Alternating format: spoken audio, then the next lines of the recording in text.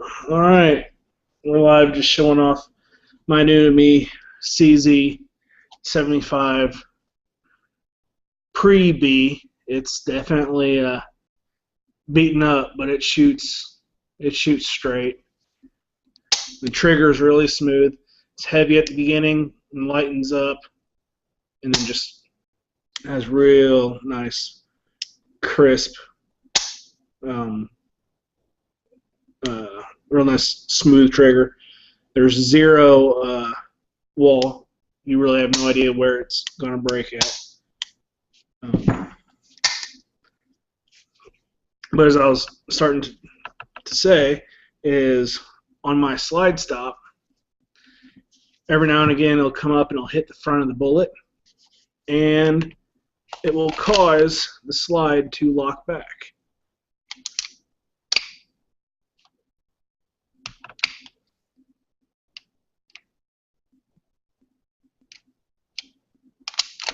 And of course, it's not happening for me right now. So,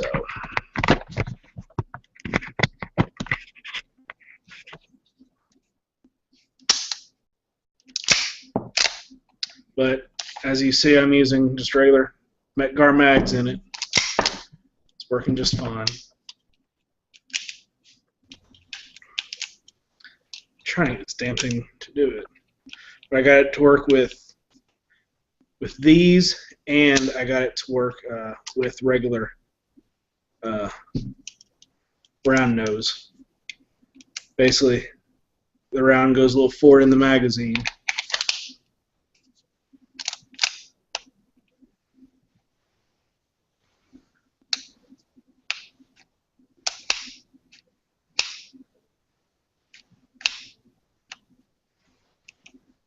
Come on.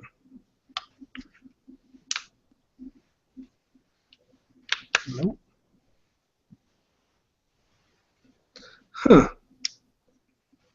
It is strange. But it's still accurate as all get out. So does it have a manual safety or a decocker? Manual safety. That's what I figured. Yeah. It is a pre-B model. Okay. So there is no firing pin safety block. All right. And it was made in 1994. The front sight is just a straight sight. I know Mr. Guns and Gear, he has his where his is an actual dot instead of a blade.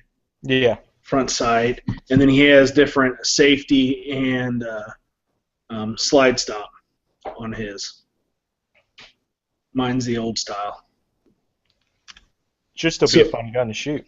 Oh, it is. I did notice. I did go out to the range with it.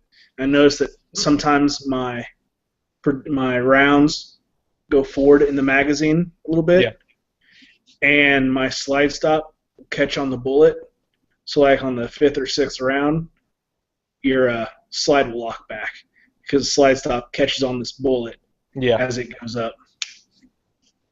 So, are the magazines, any idea if they're interchangeable with the other model? Yeah.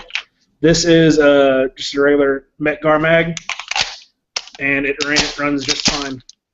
Okay, good. That's what I was going to ask. Yep. So it's just the one that came with it that was an issue? No, it happened with both. Okay. Yeah, at first I had the factory rounds and the mag it came with, which is 16 rounds. And then I ran some full metal jacket through that, no problem. Put one of these mags in it, and that's when I noticed the issue. And then I went and I put the other mag in with regular rounds, and it still happened with it.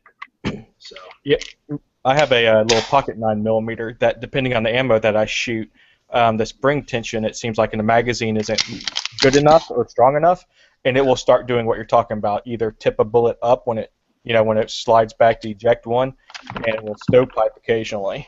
Well, I already know what the issue is. What's that? I'll show you here in a second. All right. Oh, real quick, your Yeah. gun's gotten 200 and how many likes?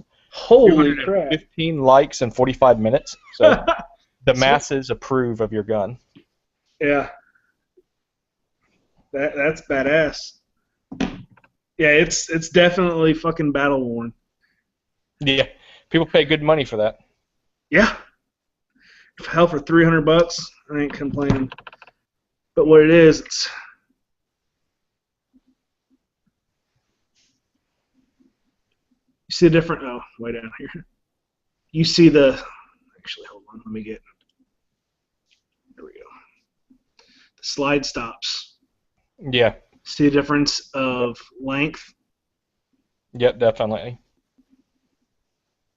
This one is longer. What it's doing is the very end of it is catching the bullet. Yeah.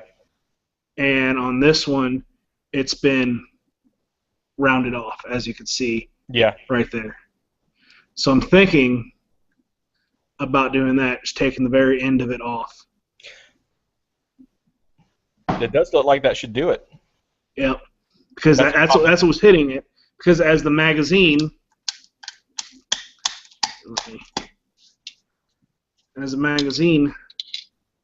comes up, if I just take the end off and to where it still contacts the magazine, Yep. we're fine.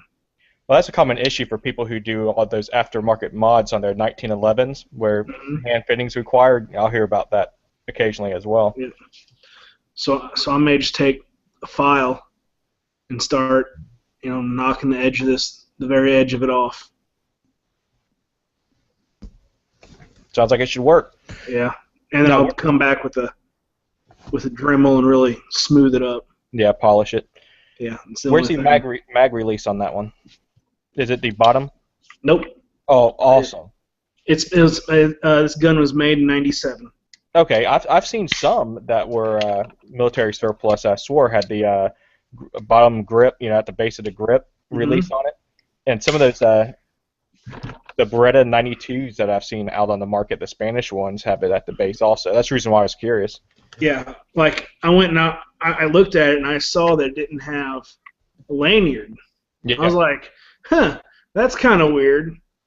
And then after I got finished shooting it, I saw that. Ah, yep. That's the lanyard right here. So it's on the side instead of on the bottom. So that's the first.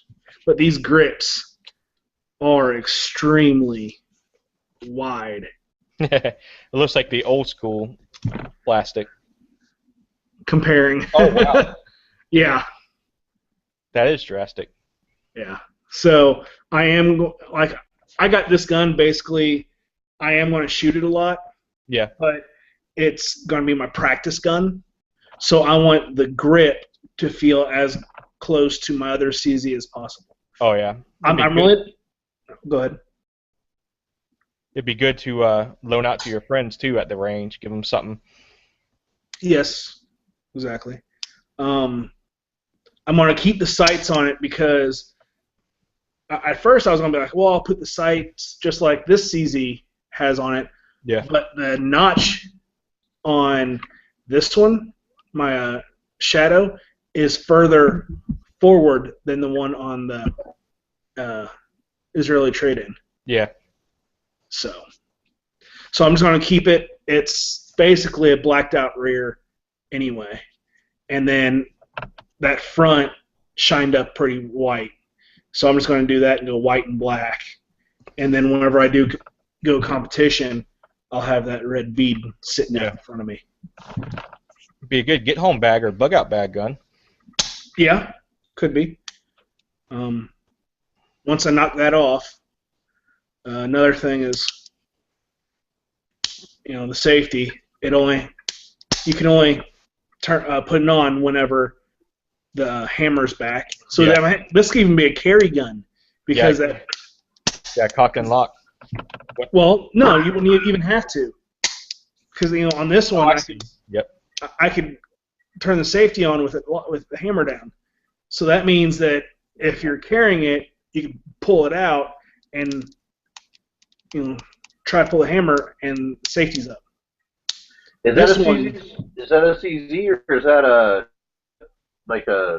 clone? they're both CZs. Okay. And this one, I know this one, or the one I can see on the bottom, is the B. no, neither of them's a B. Oh, really? This is their Israeli trade-in from AIM Surplus that I just got. Oh, today. okay. Yeah, and it's a pre-B model. And this is a Shadow SPO1. So neither of them have firing pin blocks or anything. So, yeah, so this is going to be basically end up being my practice. Little pieces of history. Yep. I'm going to swap out the grips, and I'm going to make that modification on that on the stop, and then that's it. That's all I want to do to it. Yeah. I may put an extended mag release in it, as you can kind of see. Yep. Just because I'm so used to this one, but that won't hurt if I get thinner grips. I don't think that'll be an issue. Because right now, you try to push Why don't you pull a Yankee Marshall and send it off to Wilson Combat? Oh, there you fuck go. that. No, I'm good. But as you can see, this ridge right here in the grip, look right where it's in line with. Yeah. So you can't just quick and hit it. That's in the way. So you actually have to turn the gun in your hand to get the leverage on it. So. Looks like a fun little gun, though. Yeah, it is beat up. I mean, I may Cerakote it down the road, but I don't know. I kind of like how it's beat the hell up. Yeah, I wouldn't worry about it personally, not for a while. Yeah. Like you said, shoot the hell Well, I out. mean, especially if it's an Israeli trade-in. I mean, you look at those little battle marks on it, and you're like wondering, geez, I wonder which terrorist this one took down. Yeah. And the thing is this is how I wish all police trade-ins would look like. That means that they've actually practiced with their fucking guns instead of in the U.S. keeping their damn holster. Oh yeah, I got the Smith & Wesson M&P 45 police trade-in, and that sucker was pretty much spotless except for some slight holster wear on the tip of the slide from taking it out every day. But other than that, I mean, the internals were just almost brand new. As you see, no firing pin block. Yep. I mean, this one's been can't shot. You can't. No. I'm just getting a black screen, Oh, I but can that's see cool. it. Just keep talking, brother. It's cool. Oh, turn your. Huh. Yeah, I think it's mine because I've already had to turn my what? All right, I'm presenting to everyone. Is that better? Yeah. Oh, that's way better. Thanks. Okay. So as you see, no firing pin block in it. Nice. Yeah. I don't know if that's nice or not. Actually, now that you think about it, It- you're sitting there, I don't have a firing pin, and you drop your gun, bang, Well, it goes off. Then you look the like thing an is, idiot. up until Glock, Just don't drop your gun. had that, you really didn't have it. I mean, in World War II, 1911s had it, but all European guns never had a firing pin block until Glock. But I mean, Well, that's it's worn a little bit. You can tell it's been fired, but there's no excessive wear on anywhere, on any of the parts. And it had some grease in the barrel, but after a couple rounds, all that came out, and it's smooth as butter in there. Now, is that just crap on the top of the barrel, or is that where he was having stovepipe issues? No, right On the here. very top of the crown, as you look inside the chamber. If you look straight down the chamber, like you pick up the barrel and you're looking down to check the rifling, Yeah. you're looking straight into the chamber. Like it looked like there was a little mark. Right here? And then you know what? Oh, you know what it is? It's just if like move your finger for a second. Are you talking about this? Again, it's just all it is that little that little hood that's right above it. Yeah. Never mind.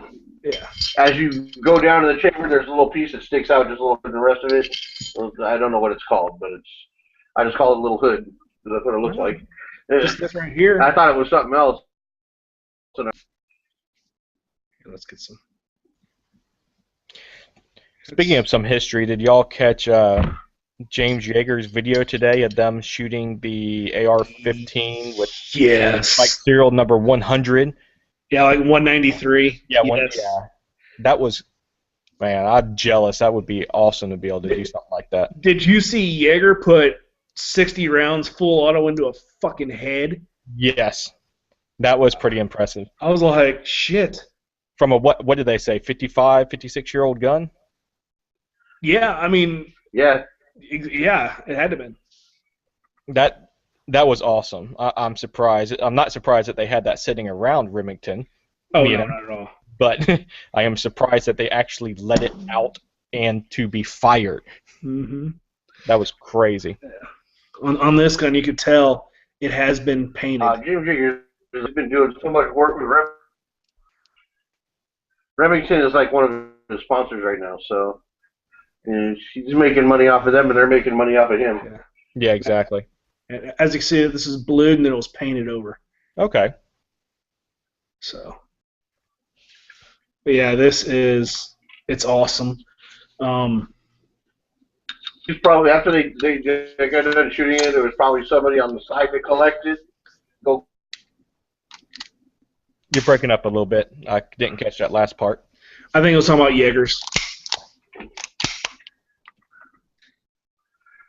I may take and I may put a little bit lighter recoil spring in it because it's stiff.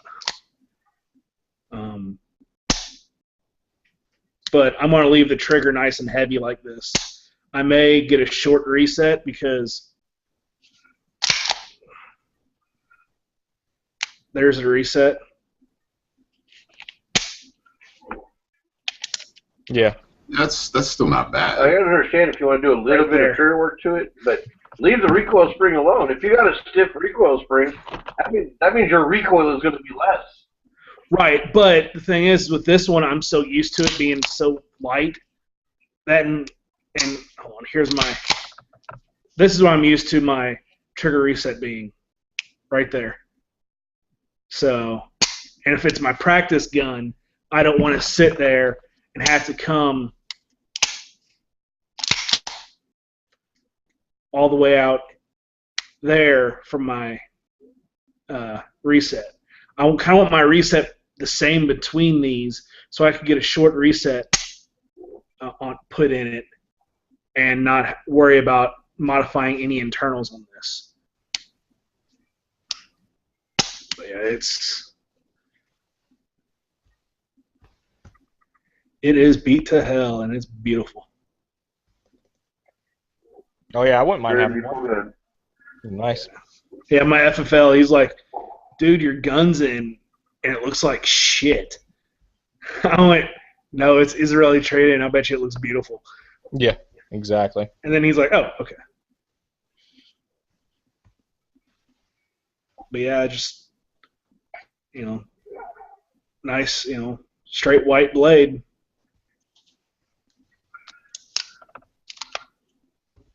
I'm happy with her. I don't blame you. I would be also. And how much you pay for that? Shipped to my FFL was like $314. That is an awesome deal. Yeah, where'd and you find I that would price? much rather get one of those than one of those Canics or those FMKs, yeah. whatever the new awesome $300 piece of shit gun is. Yeah. But Yeah, as I would you see, much rather have one of those. yeah, if I get another grip, I'm gonna have to mill out right here to fit that. So then this one's also gonna be my backup gun for USPSA. So I kind of want it to feel as much like this gun as possible. This is gonna be my practice gun and my backup. So.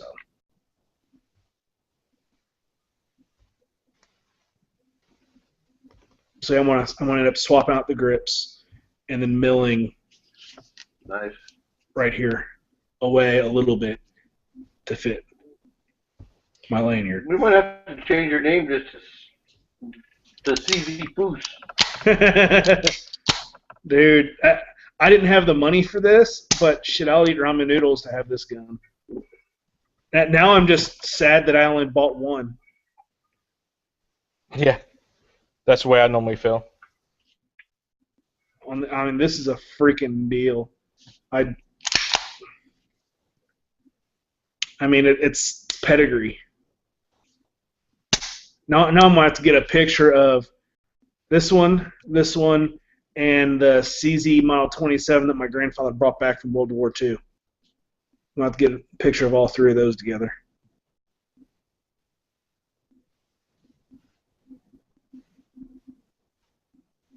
Is it me that's just? Is it just me, or What? that hears the roboting and all that? Do I need? No, I'm asking. Do I need? It's to read? it's you. It's Yeah. you. Lower your bandwidth. How the hell do I do that? It's up at the top Settings. where you see the bars, the 4 bars. You click on that and you can lower your bandwidth. Oh, okay. Ooh, that makes it better. Okay. I upped my bandwidth, so my picture got better. I got to head out for a little while. I got All some right. work I need to get done. That's a cool little gun. I wouldn't mind having one, like I said. Yeah. Neat. There's a place in Texas that ordered 10 of them. Nice. FFL, and they're going to resell them. I don't blame them, especially if they got Cerakote in house and can just run a quick little coating. Should be able to make something out of it. See, I think if you do that, you may end up hurting the value. I mean, well, resale right now, you'll increase it, but over the long run, Oh yeah, over I think you'll hurt it. I agree. All right, You'll have a good one. I'll talk to you all a little bit later. yeah, Cool. yeah, I'm gonna have to definitely get different grips for this. I want to keep these grips, but I'm definitely gonna get different grips. But I want to take this one totally down to its individual parts and clean the shit out. So I take it this would be Probably a all it range gun needs. then? It's gonna be a range gun. It's gonna be a practice gun. So I don't wear this one out. But yeah, it's gonna be a range gun, practice gun. Hell, it could even be a carry gun because it could be, I could keep it locked or one in chamber and the hammer down, and you can't put on the safety. So you never have to worry about the safety being flipped on if there's one in the chamber. I carry it locked and cocked. Have a single action pull the whole time. But then again, I carry my 1911 too, so Well, that one doesn't have the the safety on it, so if you did drop it, that wouldn't be cool. Well, even No, if it was. does. Look. No, it doesn't have a firing pin block in it. Even if the Oh. hammer's down, you'll still have that issue. No, I thought it was. I mean, if you drop it now, I didn't think you'd be able to set it off. Yep, if you drop it on its nose, you could set it off. Yikes. But the thing is World War One. I mean, the 1911 Series Model 70. I mean, the Series 70 doesn't have a firing pin block, and the only reason that the military started putting a firing pin block is because in the late 30s they said, we need a firing pin block on this. Yeah, And the odds of it happening are astronomical. I mean, they've had 1911s dropped on their nose and nothing happened with them. And in Europe, it wasn't until Glock came out that there was a firing pin block. So all your Walthers and stuff like that, they never had firing pin blocks in them. Yeah, I appreciate the history of them and everything. It's definitely neat to see them, but I definitely, I wouldn't. Just because I'm not a big safe queen gun person really. I just don't have the disposable income for it, I guess. Yeah. Oh, every gun I have, I shoot. Even my Type 53 that was actually used in Vietnam, and same with my SKS is most likely used in Vietnam for their side. I shoot them. I've already put rounds down this one. I'm going to put a lot more down this one. A lot more.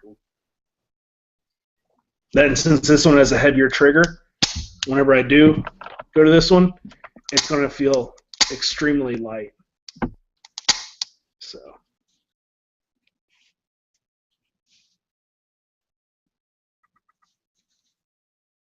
You're not going to get like any replacement parts or anything for it, or? Yeah, I'm going to get different grips. I'm going to keep the sights the same.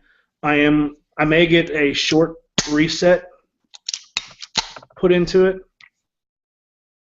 because I'm used to only going to here for my other CZ, and I have to come all the way out here for this one for the reset. So I may do that, and that's just swapping out a part. The only permanent modification I'm probably going to do to this is I'm going to file down the magazine stop, and I'll show you why.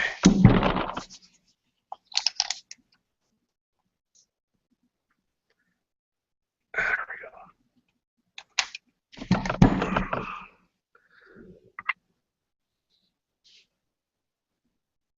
As you can see, this magazine, this safety, or not safety, but magazine catch is longer than this one. So what's happening is on some rounds, if they start moving forward in the magazine, under firing, kind of start doing this. What's happening, and as this round is coming up, the very tip of it is catching on that magazine right here and hitting the slide stop instead, and you still have rounds left in it. So I'm just going to knock this off just ever so slightly. So.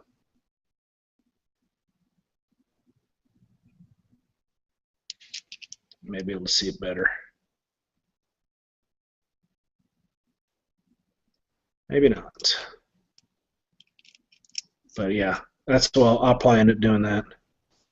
You can see the profile of it right there. How much bigger this one is. Yeah. Yeah, in order to get it to focus really well, you usually have to cup your hand behind it so it has something. Actually, here.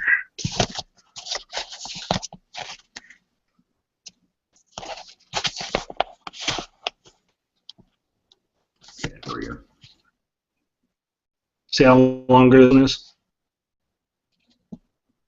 It's ever so slightly. Actually, no. It's this one that's longer.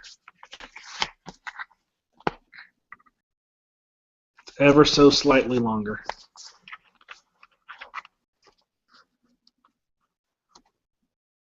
I'm talking like maybe like less than a millimeter longer.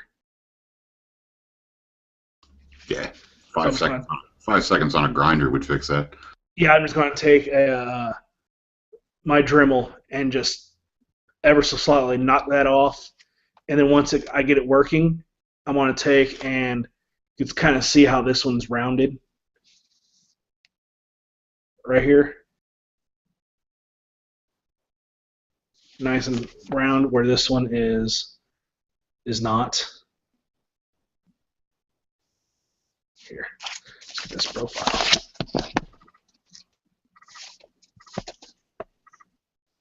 See how sharp that is?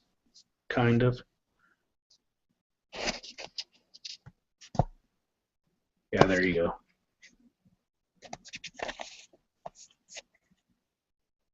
Trying to get out of that shadow. Oh well. But yeah, that's all I end up doing with it.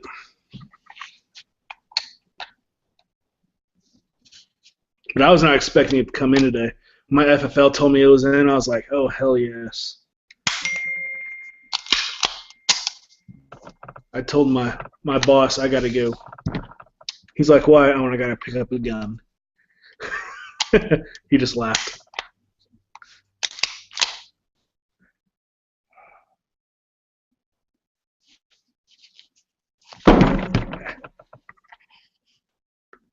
Beautiful.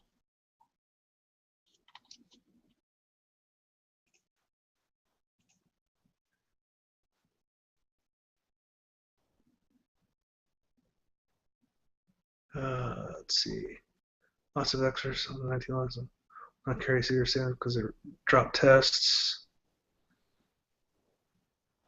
What's up, Stone?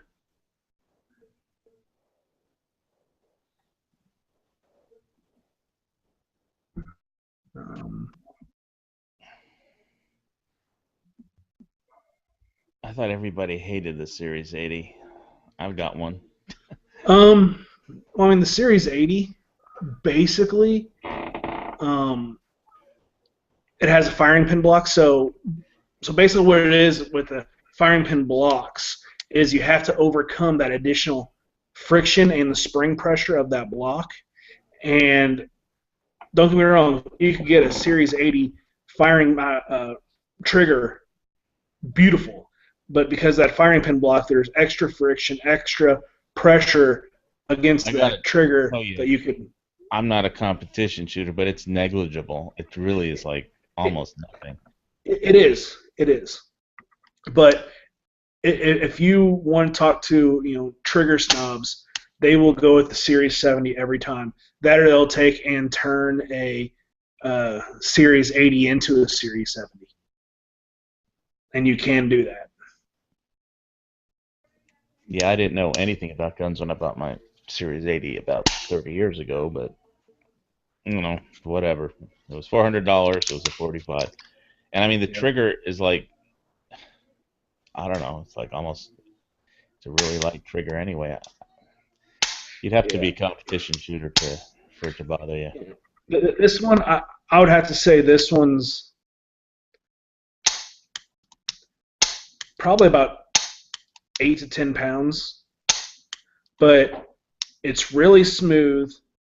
There's zero wall on it, so you don't know where it's going to break. There were several times today I was shooting, and I was like, holy shit, it's already breaking. I mean, even on the single action, you're just going through, and there's really not a wall for the trigger to hit. Unlike this one, that you feel the wall, you know where the wall is every time right before it breaks. So.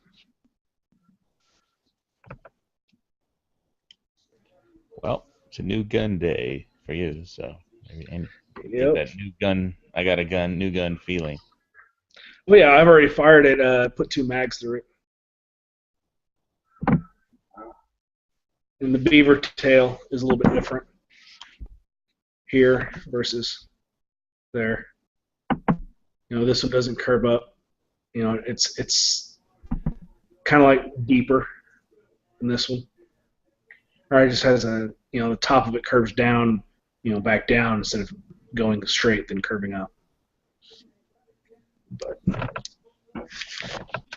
well, like I knew this French girl named Bernadette, and she always said, "Well, was it good for you?" It's always good for me. It doesn't end till it's good for me. So works for guns too, I guess. Yeah. But flawless. I mean, it fed every round except when this slide stop hit the tip of the projectile. Then I was like, okay, it locked back. And I looked down to see if it was misfeeding. I was like, the slide's not even touching the round. What the hell? And then I saw that. So I'll take care of that. But yeah, that's going to be the only permanent modification I want to do to this gun.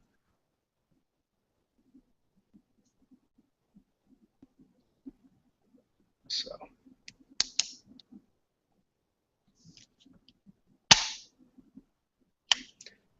It's a beaut. I said earlier, the only buyer's remorse I have is I didn't put 2 instead of 1. Oh, now I'm jealous.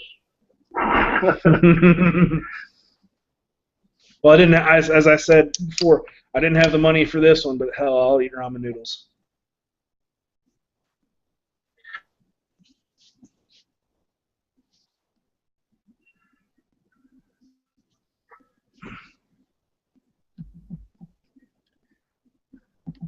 So, and the barrels are not interchangeable with these two, because this one, well, here I'll show you why.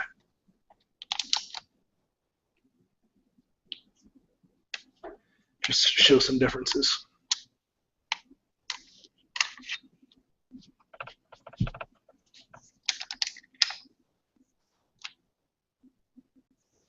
And the thing is, whenever I picked up this gun right here, I also had a AK receiver sitting there waiting on me too. So it was a very good day.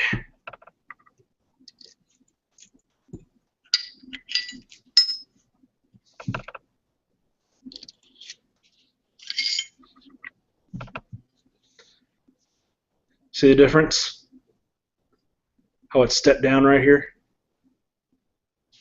Did you just say you got an AK receiver as well?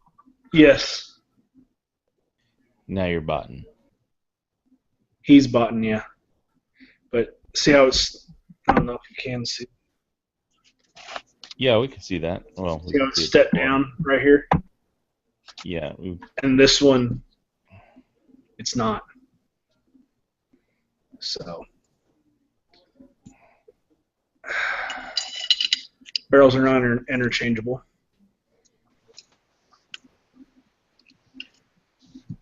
Which is perfectly fine. But I'm going to see if the slides are. They should be.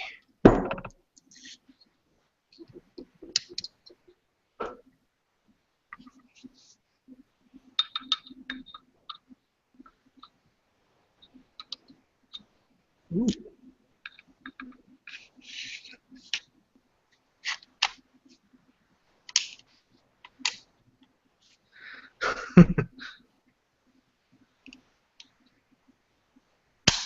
Yep.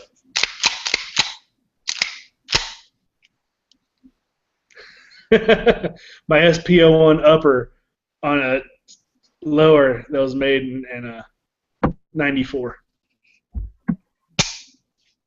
Nice. That still says nice. It's a beautiful gun. Yeah.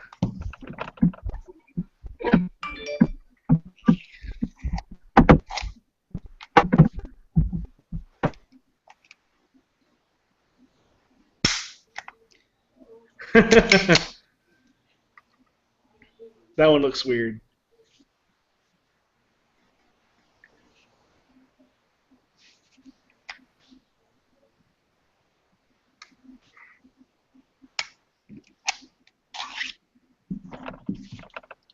Yeah.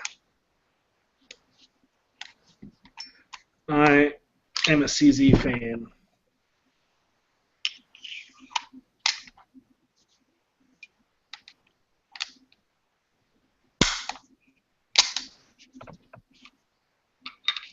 Heck, after tonight, I'm going to have to freaking re-oil it. I've been finger fucking it so damn much. You've been doing what? Finger fucking it. See my hands, how oiled they are? I'm pulling all the oil off the gun that I use to lubricate it. Have you ever finger fucked a gun? Don't you Play wear with- gloves for that kind of thing?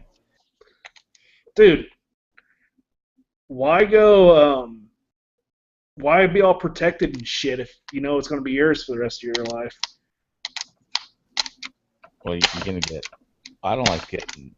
Well, I mean, nitrile gloves. You don't really want to ingest that much oil through your skin. I mean. Oh, that don't matter. It's just gun oil. Also known as petroleum. Hey, I think Watcher 6 is in here. And she is. Hello. What's up? Hey.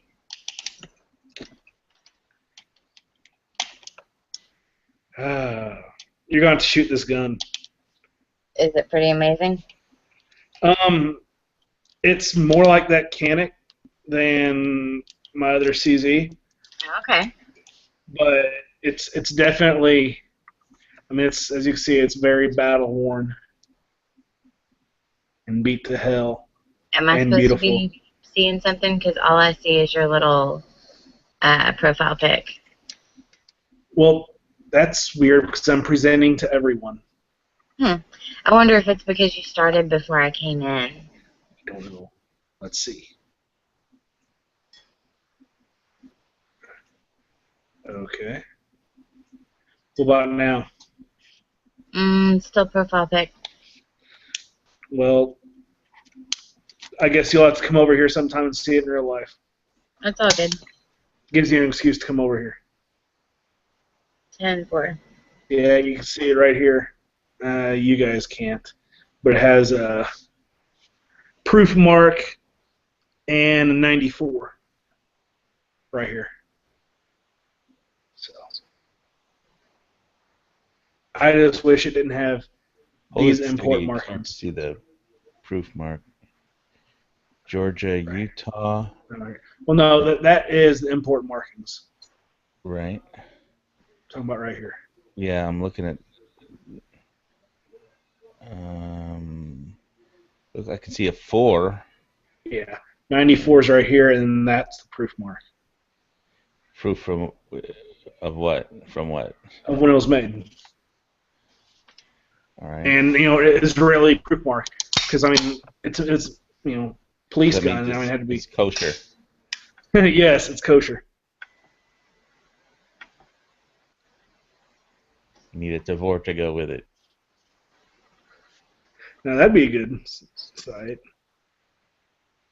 So this is actually imported by Century Arms, CAI. I didn't know they did Israeli imports. Hey, Bob. Well, evidently they did, and sold them all to AIM surplus. Hey, Bob, this is a real gun.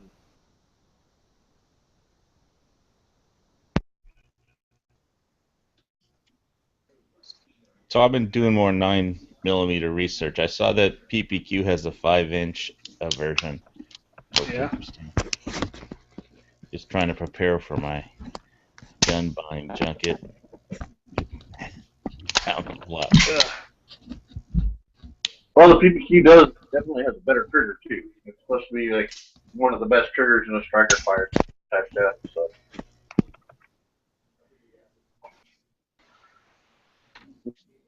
But magazines support, aftermarket support for it's not going to be as big as it would be for like the Glock 17. I know you were still considering that. So they don't have extra magazines for it yet. I think I was trying to remember if that was one they were talking about. Steezy 75 magazines. Because it's only going to come with it. If I get a PPQ, it'd only come with a 10-round mag. This is Hawaii. If I wanted anything else, I'd have to find it somewhere, and probably no place else has it. So. Well, you can always check Walter USA in order ship from it them to too. Hawaii. It'd have to be from Midway or something, or go to. But if nobody has them anyway, I mean, what's the point? Not that I really would. I'm gonna get this oil off my damn hands.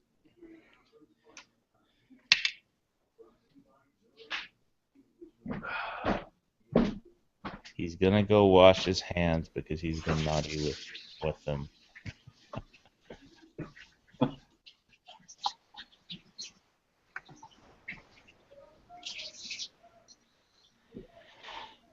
Yeah, so how bad is the support from Walter PPQ guns right now?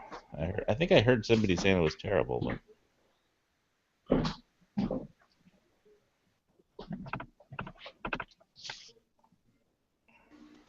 I don't own any, so I can't really comment on that. I never had any problems getting like magazines or holsters for my Walther P99, so I don't imagine you're going to have problems getting stuff for PPQ if you decide to get it. But you're going to pay a little more. Well, you're going to pay more than a little more, and you know, a lot of the times you're going to have to go directly through Walther or whatever. You call them up and say, yeah, I own this firearm. I need some 10-round magazines to be state compliant. They'll be like, oh, ain't not a problem. And they'll ship them right to you as 10-round magazines. And but you're going to be paying. You're botting again. But I got your meaning, though, before it started botting out there. Good evening, gentlemen. Core. What's your comment on PPQ Walther or PPX for you, Walther? Some customer support. Oh, I've only contacted Walther was just because I had a question regarding their mail-in, because for basically $10 you got an extra magazine and holster and a magazine pouch, and I called in and just wanted to ask them how long they expected to ship once I placed my order online. And it's next day. That works. Like, oh, that's cool. This happened in November. I'm like, because it was ending at the end of the year. I thought a whole bunch of people would be cleaning over the stuff and be a big back order, but it wasn't.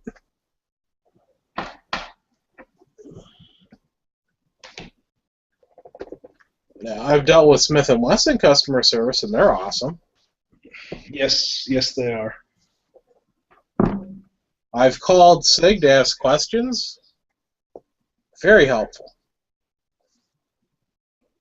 Same with Ruger. Never called Marlin, though.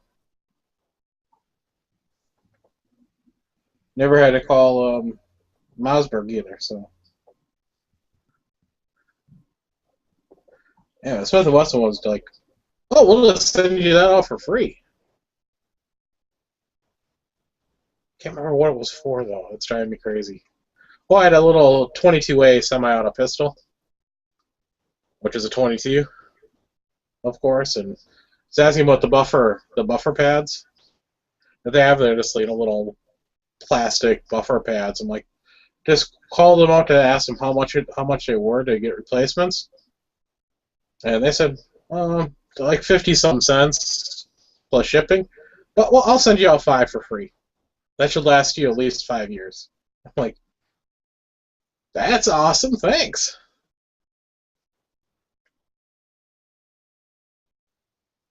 I never expected them to offer to send me out stuff for free, so. Must have caught him in a good mood. Well, having worked in customer service, I will say if you talk to them nicely and are very polite, they are just, they'll bend over backwards to help you. If you go in there yelling and negative, and yeah, they're going to be like, do the bare minimum to make you happy.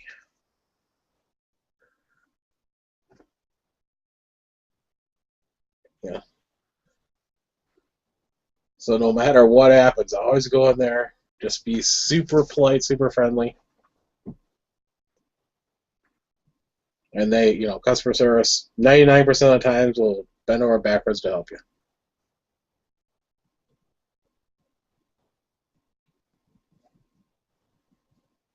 I doubt it would work with HK, though.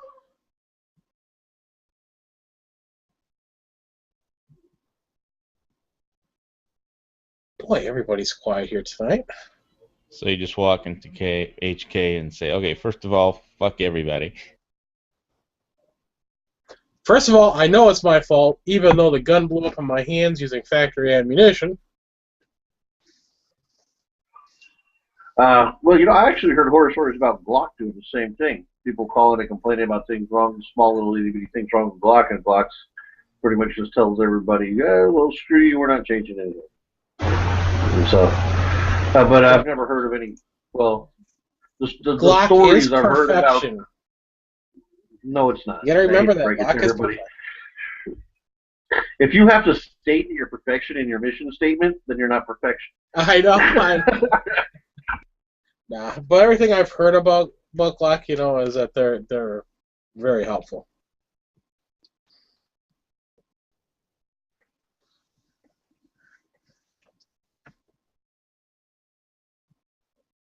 Yeah, like I said, this is the stuff I've heard. I mean, I've never owned a Glock, so. And everybody I know that owns Glocks have never had any problems to talk to Glock, so. Yeah, I've never had to call them or Ruger. Well, Yeah, I do I've never had own to one call thing Ruger either. Glock. Yeah, I own one thing Glock, and that is a Glock knife. I You don't own a Glock what? Knife. The Glock 81. Right. Yeah, the Is it a Glock big 81. square thing that? Is it a big square thing with the safe edge technology? Yes, it does not come very sharp, so yes, it does definitely has a safe edge. Oh, okay. But it's really an I entrenching just heard a little jab at tool. that. Dull edges are not safe, dude. The sharp edges are safe. Yeah, it's a yeah, a sharp knife is a safe knife. So safety in the handle. Alrighty. That thing is taking a beating, though. I will say that I have put that thing. I've actually hammered on the back of the knife. It's the entrenching tool, so it's got a saw back. I actually hammered on it with a 24-ounce hammer. You know, just kind of like splitting a piece of wood. No damage to the knife. Damage to the hammerhead, but not to the knife.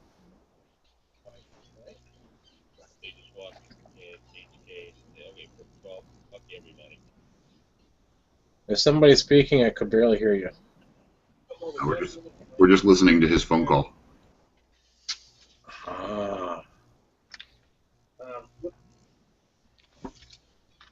Okay, who's being quiet? Quiet. I was hearing somebody's now. phone call. Hey, I'm here now. Is that Bob over there in the corner? Bob. Yeah, Bob is alive. That's me. Woohoo! Hey man, I'm in my trailer. Yeah, you're my second favorite Canuck. You're not dead yet? I'm about ready to be dead. The amount of times I have to go see the freaking doctor this week again. Really? You sick again? You gonna die soon? But I have to go see the nurse on Thursday, and then I just have an appointment to see. They changed my appointment, which wasn't supposed to be until the end of June. They moved it up to the end of May. So I got to see them Friday. So wait a minute, is Quark gonna die on Bob's chat? Yeah, it might yeah, be. I'm just like. Yeah, they're looking at changing my medication for being diabetic, so I'm be changing medication. So, just going to a different insulin. Oh, it's not gonna make you nice. Yeah, it's gonna be like having to go into the doctor once a week just to make sure everything's working out okay. Now, I won't see a doctor. I'll actually see the nurse, but still, it sucks. Yeah, and they're worried I have high blood pressure, so that's why I'm going in frickin' Thursday. I have to get my blood pressure checked again, even though when I was in the frickin' hospital, it was normal. Yeah, but you know what? That's what they start, right? They start checking your blood pressure. Next thing you know, you're having a heart attack, man. Diabetes will kill me first. Never know. You never know, man. Heart attacks can sneak, especially you. I mean, you're heavy. Whereas, like, I'm heavy, but I don't have high blood pressure. I'm slim and athletic, and you know, I had high blood pressure, and then it started getting really low because apparently I'd had a heart attack. Yeah, my bad cholesterol's a little high, but it's not bad. It's not something to worry about. They like to see it a little bit lower. Yeah. My good cholesterol is actually too good. Really? Yeah. You can have good cholesterol that's too good. Yeah. Sounds crazy, man. I know.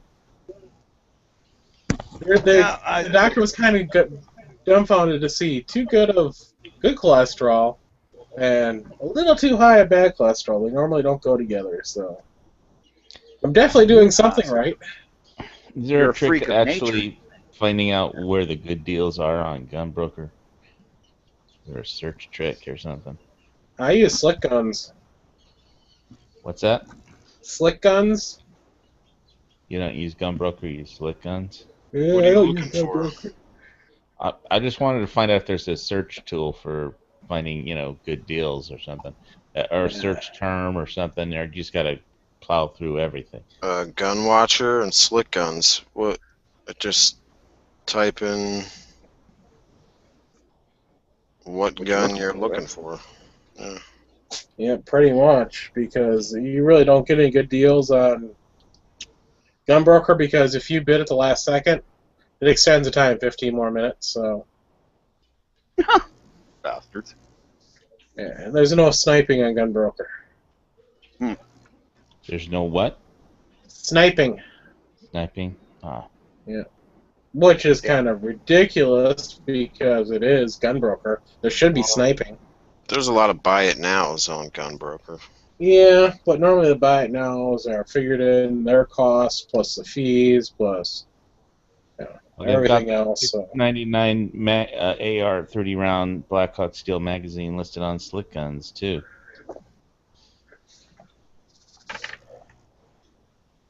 Yeah, I don't know about Black Hawk magazines. Never tried them. The price is right. Price ain't right if they don't work. Have you ever heard any bad about them? Yeah, haven't had any trouble with the. I only use one of them. Blackhawk makes good stuff. I mean, there was a group of special operators that started back Blackhawk. And they were all guys who were served in the special operations fields. They got out and started their own business. I thought Blackhawk was that cheap shit made in China. No. Yep. No, Made in the yeah, well, USA. Made in the yeah, USA steel magazines with anti-tilt follower. Well, they can't import 30 round magazines, so that they have to be made in the USA. Removable Right? bottom plate. I don't know. Maybe Yeah, I think that's wrong because you can get Hungarian AK mags. And they're Right. obviously imported. I've never had any problem with any of the Blackhawk equipment I've had. I mean, I've got a tac vest from them. I've got a droplet, a lot of stuff from them, and it's always been flawless, super strong. I've had it for all for over 10 years. The stitching's not even coming out. I mean, the stuff is strong as all hell. So is it made in the U.S.? Yeah. Yeah, but you pay for it too. I mean, you'll see a lot of knockoff, cheap knockoffs. Blackhawk? Because Blackhawk's that shit that's in Walmart. Am I getting it mixed up? No, you're getting it mixed up.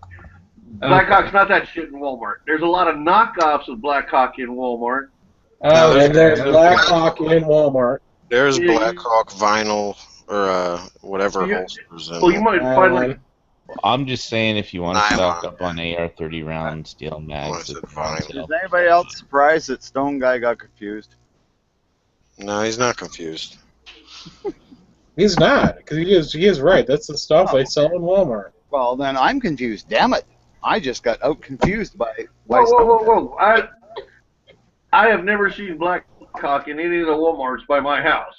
You know, I could go. Okay, I take it back. You might find a CQC holster, which is their bottom of the line economic stuff. But they're good stuff if you order it online through them. When you get it, it's pricey. Like my tac vest cost me, and it's not even a plate carrier. It cost me like $150. All right, I mean, and it is strong. It is good and very durable. It holds up to itself. But I there's can a tell you lot of right now, they've got a frickin' wall of it at my Walmart. Well, Because the they hold test like a is, whole aisle. can you get picked up by it? Can you get picked up by the straps on your gear vest? Yeah. So that's, yeah. And if you can, Yeah. then it's a good vest. It takes a crane, but he can. The drag handle is a drag handle for a reason. Yeah, exactly. Yeah, connected to the back of a Bobcat. Yeah, they can drag you around. This is coming from a fat guy, so you can pile it on too.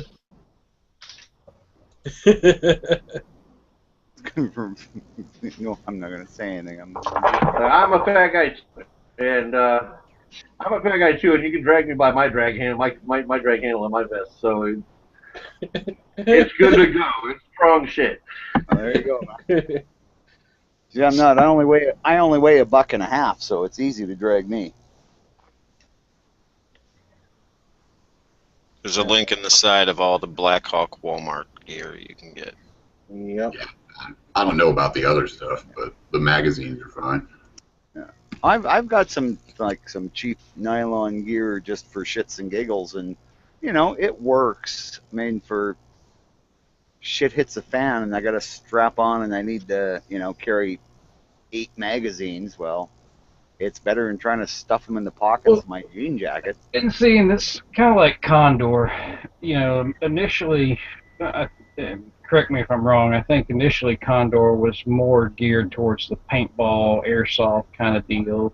But Condor has really stepped up their game here lately.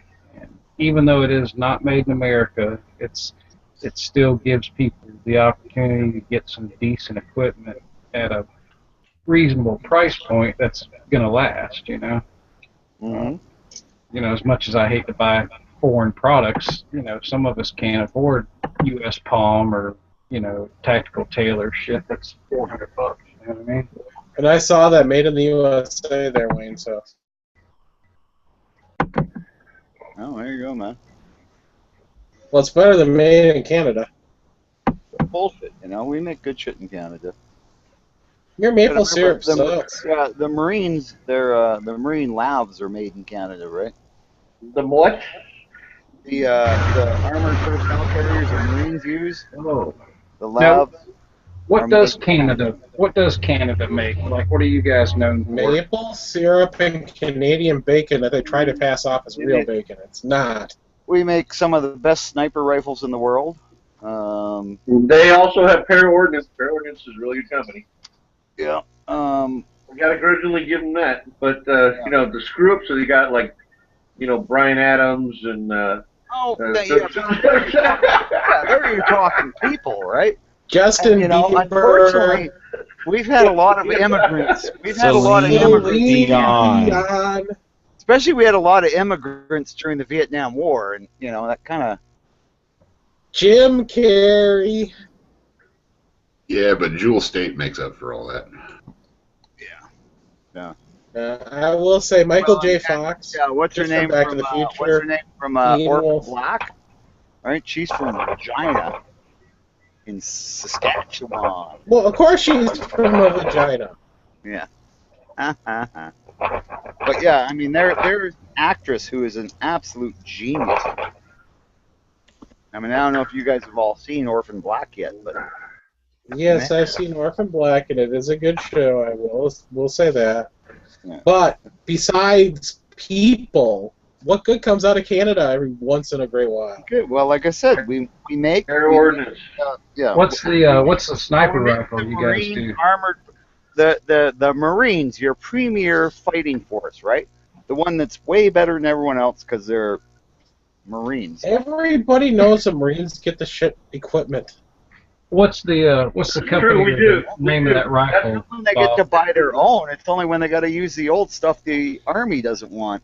I can't remember the name, but I know that the Marine Corps gets $1 for every $1,000 the Navy gets. Hold on. I can't hear a word y'all are saying. Rob Furlong. Okay, I'm halfway through the Pacific. Okay.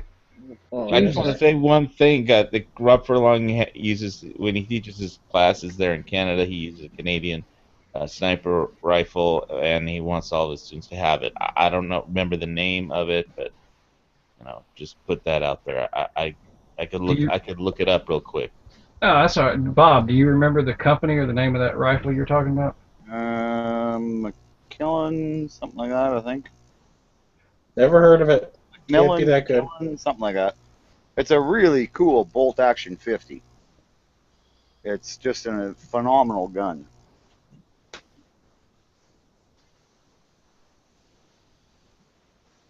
Rob was actually Furlong veterans. held the for a little while held the longest shot. Yeah. With a sniper rifle. Yeah, Rob. That was Furlong a has- 338, right? No, that was a 50. It was a British guy who got the record with a 338, but it took him like 8 rounds to hit the guy. Furlong, it took him 3, and he hit the guy at almost 2.5 kilometers.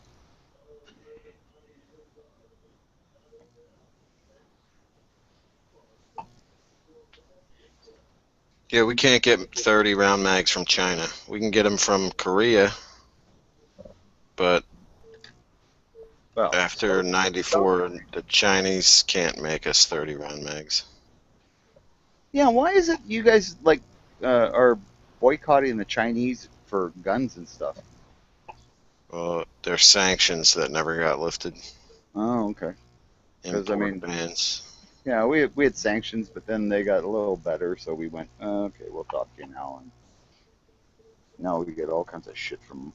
It'd But be you guys nice. get all kinds of, like Walmart does all that business with China. Like if Walmart can do it, why can't a gun?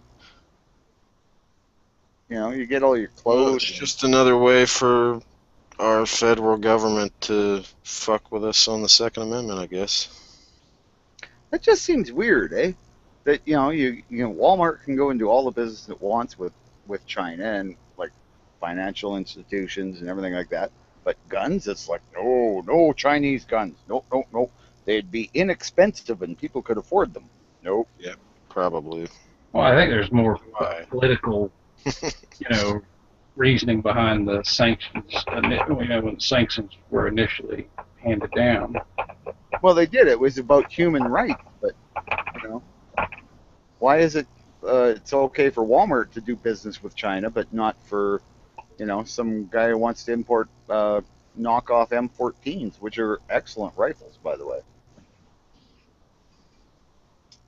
Well, I think you got to compare apples to apples. I mean, you're talking the difference between a sweatshirt or a pair of pants, versus a firearm that, like I said, the government put those sanctions for some reason.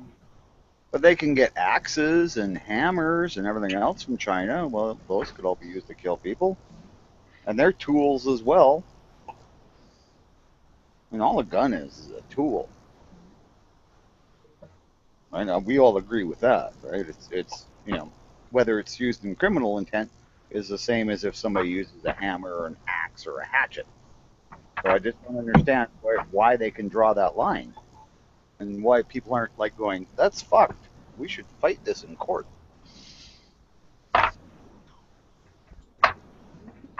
We haven't fought it in court, but we've all said that's fucked. Okay. The Chinese guns they make the scary looking guns. And for the anti-gun people, it was a field law to make them feel good. Chinese only make assault weapons. Weapons that are going to be made to just kill many people because they're designed to hate us. They're just because the Chinese hate us. And is that me or is he roboting really bad? He's roboting. It's him. But sometimes Turn down your bandwidth, Brian. You're roboting pretty bad. If you and make the non-gunner happy by saying we got rid of all these different assault weapons that we don't import anymore. So that's pretty much what it was about. Yeah, we're getting like every second or third word. So can't really hear you. It suits his avatar, right? He's kind of like a robot avatar, so he's a stormtrooper avatar. Do you know about how to turn your bandwidth down there, Brian? Yeah, I tried that. It doesn't seem to be. I think it's just my connection. I'll just shut up for a while. Fine. Yeah, now you're right fine. Yeah, you're good now. Great. Now that I don't have anything to say. Yeah. Well, I started watching The Pacific today after finishing Band of Brothers. And watching Band of Brothers, I still want an M1 Garand. Now I want a 1903. 1903s are awesome. Yeah. Freaking stupid. It's just like. And expensive. I know. You're better off to have an M1 Garand. I mean, I gotta say, gotta remember What? who invented the Grand. What was it? Wait, oh yeah, that was a Canadian. I said I want one. I'm not saying I'm buying one. I'm gonna be broke for the next like 10 years. Oh, why? Thanks for destroying my dream of owning guns that were, good during World War II. You had to say Canadian invented the Garand. Yep. Was I'll he put it a in Canadian for- or was he a smart Canadian? He left Canada and came to America. Well, no, he was a Canadian who had come to America to help design Well, guns. then he wasn't a Canadian. He was an He American. was. He was still a Canadian. He was born here. Hey, Yeah, don't but we he say that to left everybody there. else? Yeah, he left lives in there. Canada and was like, "This place is shit. I'm gonna go south." No, he was just working there because they had jobs. Well, evidently he liked it down here, so he became an American. So No, That's, actually, I don't think he ever became actually got his citizenship. I think he stayed Canadian. I don't know. We'll have to Google that, and then if it doesn't stay in there that he did change his state citizenship, we'll have to go to Wikipedia and change it to where he did. That way. I just love it. No, I've mentioned that a few times to people, and they're just like, "What? You're kidding?" Like, no, I'm not. Actually, the guy was a Canadian, and they're just like, but it's because it's such an iconic rifle, right? I mean, I want one. I want one. Is it named after him? Was Garand in his name or his last name or whatever? Yes. Yeah, I think it was. Yeah.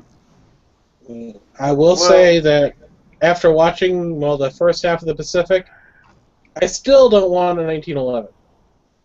What? No. Those bolt-action rifles? Why don't I want one? They keep jamming it all the time in the Pacific. That's in the TV show.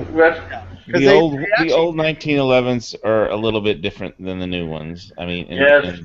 I still don't want one. Let's face it, we're talking to the guy that carries a PPK, though. So yeah, it's a PPX. All right. Hey, wait a second. I like Walther too, but 1911s, you can't talk bad about them. I will defend them to my death. Yeah. I mean, my dad has an old World War II 1911, and it's a lot harder to take apart and put back together than my new one, my current one. So. Really?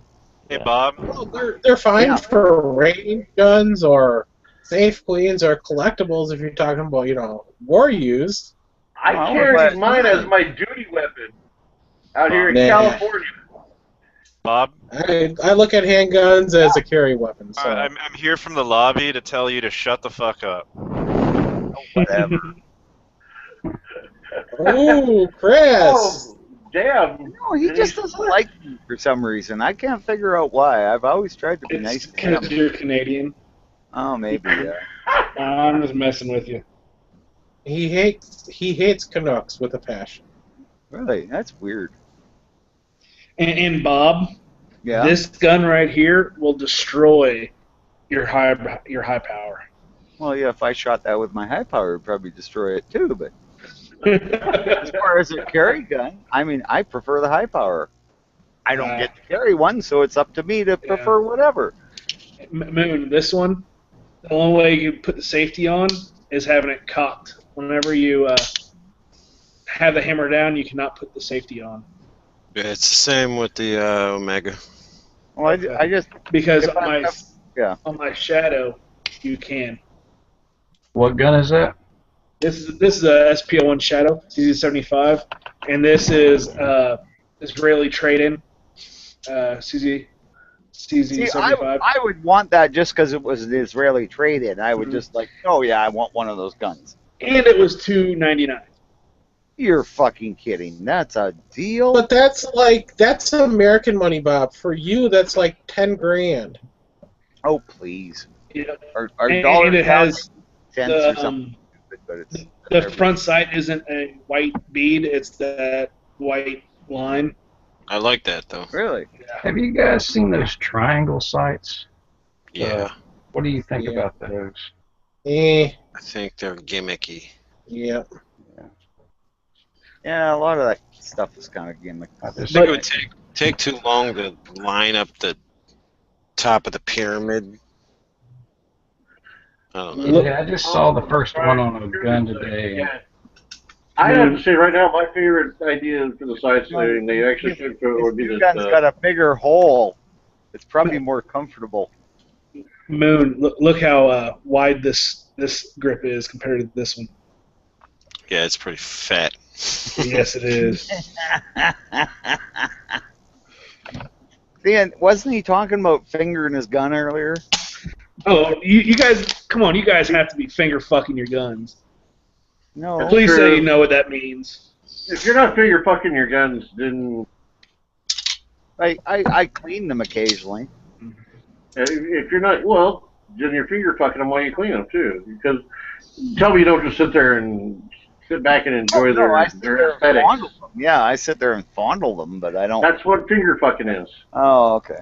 Well, I just hold them and shoot them with snap caps, and Yeah, that's finger fucking. You're finger I just fucking your never gun. thought of it like Well, that. So I I think just you guys, understood. I'll let you guys Yeah. continue this conversation. One thing I hate. Finger banging. One thing I hate is CAI's import mark. Just bead blast it off. It's laser engraved. You can bead blast laser etching. Yeah, but I don't want to ruin the finish. Cut a groove in it. Yeah, Well, and no, it's an Israeli trade-in, right? This Yes. thing could have actually been used. You just have no way of knowing. oh, it's been used. Well, I mean, It's been used. used against a Palestinian terrorist. It could have been, yeah. It was built in '94. Yeah. So it could have been actually fired in anger.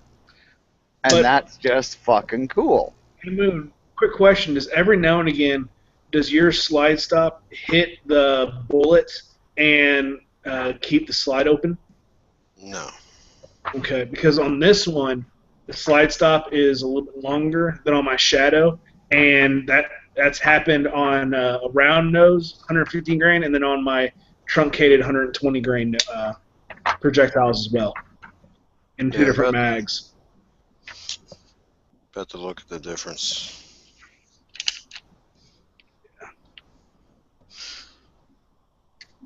I showed everyone else earlier, but I can show you what it is. What's That's happening. right. I think I found Rob SPO. Furlong's sniper rifle company there, kdexdefense.com. I'll put a link in internal. I'll put in the live Oh, cool. too, in Thanks, case anybody wants to see it. Thanks, Hawaii. That's pretty cool. That's cool you went and did that. So you see how that one's Oh, long they and sell it in squared pink. off Oh, versus Yep. that one that's a little shorter and rounded. So what I'm going to do is I'm going to take a file to this and knock that front edge down a little bit. So I'm going to put, ever so slightly putting the gun, run down to the, actually I'll probably take the file and stuff down to the range, take a couple hundred rounds, because it happens like fourth or fifth shot it'll take, and that round will move forward in the magazine, and that projectile will catch that magazine slide as the round is presenting itself, and the slide locks open. I don't know if you can see on this, but the top Yes, one, yours. the top one is the 75B, and that one is the SPO1. The And SPO1 is actually a little longer, so it's the opposite of yours.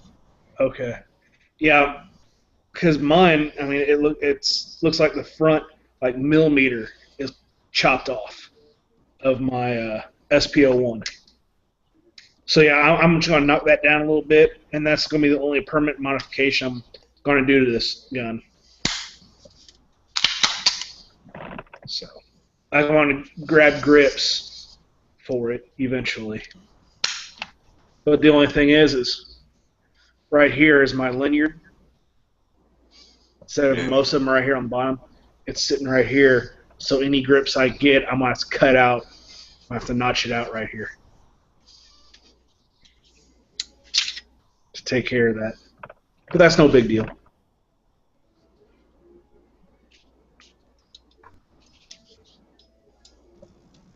Well, that's the only change I want to do to my high powers is different set of grips, just to see if they're, better. Go to the Packmeyers instead of the thin wood that I thought were plastic. They're finished so smooth. I thought they were fake until I took them off and realized, oh no, that's real pieces of wood. Yeah, let's see.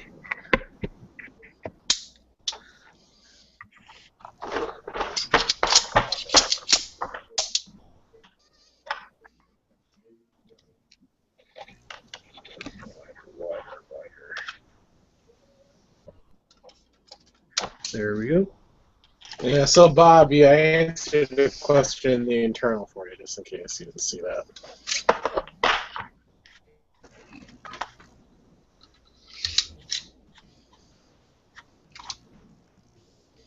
So, Spike TV has been playing Mad Max and Mad Max 2 today.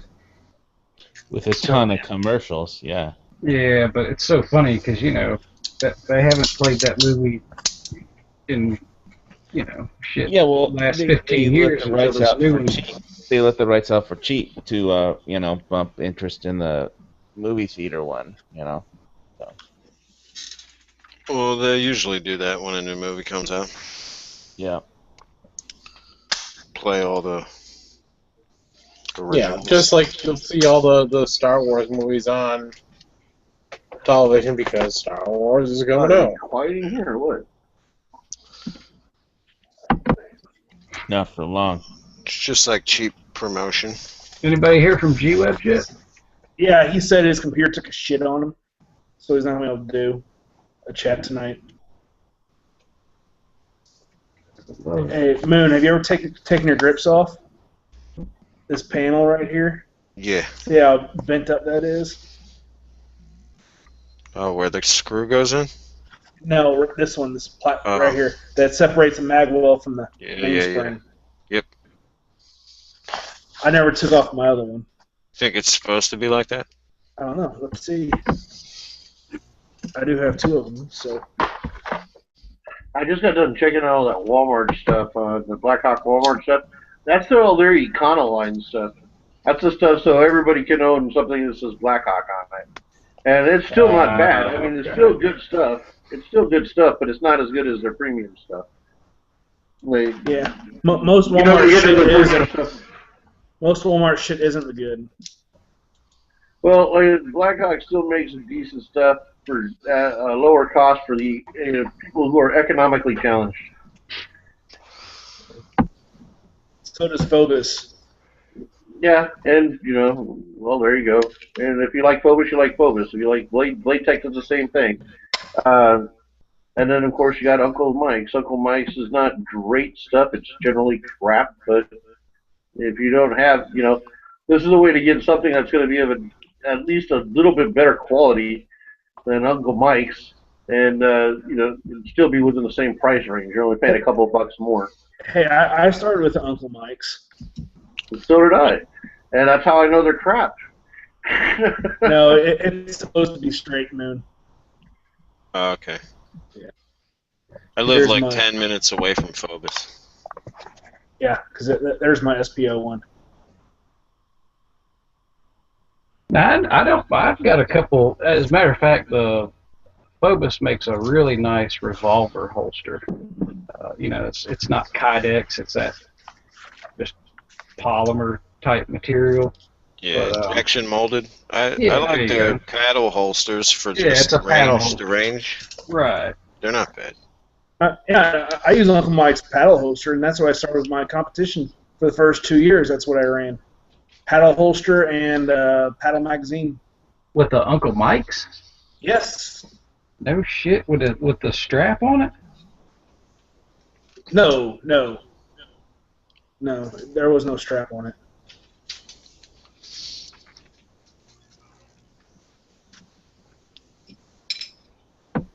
Are you talking about the Uncle Mike's Kydex when they first came out?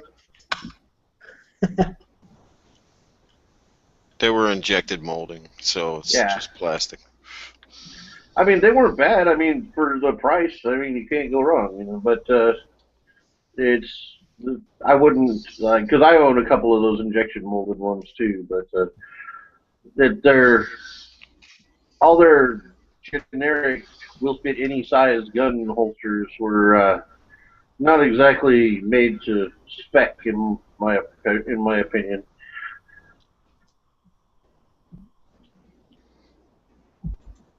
Yeah, I'm definitely going to be getting another set of grips. I want to get another one of these aluminum grips because that's my CZ or my Shadow grip on this old gun. Definitely have to do that. I can hit the mag release. You gonna get some BZ G10s or you gonna? I don't know. Like that? Probably going to get ones for the Shadow, because that's that's what I'm. And this gun is going to be my backup gun for competition. So.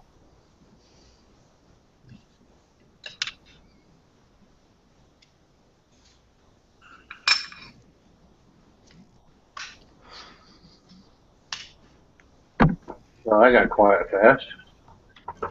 Sorry, I'm an old chat killer. Oh, hey, it's cool. I was just making a comment. No, I got to defend Blackhawk. I'm still gonna go rant on them a little bit. Like I said, everything I got, it was part of their higher end line, and it's very strong, very durable. And I don't want people to get it confused with those cheap knockoffs you see in like Cheaper Than Dirt or whatever. If you get one that says Blackhawk on it, and you'll know if it's a Blackhawk, because you're gonna pay like $100+ for it. Like mine is got the right-handed cross draw in the vest with 3 magazine pouches on the right-hand side, and it's like I see like $40 knockoffs of the damn thing all the time. I paid $125 for mine, and then when I actually checked out those cheap knockoffs, you can tell they're cheap knockoffs just by picking them up. They don't have the same feel. This basically got started with Blackhawk because I just said they have a sale on magazines for $6.99 for steel. They say 30-round magazines. So if anybody wants to stock up on steel mags, for AR, right, AK. AR. Yeah, MNAR. Yeah, I actually went out and tried to find them, and they were still selling here for $10. So. Now, do you know if they've got an anti-tilt follower in them? They price match. They have an tilt follower. Yeah, they price match. Just show them the video and say price match, or go to like Slick Guns. I did. I actually showed them the video for it, and I was like, well, it's being sold here for blah blah blah, but they said that their district only encompasses Delaware, and there's one other Cabela's like a little further up. They refuse to price match out of their district. Never even heard that one before. Cabela's will not. Yeah, Cabela's here will not match online prices, and they will not from their own match. store. Yeah, I tried to push it a little bit, but I was like, screw it. It's just $3, so I just picked up. Yeah, and they will not match their online store price. If you want to buy it online from their store, order it and have it shipped to the store. That's exactly what I was told. That's stupid. Well, or then order it and save the money. Come back. Ship it to your store, yeah. Yep. And you don't have to pay shipping. I would buy a whole bunch of them if they had a Cabela's on the big island. Which they don't. I usually pick up like 2 or 3 of them every time I stop in there because they've been on sale like that for a long time.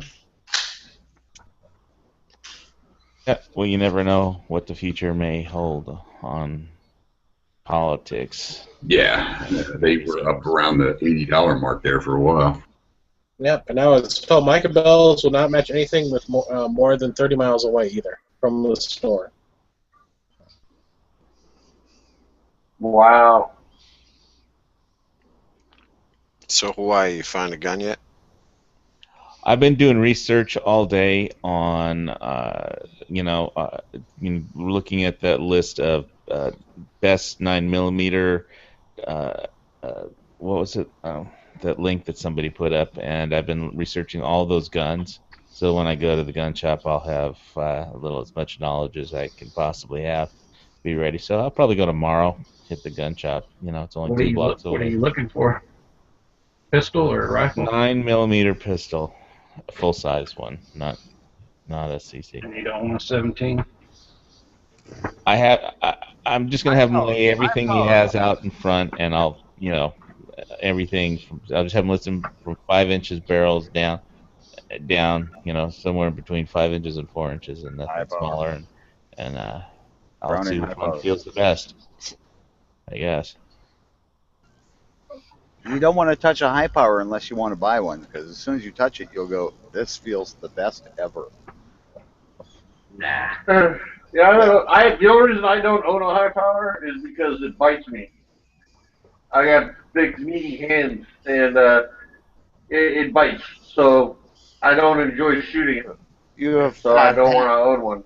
but that's not the gun's fault because I it do was have designed big, with thick, meaty hands. fat hands. Anyway, so to answer your question, I've just been doing a lot of research today, and basically went through the whole list of like 20 guns or whatever on like the best9mm.com, whatever. Just looked at Yeah. videos and just see what options are available and stuff. And so when I go to the local gun shop, I'll just have as much knowledge I can have on it.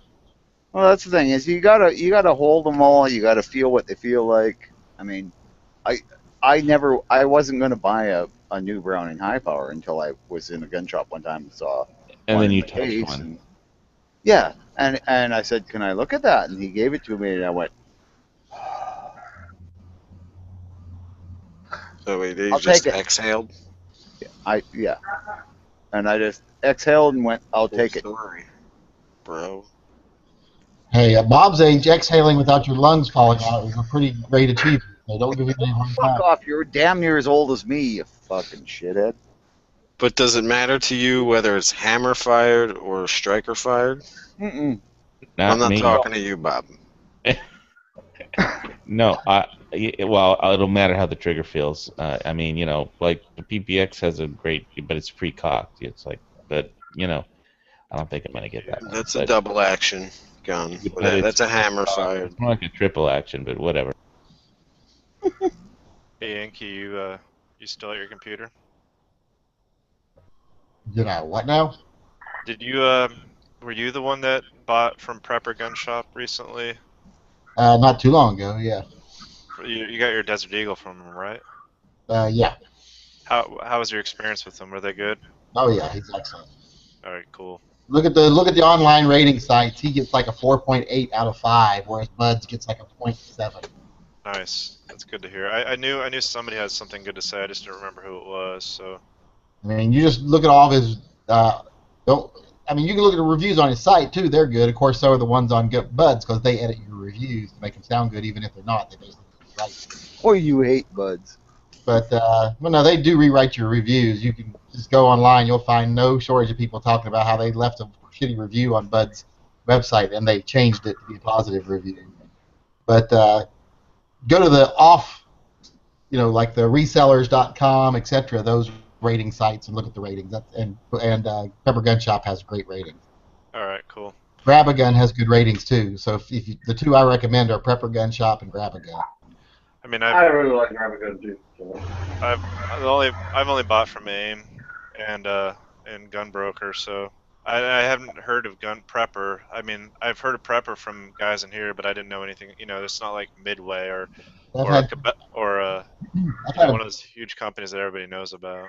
I've had a few bad experiences through Gun Broker, so unless I can contact them and they're actually a dealership that I can talk to separately, I won't buy from Gun Broker anymore because it seems like every reseller on Gun Broker thinks 95% or better means the trigger hasn't fallen out of it yet.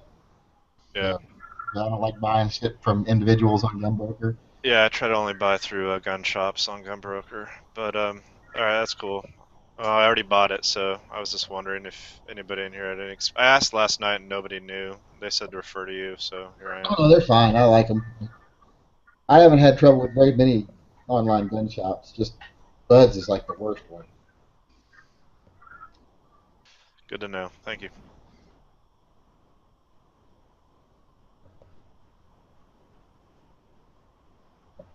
Well, what did you buy?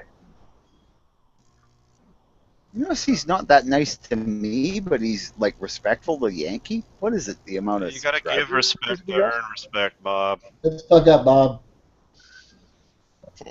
I don't know, man. I think it's kind of like, you know, racist in a way.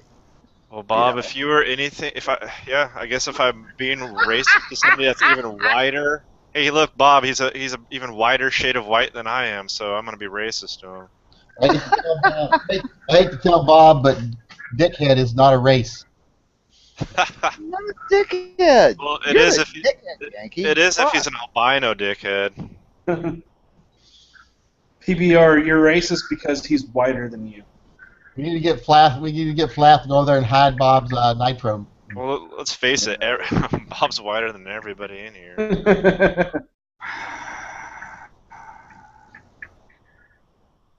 Anyway, He thinks you're So Canadian. PBR, what did you end up buying? SLR 107. Nice. That's side folder, isn't it? Yeah.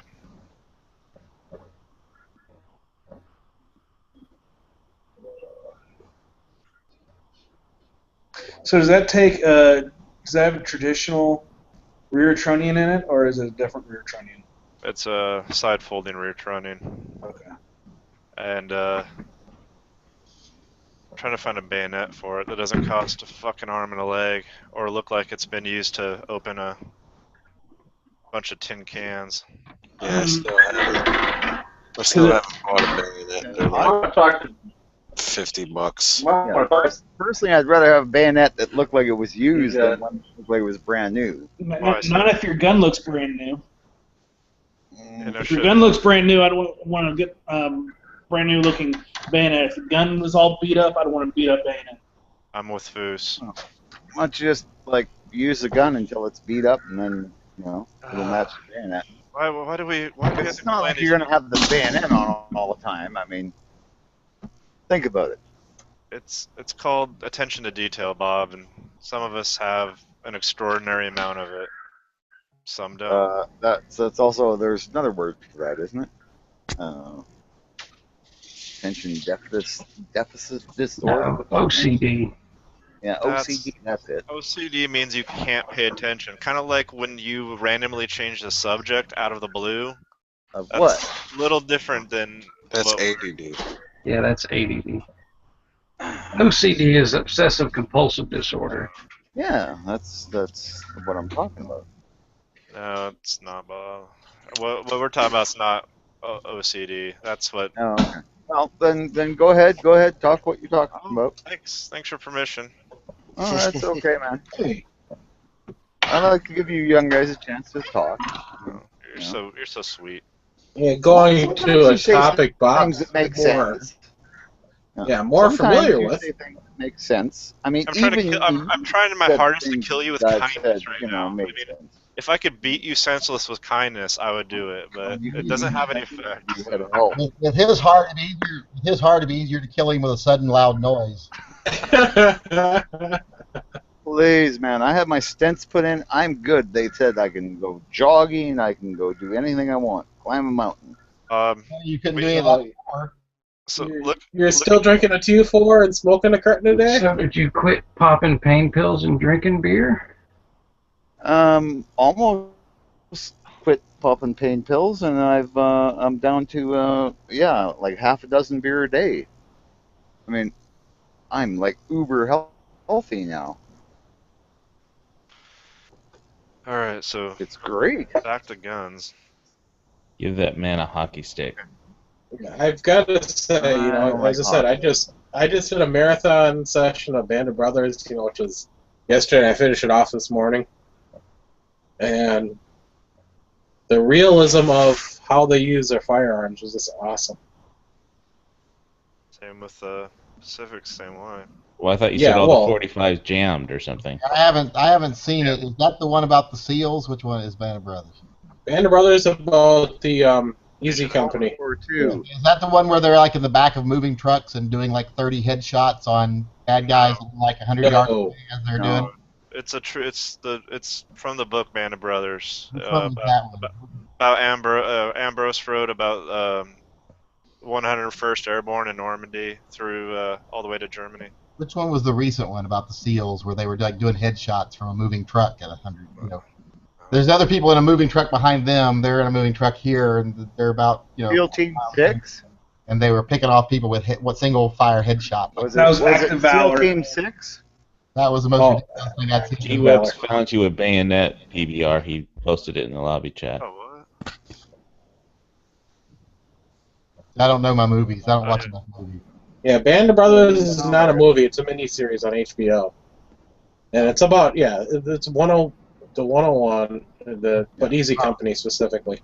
I probably did. It's a fairly realistic depiction, actually. It's not bad. It's entertaining as well as it is fairly realistic. Stays fairly close to what really happened. Is that your price range? $63.99. Yeah, it's gonna be. Unless they were wearing a bra and hiding under, hiding from the draft board, how would you know anything about what it was really like? Sorry? You calling him Klinger? Yeah. No, my dad was in World War II, so I was not even born then. My glad your dad manned up enough for your whole fucking family tree. Well, you know what? Both my nephews are in the Army too, so my brother could never got in because he's blind, and I couldn't get in because so they make up 2/3 of the Canadian Armed Forces. I said no. Okay, just because you join the military doesn't mean you're not a coward. I was in the military, and I'm wholeheartedly a coward. Well, I'm not saying anything about coward or anything like that. I mean, fuck, I rode motorcycles I rode motorcycles from the time I was 5 years old till I was 50. And you can't be a coward and do that. You can. Because people in cars are fucking insane and they're trying to kill you. That's not the same thing, Bob. Yeah, stupid don't equal brave. Oh, Can we change the subject, Bob? You're gonna make me lose my damn mind. Yankee, Too late. weren't you a peace officer? I don't think it's me. But now what? If you're losing your mind, were you not a law enforcement officer at one time? For a very short period of time, yes. Well, then how can you call yourself a coward? Because I was not good at it. Well, just because you're not good at it, and just because you were scared, maybe even if you were scared doing it. I don't think I was ever scared doing it. I'm never really frightened in the situation that I'm in. It's just that I have this part of my brain that says, "Oh, look, there's a dangerous situation. Go the other way." That's just being smart. That's your natural instinct. That's natural instinct. You stood a watch before, so I mean, just because you try to avoid violent conflicts does not make you a coward. Actually, it makes you a smart, reasonable human being. But, it's like anybody pushed backed into a corner will only know what they're capable of when they're backed into that corner. And at that point, that's when you can really say, okay, yeah, I'm a coward or I'm a fighter. Now, I did know abject terror this weekend because we climbed, if anybody's in our area knows Beacon Rock, I walked up that thing again this week, and I hate doing that. I'm deathly afraid of heights, and there's parts where you're just basically walking across a scaffold 85 stories in the air, and it's not fun. Yeah, as I've gotten older, I've learned to stay away from extremely high places too. So my 10-year-old's running up it like it's nothing, and I'm like, slow the fuck down, stay to the inside, and hold on to the rail. Well, no, you're right. I mean, I think as we get older, we realize the mortality better. We're not as young and adventurous as we once were because we've already been through it. That's what I think that has a large part with just getting smarter. That's what I told my older son. Wisdom. When he said, Caden's not afraid, I'm like, yes, and Caden doesn't realize he can die. I'm very aware of it.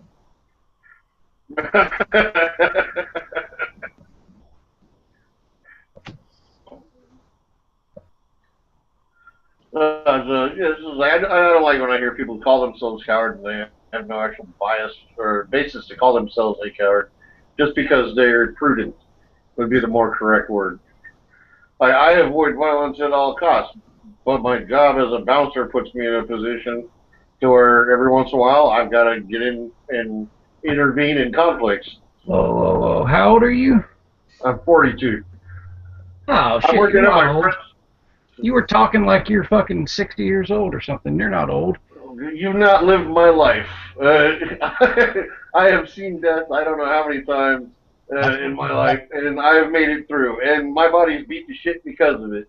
And I'll tell you what, I may only be 42 in years, but I have a lot more in life experience than a lot of people have ever thought of. We were at the ice cream shop this weekend. This woman walks up, and I'm like, man, she should not be wearing that outfit in her 50s. And then not 15 minutes later, I hear her talking to some lady saying, I'll be 40 this year. And I'm like, oh, my God, that is the roughest looking 40 I've ever seen in my entire life. I'm like, crack kills. That or she was lying her ass off.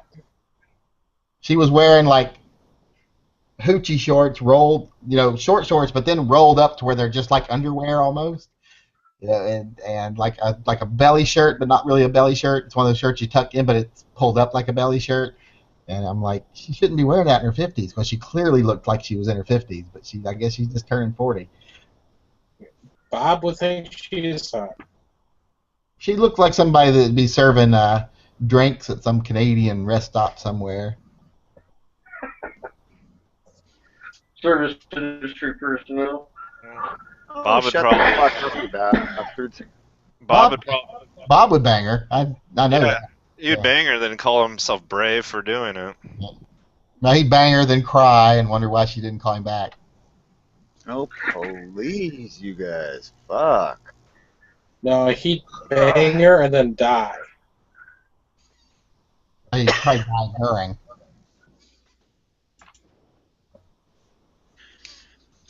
Is this the wrong kind of bayonet? Let's see. Because it says Bulgarian AK-47, but yeah, that's the wrong kind. That's a Type 1. That'd be like the milled. Okay. The milled, like AK-47. I need a AK-74. Yeah, that's what I thought. Are those red scales, are those like a presswood, or are they... Bakelite. Yep, the Bakelite. I bought an old knife one time an old bayonet once for a friend. I thought it was going to be Bakelite, and it was like old press board wood, so I had to send it back. It could be either. But that one's... How much do they want for that? I guess the one G-Web's posted is a better deal than the ones I'm looking at, because they're all $80. Yeah, well, yeah. Well, G-Web's has got an entire collection of those things, so. That's why I ask. Well, it's on eBay. The problem with the one on eBay, well, one of them was that it was $30 shipping and handling. Fuck that. I could have sworn I saw some for like $30 shipping and handling, really? Hey, let me ask shipping you guys, from Bulgaria? Well, let me ask you guys something, because I'm not familiar. I've never sold anything on it. I don't even think I've ever bought anything on eBay, much less sold anything. But when the sellers do, have the shipping, is that? Oh, let's see how to phrase this question. Like, let's say it's $30 shipping, but it only costs them $10 to ship it. How do you know? I mean, are they just pocketing that extra shipping money, or how does that work? The way every company makes money. A lot of the shippers on eBay, that's how they make their money, is they sell you crap for next to nothing, and then they charge you a fortune for shipping. They sell you a $3 item for $2, then they charge you $10 shipping, and they pay $2 to ship it. They still made $11 off of a $3 item. If you actually sell something off there, they do have a calculator for shipping, and you can do it through them. The last time I sold something, I think it was, oh god, I think it was UPS, and it was like $15, I think. See this one on Classic Firearms I posted? That's the right one, right? Doesn't he have one he can sell you? He probably got one for sale just like what you need. No, that's a Type 2. That would be like an AKM. So the first one you posted is AK-47. The one you just posted from Classic, that's an AKM. The one I need has like a spear point. Like the one Hawaii linked. Oh no, that's the wrong one too. Shit. Jesus Christ. This one is only $30 though. I know, but it won't work. You should still buy it anyway for only $30. It's a bargain. I already got OCD. Oh my god. Call the cops. As long as they're not Canadian. What's Canadian? You call them Mounties. This is what I need right here. Alright, now I can actually see what you're after. Now, is this just purely aesthetics, or to complete the, the historical? Well, there's nothing really historical about a brand new Bulgarian AK, but yeah, it's for aesthetics. It's for Tell everybody the story of the little old lady that assembled it and shipped it off to this country to the importer. And hell yeah. Because you did your thing, she gets to feed her family for a week. yeah. This was assembled by a little 8-year-old girl in the Ukraine, and then she shipped it to a and then she handed it off to her manager, who shipped it to a distributor. And your point is, I'm keeping her in beans, dude. What are you talking about? If it wasn't for me, she would have 12 less cents in a day. Yeah, it's true. I mean, yeah, it's like because guys like you are keeping her in work. Her mom and dad can sit at home and collect off her pay. I told my 10-year-old, and this is the same one that said the other day about the doesn't matter what Nerf gun you have, it matters who's shooting it. I'm starting to think he's a little poet, a little philosopher, because I told him the other day he was looking at balls at Target, and he saw a Nike soccer ball. And I was like, well, you don't want that. It's made by little Chinese boys your age over in China. And he goes, well, at least they got a job. It'll keep them out of trouble. Damn. That's awesome. That is awesome. I'm like, I don't think that's what it's for. I think it's not to keep them out of trouble. I think it's child labor.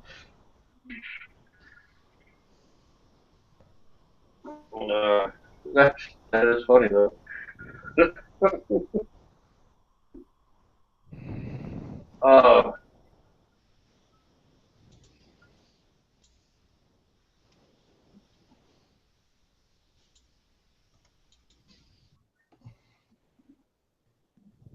Wow, people don't know anything about their bayonets. I'm seeing people like, oh, this is my Type 3, and it was the Type 1. Yeah, you gotta. I have to thank G-Webs for all the information he puts out, because that's literally stopped me from buying something that is especially in the world of AK bayonets. I know some of the other ones, like I know my American shit, but these AK ones, when it's something as small as where the drain hole is located that tells you what it is, you'd be amazed like how much misinformation is out there. When was this I posted? gotta do a video review of my Desert Eagle tonight. Fucking Jammatic. Really? You're jamming? Oh, constantly. I bought a new magazine for it, and that's the only magazine I took with me for some stupid reason. I just took the new one, and it fucking jammed all day. And I thought it wouldn't go back in the battery. I kept having to push it back in the battery with my thumb. And I was like, well, if I not welded it well enough, is there something wrong with the spring? Then I finally realized that when I was loading it, it was hard to load. But I didn't pay too much attention to it. But then I took the magazine out and tried to force the rounds out with my thumb, and I would have to push as hard as I could to break them loose from the top part, and then they would slide out. But I'm like, if they're being that hard to slide out, they're slowing the momentum of the slide down, and it's not pushing it back into battery. Is it a 50 or a 44? It's a 50. And it's the fucking magazine is so goddamn tight at the top lips. I pried it apart a little bit with some pliers tonight, so I'm going to try to take it back tomorrow and see if it still does it. But it didn't do that the first week. First times I took it to the range with the old magazine. Just did it today with the new one. Yeah, it sounds like it's a magazine. That function. So it sounds like maybe it got it may have got a little bit of top pressure on those feed lifts someplace along shipping or whatever, and caused at least one to bend in. It is. I mean, almost impossible to get the round out. That or they got some kind of super strong spring inside that inside the follow or the magazine body.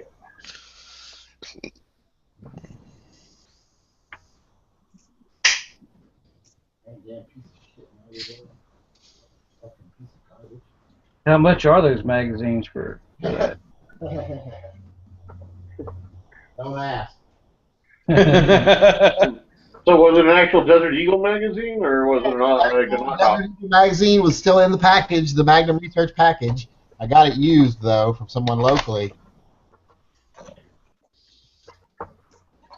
You might have to go in there and like smooth off the edges or something like that with your Dremel to kind of buff out the follower and the inside. Putting them in is hard, and now the fucker's just falling out. Look at that motherfucking piece of shit. Look at this now. Magazine won't stay in it. Just pinch it back closed. No, I haven't pinched it yet. I was going to do it, spread it apart with the. Well, your spring follower's not coming out.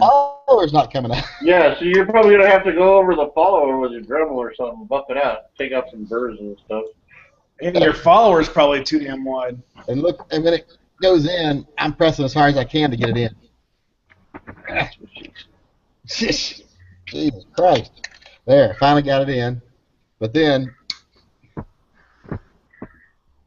Maybe your feed lips are just jacked. That's how long it takes to get... That's how hard it is to push it out. So I think that's what's causing the jamming. This magazine's a piece of shit. Maybe it's your feed lips that are just jacked up. Maybe. They're at the very back end. This magazine don't want to work right. Did you take it apart? No, I haven't taken it apart. Why don't I take it Well, back? oh. I'll have to see why it ain't fucking working. I haven't taken it apart yet. I guess I'm a little more OCD than you, because I always take my magazines apart and clean them the first time. Oh, I don't. No, I don't clean magazines first time.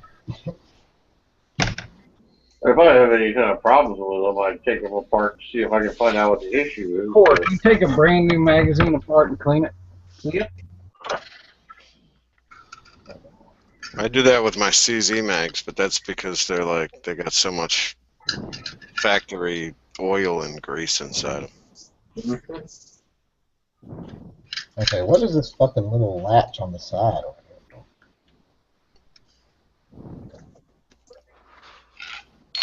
I haven't seen a magazine built like this one before.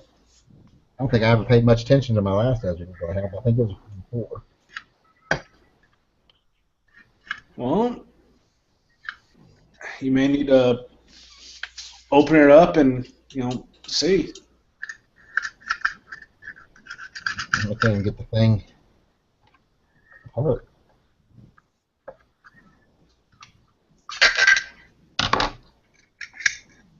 Oh, that don't look good.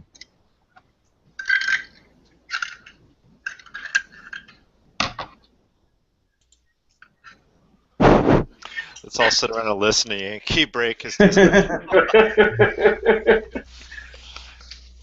Oh, we're kind of curious. We want to know what's causing the magazine to malfunction. It gives us something to work on. We could just go back to making fun of Bob. Yeah, I'm fine with that. Y'all do that one. That's always fun. Yeah, but he hasn't been saying anything, so we can make fun of him for it. So he's been sitting there just as quietly as us. He said plenty in the past. You still got stuff to work with. Oh, okay. Well, I'll let you take the lead then because I've only met him a few times. So. Oh, shut up, Yankee, you bastard. I'm not a bastard. My mother and father were married when I was born. That is the definition.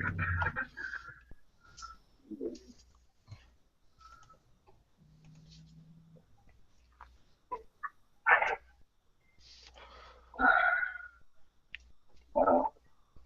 Hey, Wayne, I see you're keeping it quiet over there as usual. Do you have anything to interject other than websites? Not at the moment, no. Well, no, okay. Is that Emilio Estevez in your photo? That's what I thought, but it's not. No, it's Ace Rimmer from Red Dwarf. If Never Enough was on, you'd recognize it. All right. I know Red Dwarf. I didn't even I didn't think about that.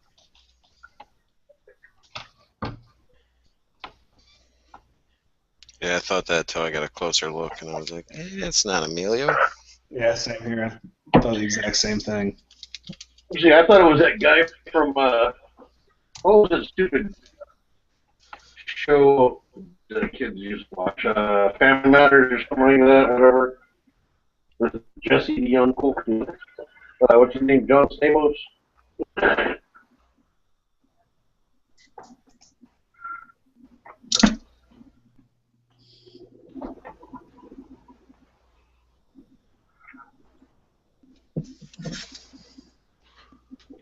Yeah, just a British sci-fi show.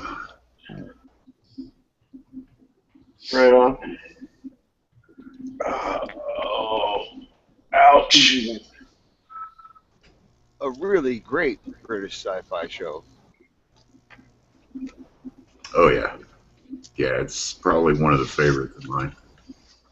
Yeah, I have the whole series on DVD. Well, now I don't like it anymore.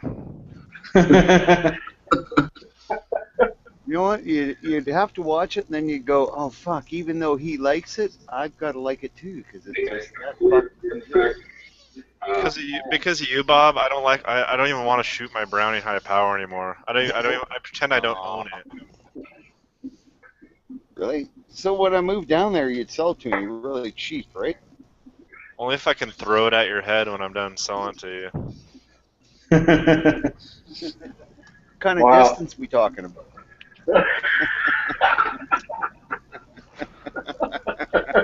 Can't argue with that. Some reason I just had a very try, you know.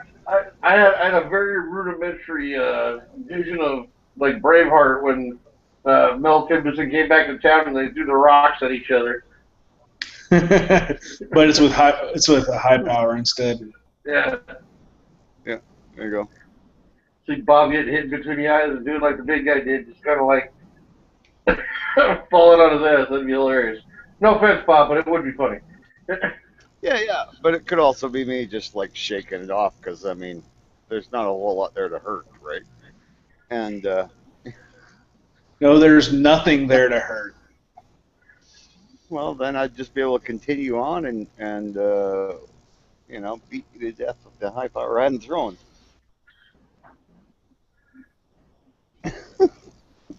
Wow. Just saying. The brotherly love between you two, the bond is just, it tugs at my heartstrings, gentlemen. He started it. I was nice to him. Oh, it doesn't matter. I just asked him. I don't know why. He's just a bastard. He's like he's not even as nice a bastard as Yankee is. Like Yankee's just a rat bastard, right? But he's kind of a gentleman at the same time. Whereas, you know, Are we done listening to Bob Logic? I guess so. Oh, Stone Guy left. Got a question. Oh, sorry. I didn't mean to chase off Stone Guy if I did. I like Stone Guy. He's cool. I was shooting my Glock 41 today and kicking ass with it, and was wondering Nice. what Stone Guy I doesn't was like actually- his. Now, That's okay, a 45, right? Yeah. Does that have the 3.5 pound trigger that comes with the 34 and the 35? Supposedly, let me read the box.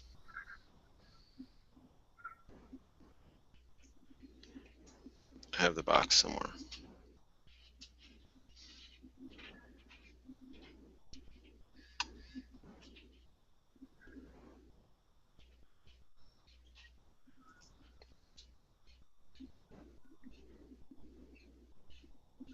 Yeah, it says 4.5 pound trigger.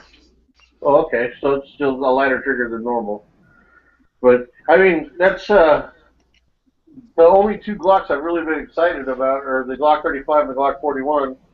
Because the 35 I can buy a 9mm or 357 Sig barrel, and I love 45. It's just all the other Glocks, in my opinion, I could do with or without. It doesn't matter. I'll tell you one thing. I switched out the stock connector, which is the 5.5 pound on my 26 with the 3.5 OEM, and I could hardly tell the difference. So you got to do a lot more than just, I think, switch the connectors out. Maybe do a little bit of that 25-cent trigger job to it. Yeah, maybe it doesn't take it down to 3.5. It'll probably take it down to 4.5. Because usually it says 5.5, but if you put a trigger gauge on a new Glock, it's usually around 6.1 or 2 pounds. Well, that's one of the things I don't really like about the Glock is the trigger, because it's squishy. It's not. That's not a very macho word, but it's it's very spongy to me. It's not crisp. I like a crisp break in my trigger. That's probably why I like to shoot my 1911 so much. But if I could find a way to make the trigger a lot more crisp in a Glock, I could definitely see myself enjoying shooting them better, but or more. Like I said, I don't own one, but I kind of want to get the 41, honestly. Yeah, it's nice. You still might want to change the trigger out. It's not like an amazing difference between that and a stock 17 or something. Well, yeah, I kind of figured. I wasn't expecting that, but I just like the extra long barrel. Gives you an extra long sight radius, better accuracy. A little more controllability because of the weight. The extra weight will add to the recoil dampening effect and all that good stuff. So.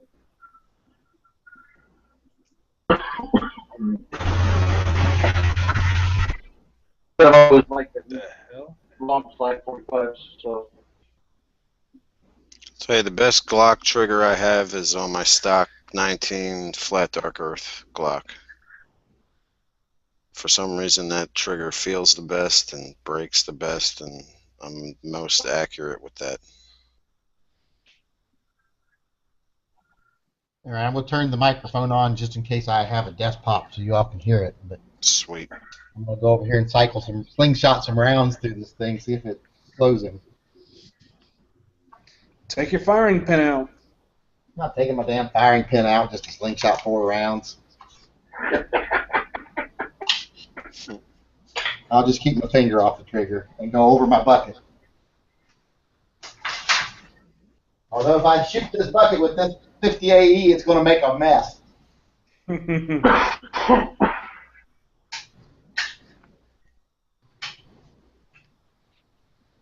Sounds like a video. Yeah. Posted some Glock trigger parts that one of the armorers was telling me about in another chat. Yeah, I'm looking for some CZ parts, and they definitely make a slide stop with a truncated nose on it. They say that the issue I had today was fairly common with them. So,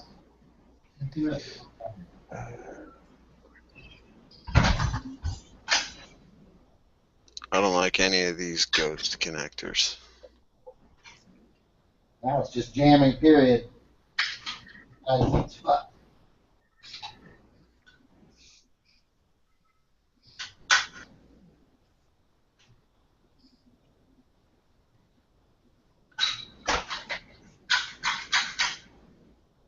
Boom! No. just kidding.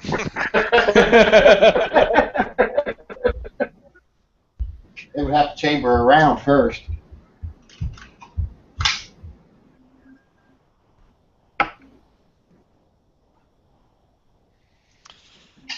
Well, looks like $90 is a going fucking price for these things. Yeah, I'm not That getting hurts. Yeah, that's all I saw too. Whatever. I've spent more on a bayonet before. I don't. Well, it didn't all that time. I'd rather get the CZ pistol bayonet for $99. Now I can't find the fucking rounds, and those things are like $1 a piece. You gotta find them.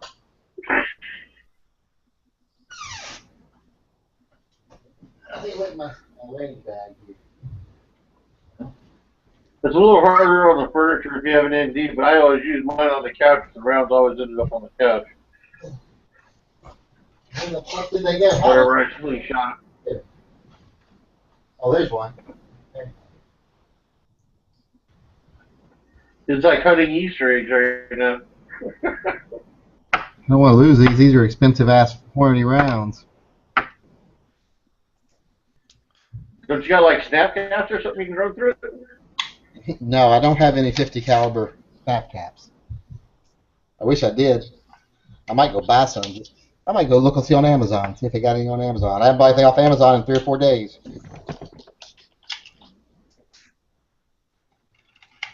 I don't like it if I don't have a day where I'm expecting an Amazon package, even if it's just like a little $3 item.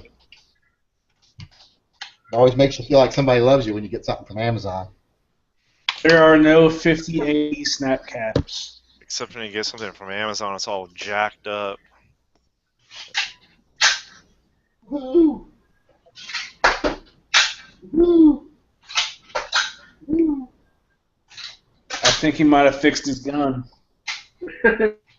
It sounds it. Or he's on the shittiest roller coaster ever. Did all 4 of them that time. I'll do it one more time. Might as well press my luck just a little bit more.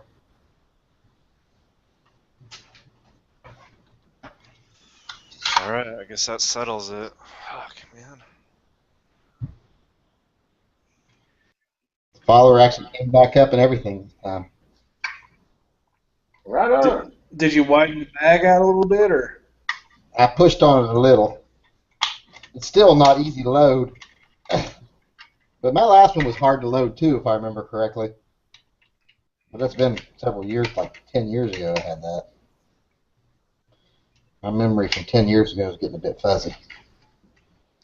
Surprised your memory from yesterday isn't fuzzy. Why don't you come over here and say that? Might accidentally fire this thing. I hope I don't have a negligent discharge with this thing because I am not wearing ear protection. That'd be fun.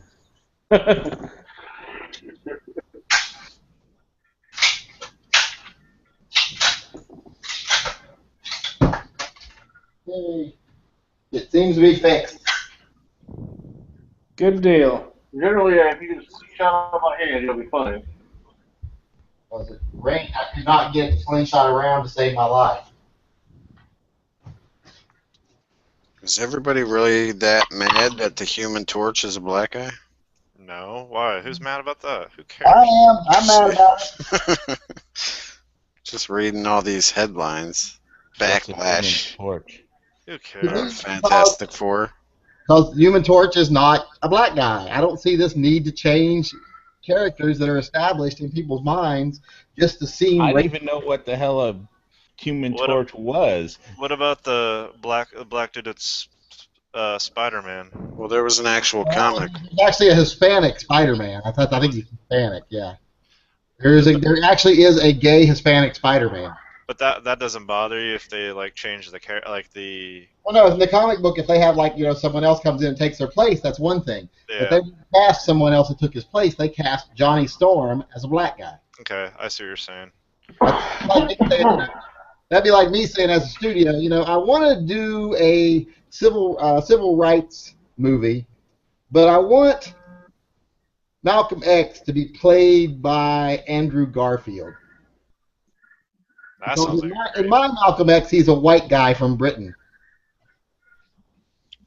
Miles Morales is the Black Spider-Man from the comics. Yes. there you go. That's his Black. No, he's. I think he's Hispanic, isn't he? So why the hell do they have a black Spider-Man? Probably Latino, they call it, but because Peter Parker couldn't fucking cut the mustard or something. oh, he was dead. Peter Parker's dead in that universe. Okay, well, that literally couldn't cut the mustard. Yeah. So he's the new Spider-Man, and he's a gay black and half black, half Hispanic Spider-Man. So, Wow. I mean, honestly, I could care less, but I get what you're saying. It'd be better, instead of pandering, they just, like, how about make a movie about one of the many black superheroes, you know? Which they are. I guess they're Black making... Panther. Power Man. They're making Black Panther, aren't they? Yeah. Yeah. What about Blade? Blade was a comic book Yeah. character too. So I mean, Honestly, I don't It's- care. I mean, like, if they do it well, then I wouldn't care. If they did it and it fucked everything up, then that would annoy me.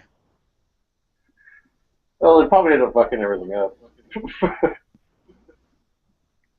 It's like when people are freaking out about the stormtrooper that you know in the trailer. They haven't even seen the movie yet.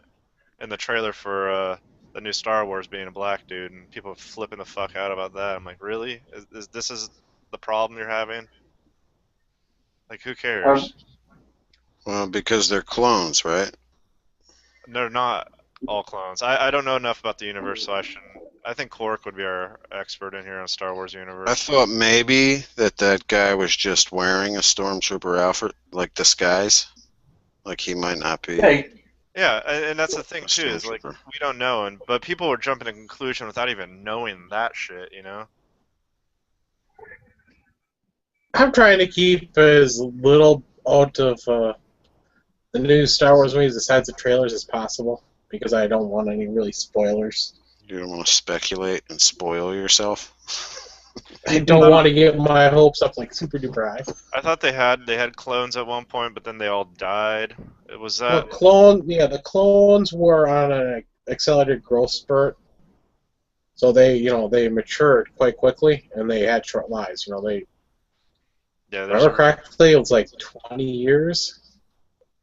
Basically, the people are freaking out and don't know enough about the universe to be freaking out, but whatever. By the time, A New Hope, Empire, and Return of the Jedi, they were done with the clones completely. I don't think there were any left living. And they were just on to regular people at that point. There are people freaking out about, there's that, about the Fury Road, about it's a feminist, this and that. I'm like, well, so, if it is, I didn't leave the theater feeling like I was assaulted by some fucking bull dyke or something. I thought it was great. What people are just too willing to get worked up and offended over nothing. Yeah, yep, that's true. I'm surprised nobody has complained that he didn't have a 1911 and had a Glock instead of a 1911. In what? In Road Warrior. Fury Road, yeah. Who complained about that? Nobody Well, complained. I'm surprised nobody about complained. that. Yeah, I'm complaining about that. Nobody's complained. But I am going to complain that the movie was nowhere near as good as everyone pretended it was. Yeah, but you don't have any taste, so. It's okay, but it wasn't great. It wasn't like a 98% movie. It's like an 85. Yeah. I mean, mainly because, to have a good movie, you actually have to have some concern for the characters. I didn't give a shit about it. Like those old ladies they were killing. I'm like, oh, there's one more dead old woman that I can't tell from the other dead old women. It was not written. It was not conceived by a writer. It was conceived. This one, Road Warrior, had a writer with characters and everything. And this one, they just hired somebody to fit the characters into the chase scene.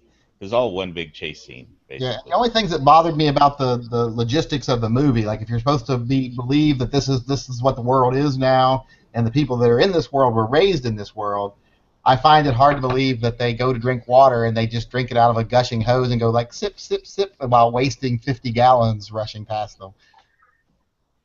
It didn't have to make sense. It's all one big chase scene, you know, so it doesn't have And to make also, also one of the main themes of the movie is that gasoline is like gold, and yet when they go on chase scenes, they use the most inefficient vehicles ever, and they haul around 7,000 pounds of speakers with a guitar shooting flame out the end of it. That was awesome. That was the only good thing. I love that. It just doesn't make any sense for the continuity of the movie. Well, I don't think it'd have the same effect if everybody was driving a Prius.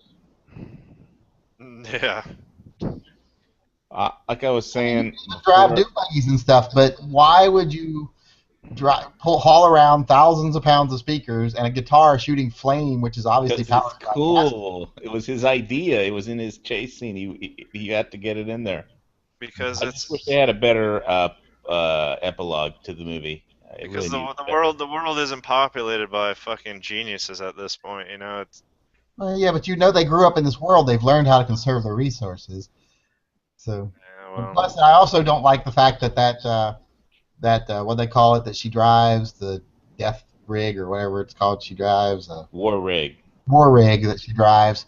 It is a semi truck, and it's barreling down at like 90 miles an hour, and it hits like a jacked up Chevy on a raised suspension, and it's like they just kind of like meet each other like irresistible force and immovable object. Just because it's jacked up high, it would have crumpled that car into tinfoil and kept going.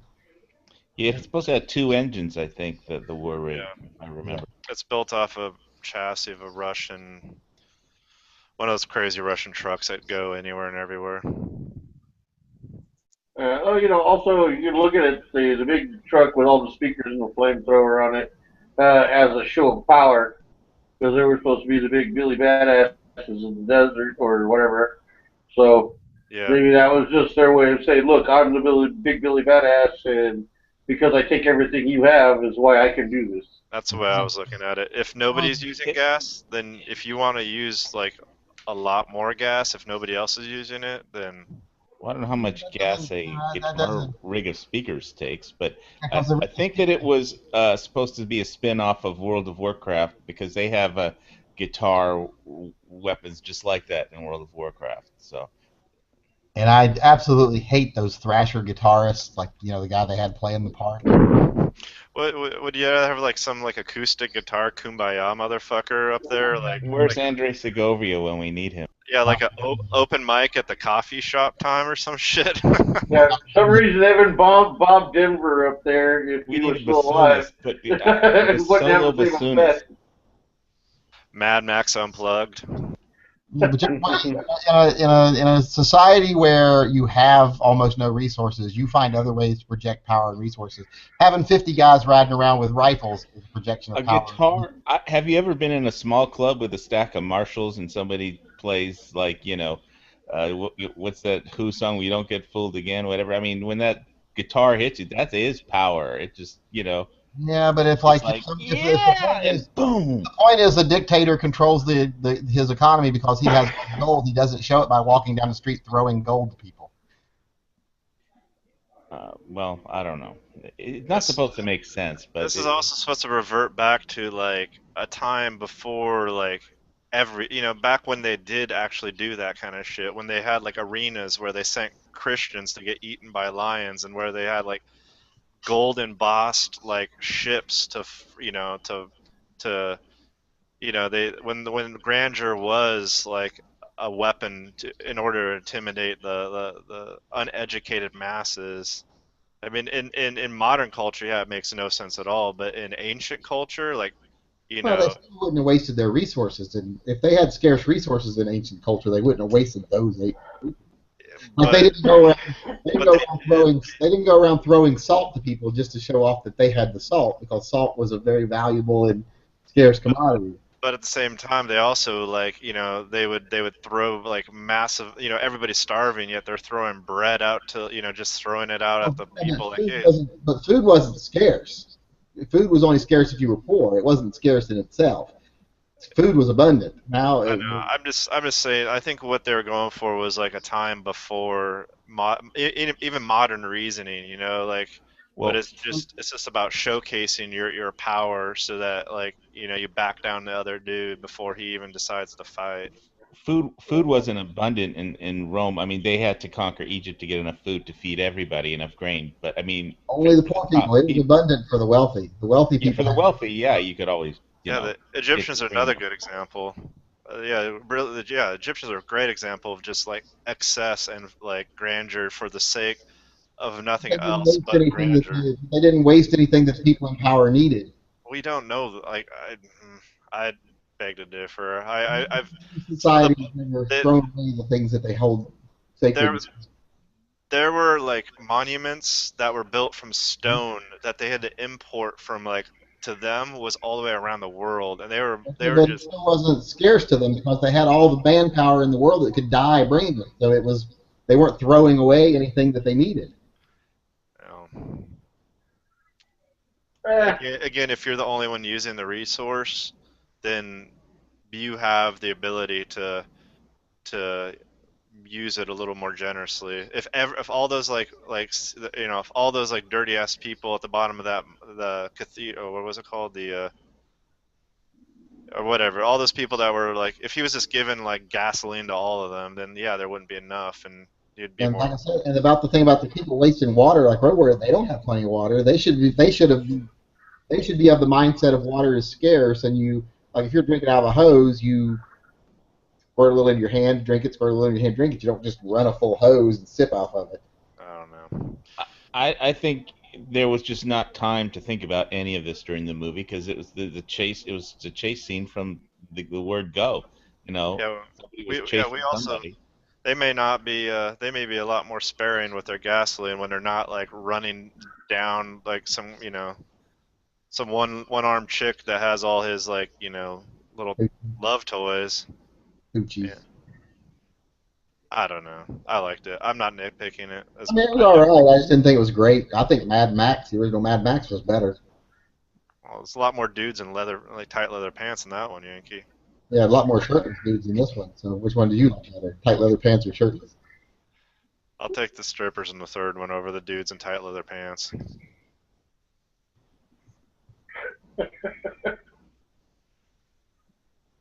Wow.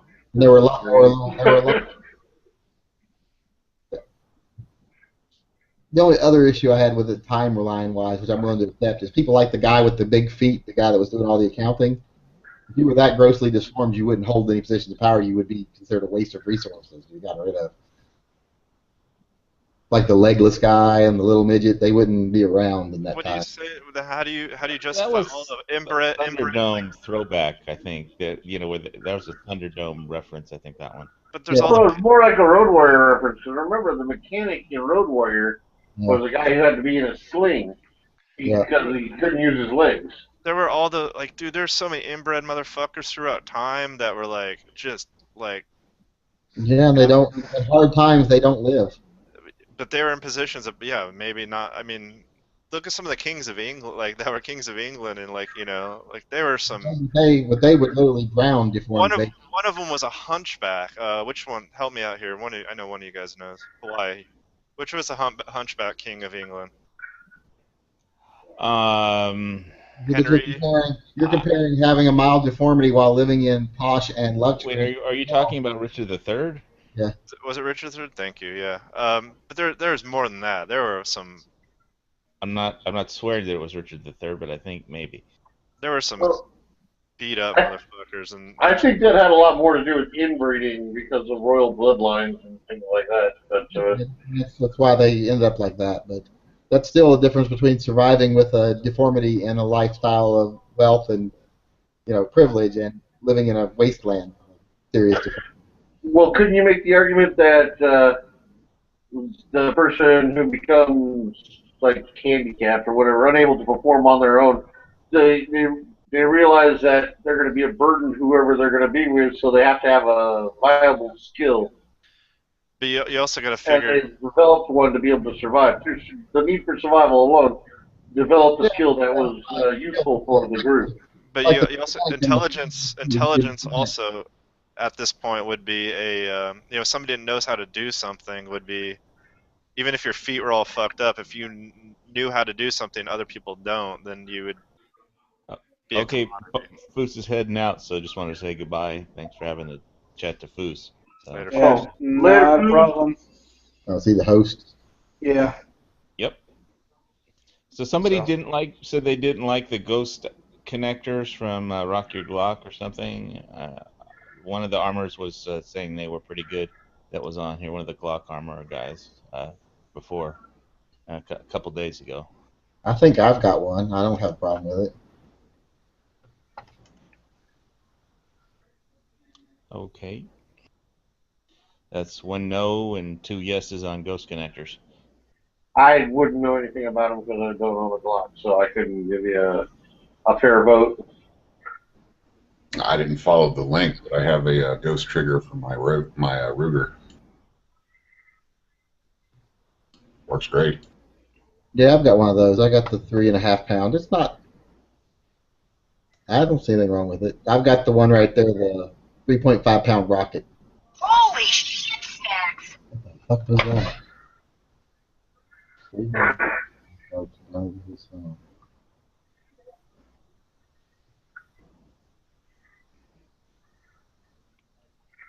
All right. Well, just trying to be prepared. I think I'll hit the gun shop tomorrow and have them lay out all the nines and try and. Well, see what's is going there on. anybody in here that wasn't here yesterday to discuss full-size nines with Hawaii, or?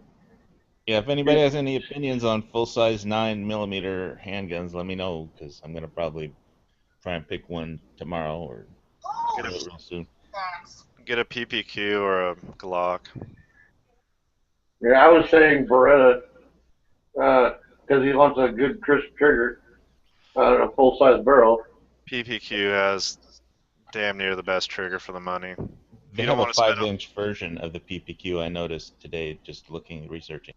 Yeah, they have a long barrel version and then a. If you're wanting single action striker fired, PPQ is probably my choice. If you're wanting double action, single action, Beretta. Or the P2000. Or P30S, P30. Depends how much you want to spend, I guess.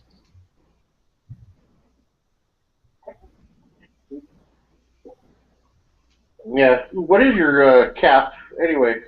On your financial cap on buying a full-size 9? I don't think. I mean, under 1,000, So You get a CZ75B. I'm surprised. I figured you'd tossed in SIG. I mean, I like SIGs too, but CZ75B is a nice full-size one. Because if you go full-size on the SIG, you got to get the P226, and the P226 is not my favorite SIG. Touche. But I'd still say the Beretta just because you're going to be able to get accessories for it a lot easier than you would with PPQ. But again, I'm not someone buying the gun. Plus, what was his name? Immortu or whatever his name, Immortu Joe. Martin Joe. He had a Beretta. He had 2 revolvers. He had a Colt and another Colt. He pulls out the gun to shoot at her while they're on the car, getting on the car from the rig. He pulls out a stainless Beretta and shoots it. yeah, there was a Beretta That and the Glock 17 that Mad Max had, and Well, that was a Taurus actually. The one, what's her name? What's her name? looked like a Glock to me. No, Beretta. No, a Taurus. What was the Beretta? What was the? Not the. It's not a Beretta. It's a Taurus. The Glock 7. It looked like a Glock Oh, the 17. He's not talking about the Glock. You had a Glock and not a Beretta, a Taurus. You said she had a Glock and a Beretta. Oh, okay. I was trying to figure how could I mistake a Glock for a Taurus? I mean, It had like a PT99 or a PT92, whatever that Taurus. it was only on screen for a little bit, so. Because it had, if I'm not mistaken, it had the safety on the frame, which means it's a Taurus.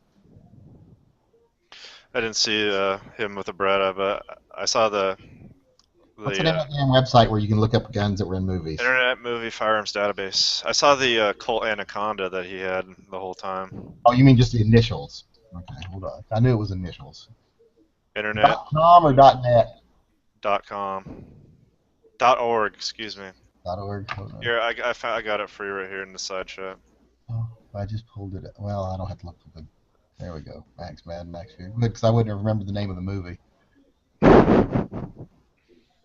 All I can remember is Mad Max. I couldn't remember the Fury Road problem. Okay, Beretta 92 FS Inox. It's the first one that got listed. During the final chase sequence, Immortan Joe draws and fires a Beretta 92 FS Inox. Yes. I also saw his Anaconda.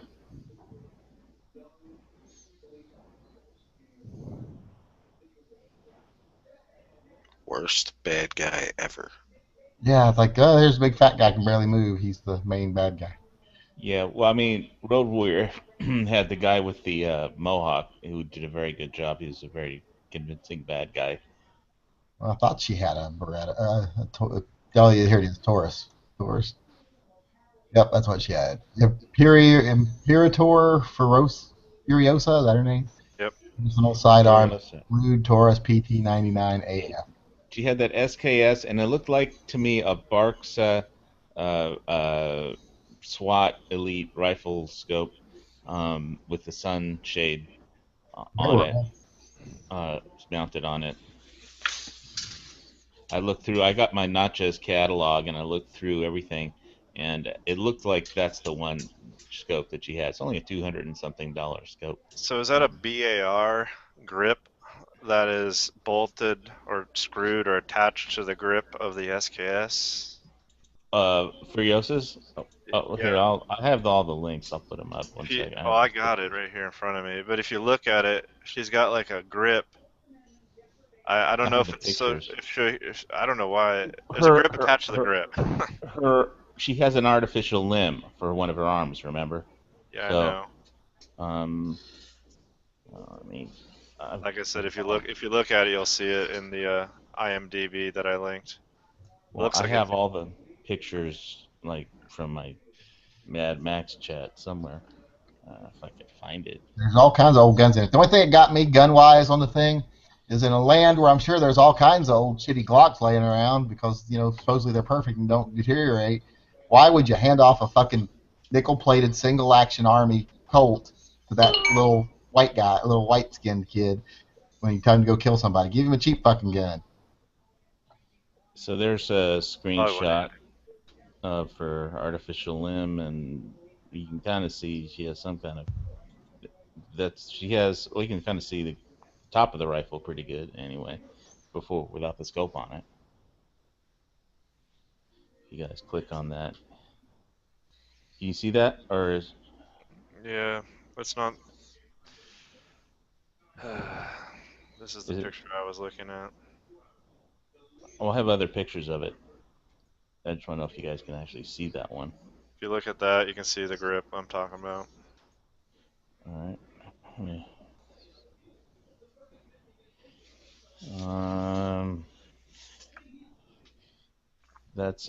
That's weird on the bottom. Yep. Looks like a BAR to me. I don't know. Could be wrong. Well, it's obviously something to work with her artificial left arm, but oh yeah. Just share the other pictures I have somewhere.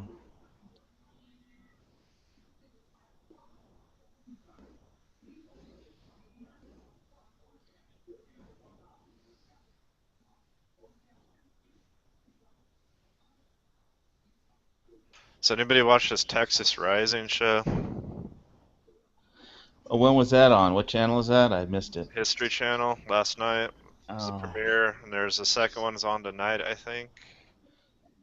Oh, well, can I go watch the first one still on demand or something? Probably. History Channel had it on free. That's where I watched it. Right. Yeah. No, they have on demand for free. It doesn't cost anything. It's just I can put a link in. I don't know, man. I was kind of on the fence. There were some parts of it where I'm like, give me a fucking break, and there's other shit that was pretty effing cool about it. It's just cool to see all the flintlock, single shot, pistols and whatnot, and the big ass Bowie knives and all the gear that they lugged around. What year was it in? 1870 or 1840? What year? 1830. 1830. 1830s, late 1830s was Alamo, if I'm not mistaken. I could be wrong. I'm not sure on It's the Alamo list. way before Civil War. Ah, Wow, man, Dano I is get just my years messed up, but I did do a lot of background research for a screenplay on the Comanche and the Thousand Mile they're Raid of they're in it. Comanches. They talk about the Comanches and Buffalo the Hump, yeah. Buffalo Hump was after this. Was a lot later though. Um, Did they have the Thousand Mile Raid in it? Because that wasn't until 1840, I think. Did they have the Courthouse Massacre in San Antonio? right Any of that? now. Right now, it starts with the end. The Alamo just ended basically. You don't see it, and the whole first episode is just introducing characters.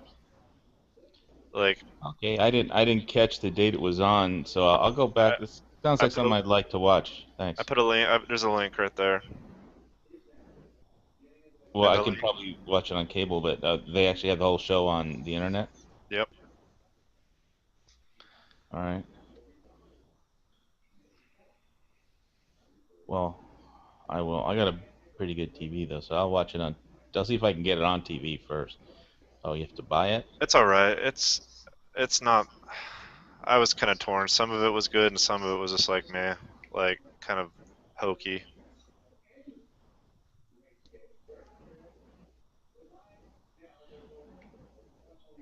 Yeah.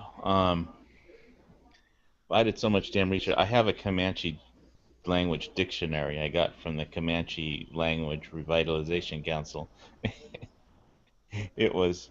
I have a Comanche font actually. I can actually type stuff from on my computer in Comanche. So, but You only see the Comanche, but it looks like they're. Well, no. There's one scene where they introduce the Comanche, and there's a little bit of a fight between. They introduce Comanche. They don't really go into them, but the only people they keep going back to is like Sam Houston and the guys around him, the different Texas Rangers, and then well, that's kind of weird because my understanding was that Texas Rangers got started because on account of the Thousand Mile Raid. I'm not sure if I'm right about this, but Thousand Mile Raid too, because when the Comanches after the Courthouse Massacre in San Antonio, the Comanches banded together and raided all the way down to the coast and for 1,000 miles, and then they started the Texas Rangers to go fight the Comanches and get them out of there. I have no idea. I just know that Rangers were started in around the same time as all this is going on. And this show is not. I don't think the show is factually correct at all. I think it's more. There's a lot of. They're a little loose with the facts, I'm sure. Yeah, well, that's normal for history, but I have to go through all my trying to get the years right. I actually have all the history of the Comanche and the timeline and stuff, but it's been a while since I looked at that because it's an ancient screenplay that I wrote. And I needed to do a better job on character development instead of. Well, that was an early. Says on Wikipedia the Rangers were founded in 1835. So, and this show is about the same time period. Yeah, well, Wikipedia doesn't have. They may have been basically. I'm not. That's what the one thing the Rangers did was try and get. I don't know if it was started because of that, the Comanches, but that was my recollection. But I'd have to go. I have to find out what year was the Courthouse Massacre in San Antonio. Where, in case people don't know that are listening, that's when all the San Antonio, all the chiefs, well, not all the chiefs, but a lot of chiefs got called to a peace conference in San Antonio, and they went down to the courthouse and there to negotiate some kind of peace treaty. and with the military or whatever in Old San Antonio, and they found out that they had somebody had a white female captive, and it wasn't any of the chiefs or the Comanche divisions that were there. It was some other Comanche division who had taken a female captive, and so they wouldn't let them go until they got the female captive back. But the people, the Comanche divisions that were actually there didn't actually have that women captive. So they were holding these guys captive for what somebody else did, basically. I mean, the Comanches fought with each other too. I mean, when the Army of the West came out, I mean, that was like, under General Kearney or Kearney, Stephen Kearney, whatever it was. They were too busy fighting each other. But then they had all these Comanches chiefs, and they said, "Okay, you can't leave until we get the white girl back." They tried to escape, and then there was a big gunfight, and they killed all the chiefs at the peace conference, or most of them, trying to get out. So that's when the Comanches stopped their wars with each other and with all the other tribes, and they had to actually had a big peace treaty where, so with all the other local tribes and everybody, so they could go down, and that's when the 1,000-mile raid started, and then Buffalo Hump led that raid down through Texas and basically had orders to kill every white person in Texas. So anyway, but it'll be interesting to watch the show.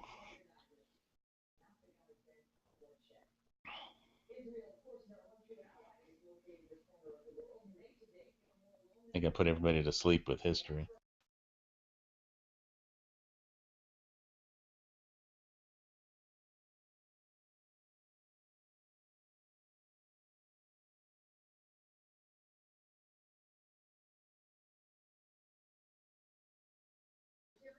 That rifle there is a Barca. It looks like a Barca with way the sun's shade during the night is a whole other thing to me, but just looks cool, I guess.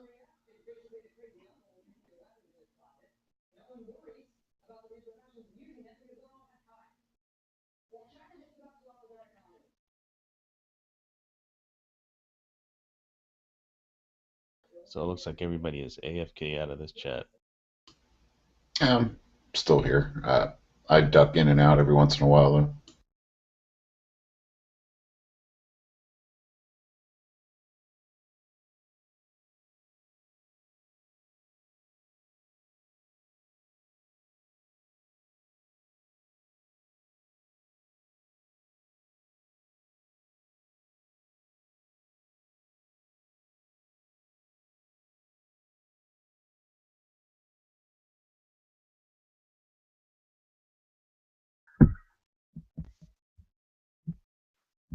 I actually just got back. I had to reboot the computer, and that she was kind enough to send me the link again, and so I'm back. I wasn't trying to get out of there. I was just having technical difficulties.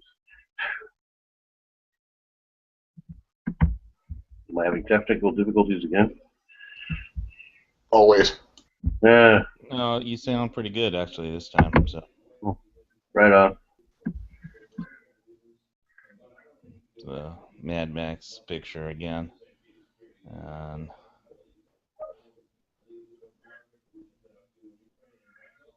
so that's about a $250 scope on that SKS.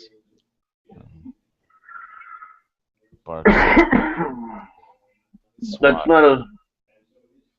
It looks like a Barca scope to me.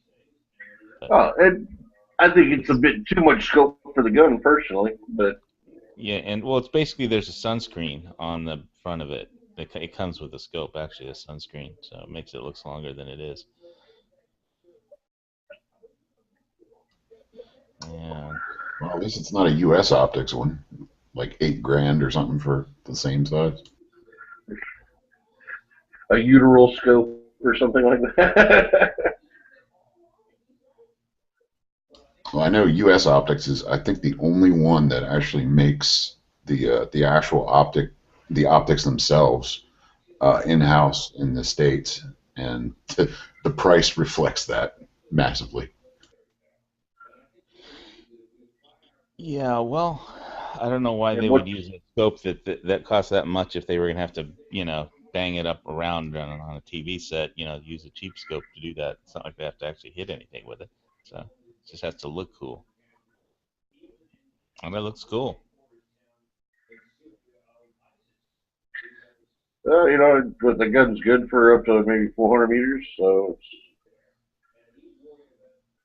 that's definitely be able to see the whites of their eyes at 400 meters with a scope like that. Well, it looks cool. What can I say? I think the gun shop owner in Hawaii should get a few of those and have a Mad Max, SK to help him sell his SKS stock.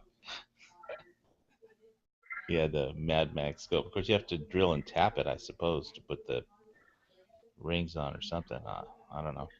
I think they have scope mounts for SKSs. They're side mounts, but they have them. So.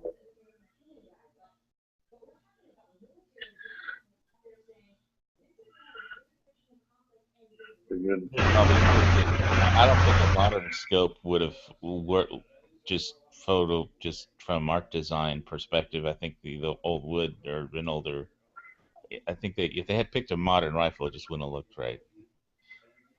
Yeah, because they're going through where everything is destroyed and you're scrounging, and she was able to find these two pieces and put them together, kind of thing, and that gives it a little more, I guess, viability for the movie. The scene with the Glock did look really cool, though. There he's just blowing people away around the cab with the Glock.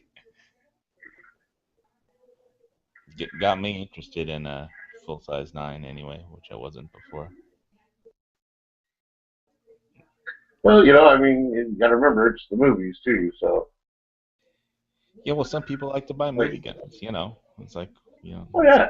Well, like the book Eli, when Denzel gets into the firefight, he's obviously protected on high, but he's able to use his H&K to take out pretty much everybody he shoots at.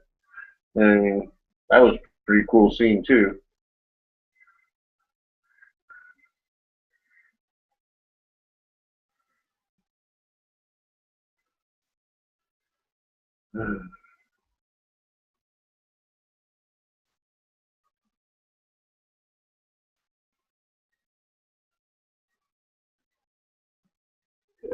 That's what it's on.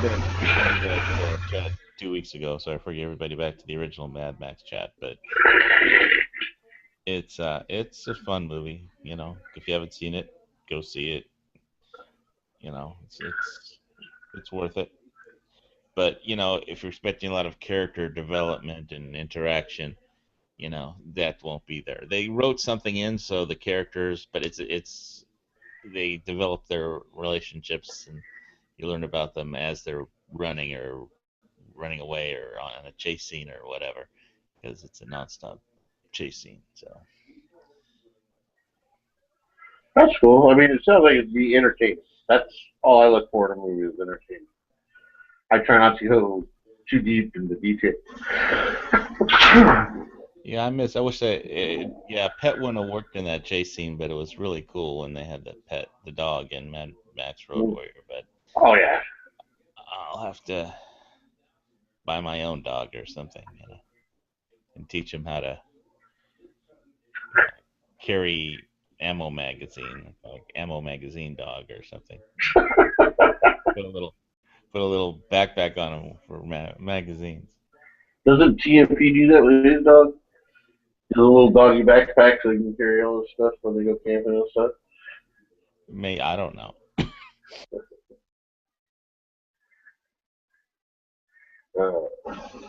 It's not a bad idea, have a little.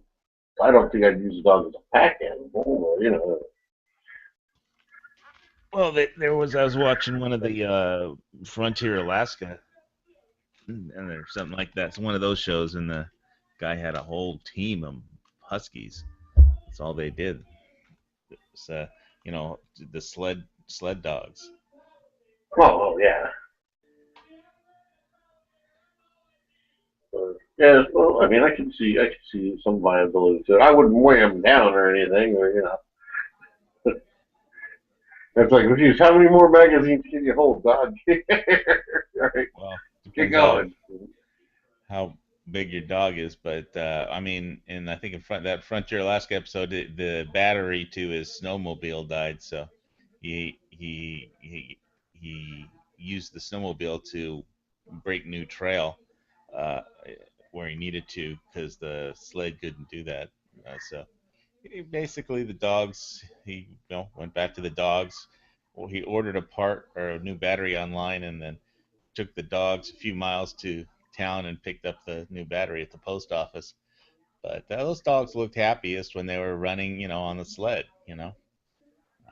because when they got back, they were like, I think he chained them down or something in their little, um, uh, they wouldn't get lost or get eaten by From their little local kennel. bears. Yeah, in their little, outside dog house. Each of them had their own dog house, and but they couldn't just wander off or anything. I don't know if I'd want to do that, but then again, I wouldn't want them all in the house either, because that's a lot of dogs in the house. Oh yeah, there's like 20 dogs or something. That'd be crazy. And they didn't. One time he was trying to get one up, and he definitely looked like he didn't want to. The dog didn't want to wake up. He was just like, "No, I'm not leaving my dog house. I want to sleep." Like, no, it's time to get up, move. He's like, no, I don't want to. He just had to kind of drag him out. Of course, when they all got on the sled, and they're all happy, but. Yeah, because they get to run. They get to go out and exercise and go do something rather than be. I mean, he had him off the chain when he was just on the snowmobile breaking new trail or whatever, and it's not like they would run away. But at night, you've got predators and stuff out there, so you need to keep them, you can't let them wander off. So, but anyway, well, I guess this chat is pretty much over. So. Yeah, pretty much. It seems like everybody else is not talking. Wayne never talks. Bruce is gone. Truce bailed, and Wayne is lurking, and PBR is having technical problems, and I don't know about Yankee. Yeah, me neither. I talk occasionally. Just don't have anything to talk about right now. Well, then that shouldn't stop you. Yeah, just babble on like the rest of us. Come on, don't do it. We have dead air to fill for the greater glory of gun channels. I just don't have. I mean, I grew up around a few people that had experience. I've got a little bit, but as compared to most people, I just keep my trap shut and try and learn something every now and again. Oh, well, I mean, if you have questions, you ask them. That's cool. Nobody's trying to do it. I'm just figured, like we're talking about movies here. And if you got something to say on the make, or whether you like it or don't like it or whatever, chime in, man. Your opinion is what. I haven't seen it, so I don't know. I would like to see it at some point, but I think I'm going to wait until it it reaches Google. Oh, well. He's a lot like me. Missed the 3D effect, but. I got a 55-inch screen to watch it on, so I can just download it, stream it in HD. Should be good enough. I'm not that big a fan that I want to go see that one. Like the only one that I went out, to go see was the Avengers. Which I still haven't seen that one, and that's just because I've been kind of cooped up in the house for a doctor. So.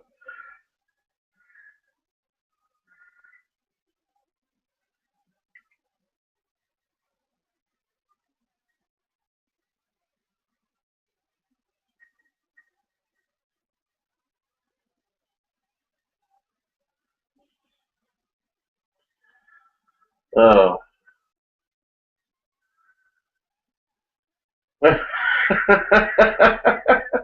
Who posted that?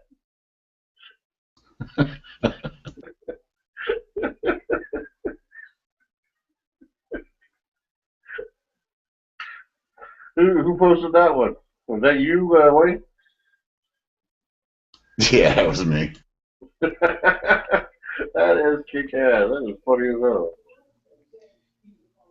Yeah, well, I'm probably gonna head out, and I'm gonna go watch that Texas Rising and see if it's any good. Well, good luck to you on that one. All right. Talk to you later, brother. See you around, bro. Bye, man. Y'all be cool. We'll try. Yankee, you still here?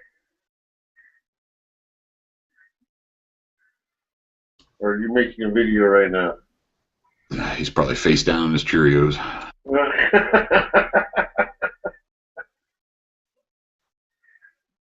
Oh, man.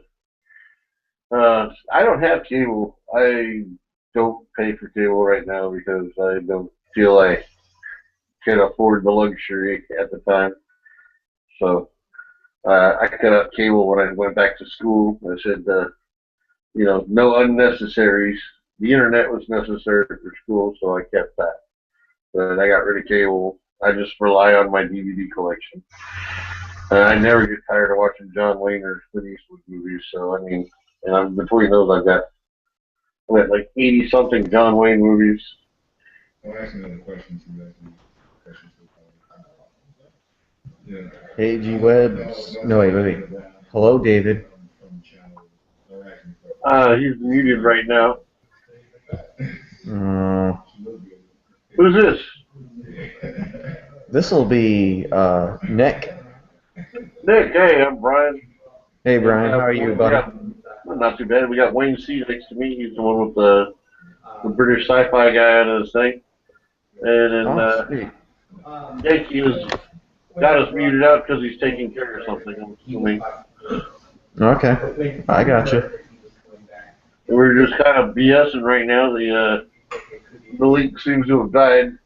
We were just discussing Irish children a second ago. Yeah, I went. I had a great Memorial weekend. I went out and I did some shooting. I did some drinking. I did some fishing, and I did some grilling. Right on. Is that a 250 or a 320 on your? That's a 320. The full size 9 or a 40? It's a 40 and it's compact. Oh, okay. Yeah, it was my bedside gun, but then when I went shooting and I started shooting the Smith & Wesson M&P Pro Series for the first time, because I was a big Springfield XD guy, and Yeah, me too. I love this. I still to this day I love the Springfield XDs. I won't ever talk anything bad about them because I had a great experience. But things change like everything else in this world, and I went into the gun shop and he had a great layaway program, and I heard a lot of great things on Iraq Veteran 888's channel, and I got the SIG P320. The 320 actually is one I've been interested in looking at too because it's the actual tracker-fired version. Yeah, that's what I like about it too. I mean, it's got a great trigger, and it has a high bore access. It's not like the M&P, which has a low bore access, but depending on your style of shooting, you'll like the trigger. I mean, regardless if you don't like how it feels, you're gonna like the trigger. I'll tell everybody the trigger's gonna win you over. Right on. And I'm not a big fan of 40 myself. I like 9mm 45 mostly. 45. I'm a 1911 shooter. Grew up, born and raised. So. Oh yeah. But I've had. This is actually. Go ahead. No, I was like, I see it. We all got our preferences and stuff like that. So I did have one 40 that I loved. It was the only 40 I think I'd ever owned. I don't. Then again, I haven't shot them all anymore. But I had the Wolf P99 and 40 SMW. It was the QA, the quick action model, and the trigger reset on that gun was just so awesome. And yeah. That I could, dump rounds out of that thing so fast and stay on target. It was just amazing because of the ergonomics. It fit my hand right and shot well. That's the same way. But I've never fired a Beretta 96. I fired a Beretta 92 in the military. Yeah. but I've never fired a Beretta 96. Although I've always liked the idea of the Beretta 96 Centurion, which is one where the barrel comes right to the end of the slide. It doesn't protrude any, Mm-hmm. and it's generally still full size. And I did get to shoot the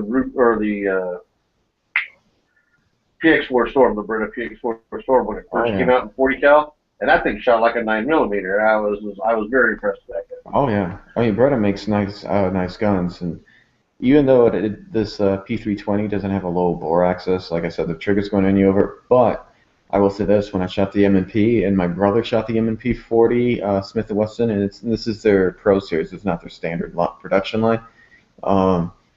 He fell in love with it because of the low bore access and the sights. Now the trigger, it's standard. It's nothing fancy about it. It's just a standard, trigger. It's not like the SIG P320s, but it feels like, because of the low bore access, kind of like a Beretta that I shot in the Navy, and it felt just like shooting a Beretta. And I think after having that experience, I can tell you that if for the military's next pistol, standard service pistol, they're going to choose something with a low bore access, because it just hit my mind when I was thinking about that after the shooting and stuff. That kind of like, I said, if they're going to choose any pistol, it'll be one with a low bore access, and it's going to be an all steel handgun. Well, there's talk if you're looking at the FNX Tactical 45. Mm-hmm. Because it's a 15-round magazine capacity, and it's 45 caliber, it's double action, single action, has external safety, threaded barrel for sound suppressors and what have you. So I mean, it meets all the requirements, and evidently it's supposed to be a real kick-ass gun. I, for one, have not got to fire it yet, but if I ever do get the chance, I will definitely jump on it. So, because I'm curious about the gun too. I mean, I don't see where I'd want to spend like $1,500 for it. But, if it's worth it, then I would. Yeah, I mean, I shot really well with the Beretta. I mean, because like I said, it's low bore access. It's got a nice little long barrel on it, and I shot well with it. I mean, I got a pistol, marksmanship because of that pistol, and it's a nice gun to shoot. I mean, it has safety features, but the military safety satellite, so I just figured they'd go with a pistol, with a bunch of safety features. And when you're saying I mean, the thing is that it doesn't surprise me you went with a 45, because it's jacketed. If it makes a bigger hole. I think, what was it, Larry Vickers said something, or what was it, that the 40, because the military, we use jacketed rounds, right, full FMJs. It's going to make a bigger hole. It's not like with hollow points, where hollow points kind of equalizes all the rounds, right? An FMJ 45 is going to make a bigger hole than a 9mm. And I don't necessarily agree that hollow points actually equalize all the rounds either, because if you take a 9mm hollow point and you shoot something with it, then you shoot something with a 45 hollow point, because it's bigger, the 45 is going to create a larger terminal vacuum area. Yeah. Whereas, 9mm is going to step up to what a 45 might do as a soft hit 45, if anybody ever shoots those before. Mm-hmm. But I think the 45 is going to increase its capabilities, just like the 9mm would, just like the 40 does. Mm-hmm. And it's basic, simple physics. It's bigger, it weighs more, it's going to hit harder, it's going to do more damage. Yeah, I think people get misconstrued. Oh my God. Anyways, about when they see ballistic gelatin, and they see the temporary, the hydroshock and all that. Oh, the temporary wound cavity created, yeah. Yeah, I mean, I think that kind of does a misconception about the rounds, because every round's going to do that, especially with ballistic gelatin, because it's really wavy. It's not. I want to say it gives you a description of what the cavity will look like, but it can't give you a definitive answer what it'll do, because you have organs, you have muscle tissue, which is more solid than water. and then you have jean jacket. You put a jean around that, and I say you put, some heavy clothing. Well, that's kind of why I like Iraq 8888 because he'll like throw like turkey bones or ham bones or something like that in between with like 4 layers of denim in front of it, and it shoots through that into the gel. But if you ever watch In-Range TV, they use ballistics clay. So it gives you an actual print of the wound cavity as it goes through. Yeah. And then of course it can be compacted and reused. But they use ballistics. Like I know they use that. They'll use it a lot for when they did the exploding rounds, the exploding rifle rounds that they were originally used for a form of tracer, but the snipers ended up using them. And then they realized at first it was like the rounds were blowing up after they exited the clay. So then they just stuck 2 blocks of clay together, and that's when they started actually seeing the true capability of the round, like when they ignited, what happened. And then you go in there and you can see, this is what it's going to do. So it's, I like ballistic clay better than ballistic gentleman. Not that I ever used either one of them, but from the standpoint of not having to have a slow motion camera, and being have something you can actually physically cut it, bisect and study. I like the ballistic clay better. Yeah, and here's one thing I understand. A bigger round's going to do more damage. If you get hit by a 50 caliber round, I tell somebody this: would you rather get hit by a stone, or would you rather get hit by a rock? As big as my fist, I'll tell them. If I throw a pebble at you, you're gonna, I'll hit you. I might even break tissue, and give you stitches. But if I hit you with a rock, I'm gonna knock you out cold. And bigger round. I put it like this: if everybody didn't wear any clothing, any protective clothing, and we just, did bare skin, it won't matter what round you have. But in the Korean War, a lot of Korean war vets were saying, they had those little M1 carbines, and they had these Chinese, they had these thick coats on, and thick clothing, right? And so when they'd shoot them, the rounds weren't big enough, so that's why they went to a larger caliber. That's why they went to the assault rifle and everything, because of the experience with the Korean War and the heavier clothing, especially if you could go date all the way back to the Spanish-American War, the reason why the .45 ACP was developed. And I always use that for my case for the bigger round.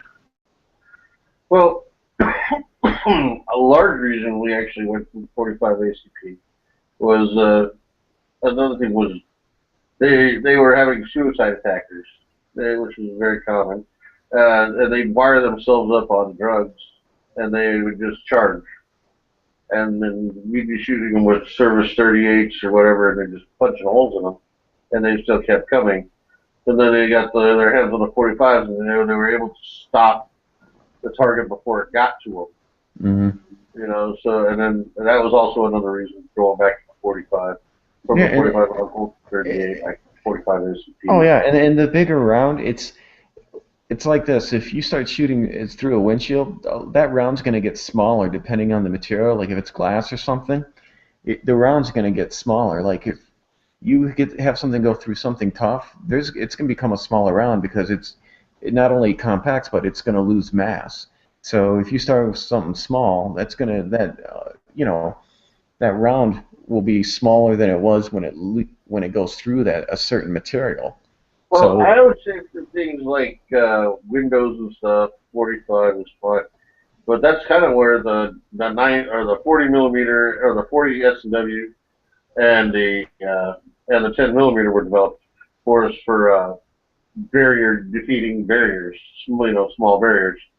I know for a fact, I was in charge of a bunch of armed guards out here in Southern Cali several times, and I've had a couple of my officers get into shootouts, and one of my officers was being threatened to be run over by another car, so that officer fires into the hood of the car with their 40 cal, and then the officer to the side fired into the back of the car with his 45, and his 45s got stuck in the frame of the vehicle, whereas the 40s actually penetrated like through the hood and then through the firewall and into the seat next to the driver. Didn't hit the driver, but scared them enough to stop the car, and then they could take them into custody.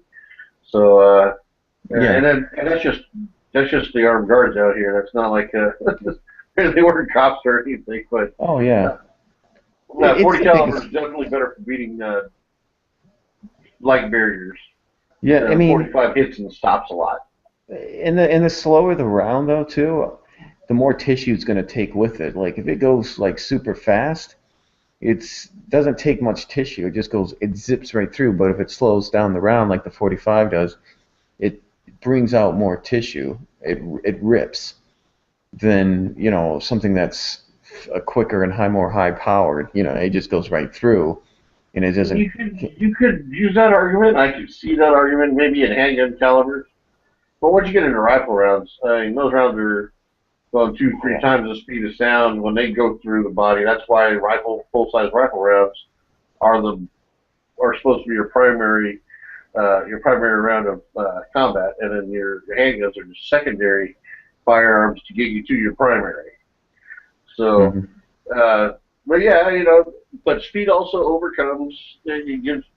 Speed gives you penetration. A slower round gives you the ability to silence it, and also gives you more like of a blunt trauma, like getting hit with a baseball bat, rather than being I don't know, hit with a hockey puck. Yeah, and it's slower. Like with me, I always prefer the action. My AR-15s to be slow because like I'll take the regular buffer, an H1 buffer, you know what I mean, regular H buffer, and I'll go up to an H3 because the heavier for me, and that's why I go with a full auto bolt carrier with an H3 buffer because it just slows it down. So when you pull the trigger back, you reduce the risk, in my experience, of malfunctions of cycling once it goes slower rather than really quick. That's why I put the weight. It's like, a lot of newbies like these machine guns that go really quick. Well, that's cool and all, but I said then you run the risk of your gun jamming because you have the pressure from your magazine, and then you have the blowback that's going super fast, and your feeding might not be able to keep up with the cycle. So you're running the risk. That's why some of the most successful machine guns go at a slower pace. Well, yeah. You also lose controllability. If it's shooting too fast, you're wasting a lot of ammunition too.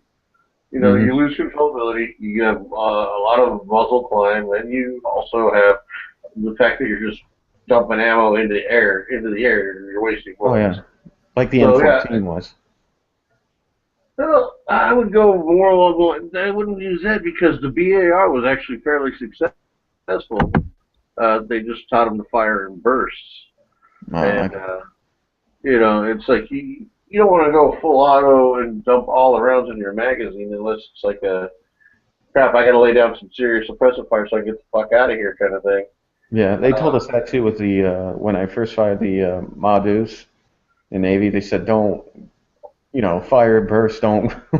He said don't be like the movies where you hold on to the thing and whatever, because you're going to cook a round off and then you could badly hurt yourself or have a runaway machine gun. So.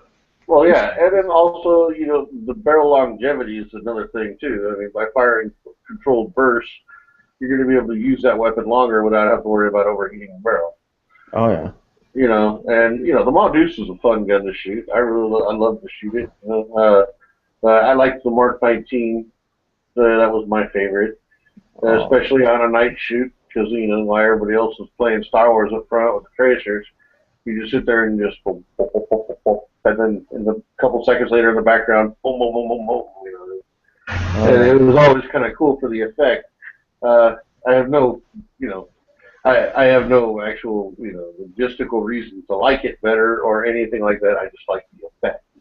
I just like the Ma-Deuce because I knew, like I said, with the Ma-Deuce, sorry to cut you off, but I was just going to say, like the Ma-Deuce for me, I knew if I hit something like a ship, I was on another ship or something, I knew those guys were going to hear the message. Well, no, I'm not taking away from the Ma-Deuce at all. I enjoyed the Ma-Deuce immensely too.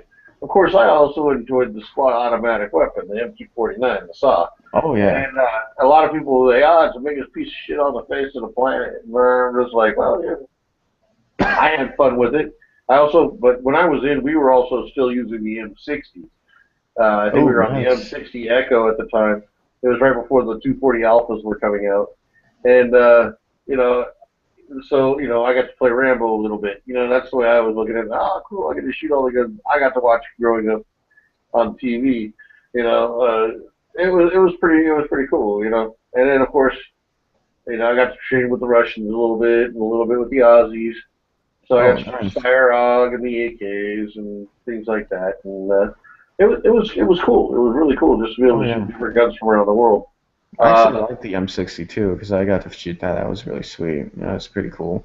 that was a cool gun. I mean, it really was. What they call it, the pig or something like that. It was. That was like one of my favorites to shoot, but man, I like that mod dudes because man, you knew you had some authority behind that, man. It was just nice, and the only thing is you had to be careful, like because if you let it go, if you don't do the burst thing, you're gonna hurt yourself or cook a round off and have Well, a it's twist not. blowing up. Because the barrel, I never realized how hot that barrel is when I first got to shoot it and learn about it. I was like, he says that barrel will get hot to cook off a round on its Oh own. yeah. It's like, I mean, look at the size of the round. You're causing an explosion that big to push a projectile that big downrange for 6,000 meters, or 6,000. 6,000 meters. I think. What is it? 6,000 meters or 6,000 feet? I'm not sure. I can't remember. I'm pretty sure I have the mod to use the effective range on it was 6,000 meters. I'm not sure. I mean, that's only 18,000 feet, so it's really not that far. I mean, just over a mile. Well, shit. That's actually almost 3 miles. So maybe not. Maybe not 6,000 meters. I don't know. I just know that it went out there on waves. Yeah, I always thought that was the MG42s at Hitler Buzzsaw's weak point because that thing fired so fast, and they would pound on it, I thought because the barrel would only last 150 rounds, and they said you had what the manual said and what I've read and heard is you had to change it out every 150 rounds because of the speed of which the rounds were going through. I had that theory that was one of the weak points. Well, yeah, but if you were in a bunkered-in position and you had a good team, you had your ammo guy, you had your barrel guy, you had your weapon operator, and then a support spotter to bring in extra stuff and spot, where to shoot. Then, and those guys had a good timing going down. I mean, a 150 round belt. You got another guy throwing another belt in. You got another guy doing a quick drop on a barrel, and then it's back up in the game.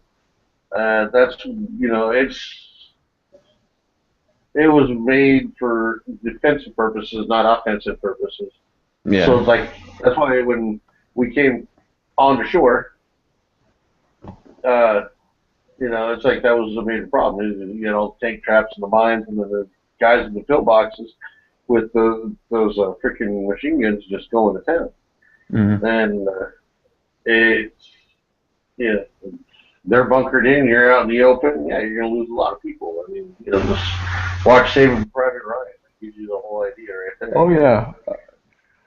I mean, I had some, I knew I had some relatives and stuff there. It was the Second World War, and then, I got to, hold one of those MG42s, and I like how you could easily replace the barrel once you just flip it out. The barrel comes right out, and you put a new one in. It was a simple little process. I was just going based off of the modern weapon design. Really, I really know nothing about the buzzsaw. I was just naturally assuming that if the barrel was only good for 150 rounds, then yeah, it's going to have a quick detach system, kind of like the saw did. Yeah, that's what I heard. 150 rounds, and that was it on the barrel. You wore the barrel out, and you had to put another one in. So they probably had guys sitting there with gloves on, just going, "Oh yeah, off with the old, on with the new," kind of like a pit crew for NASCAR. Oh yeah, I mean it was. I have to say, like of all the guns that I shoot, the best pistol I ever shot was still it ended up being the Beretta because after the service and after shooting, I mean I shot Glock and I always thought Glock felt weird in my hands.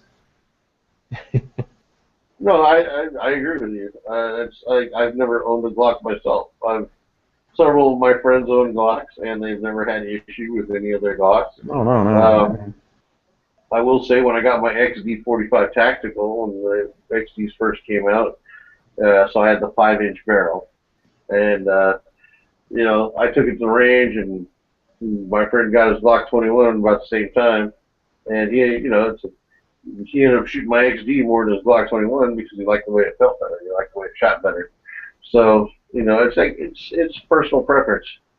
I think unless you have huge hands to wrap around a Glock 21, it's not going to be as comfortable as like an XD for somebody with normal sized hands. So. Yeah, I mean, I loved when the XDs came out. I was leaning towards the Smith & Wesson M&P, but I don't know what won me over. I just went with the XD. I ended up getting an M&P 45 as well. I didn't keep it long. I put maybe 50 rounds through it, and then I sold it because I needed the money. Because it just sat in my safe because I had my XD. I either had my XD 45 or I was carrying my 1911. So it's like I never took it out. Mm-hmm. And like a year later, I needed money, so I turned around and sold it for almost exactly what I paid for it. So yeah. I was like, there you go, it's yours.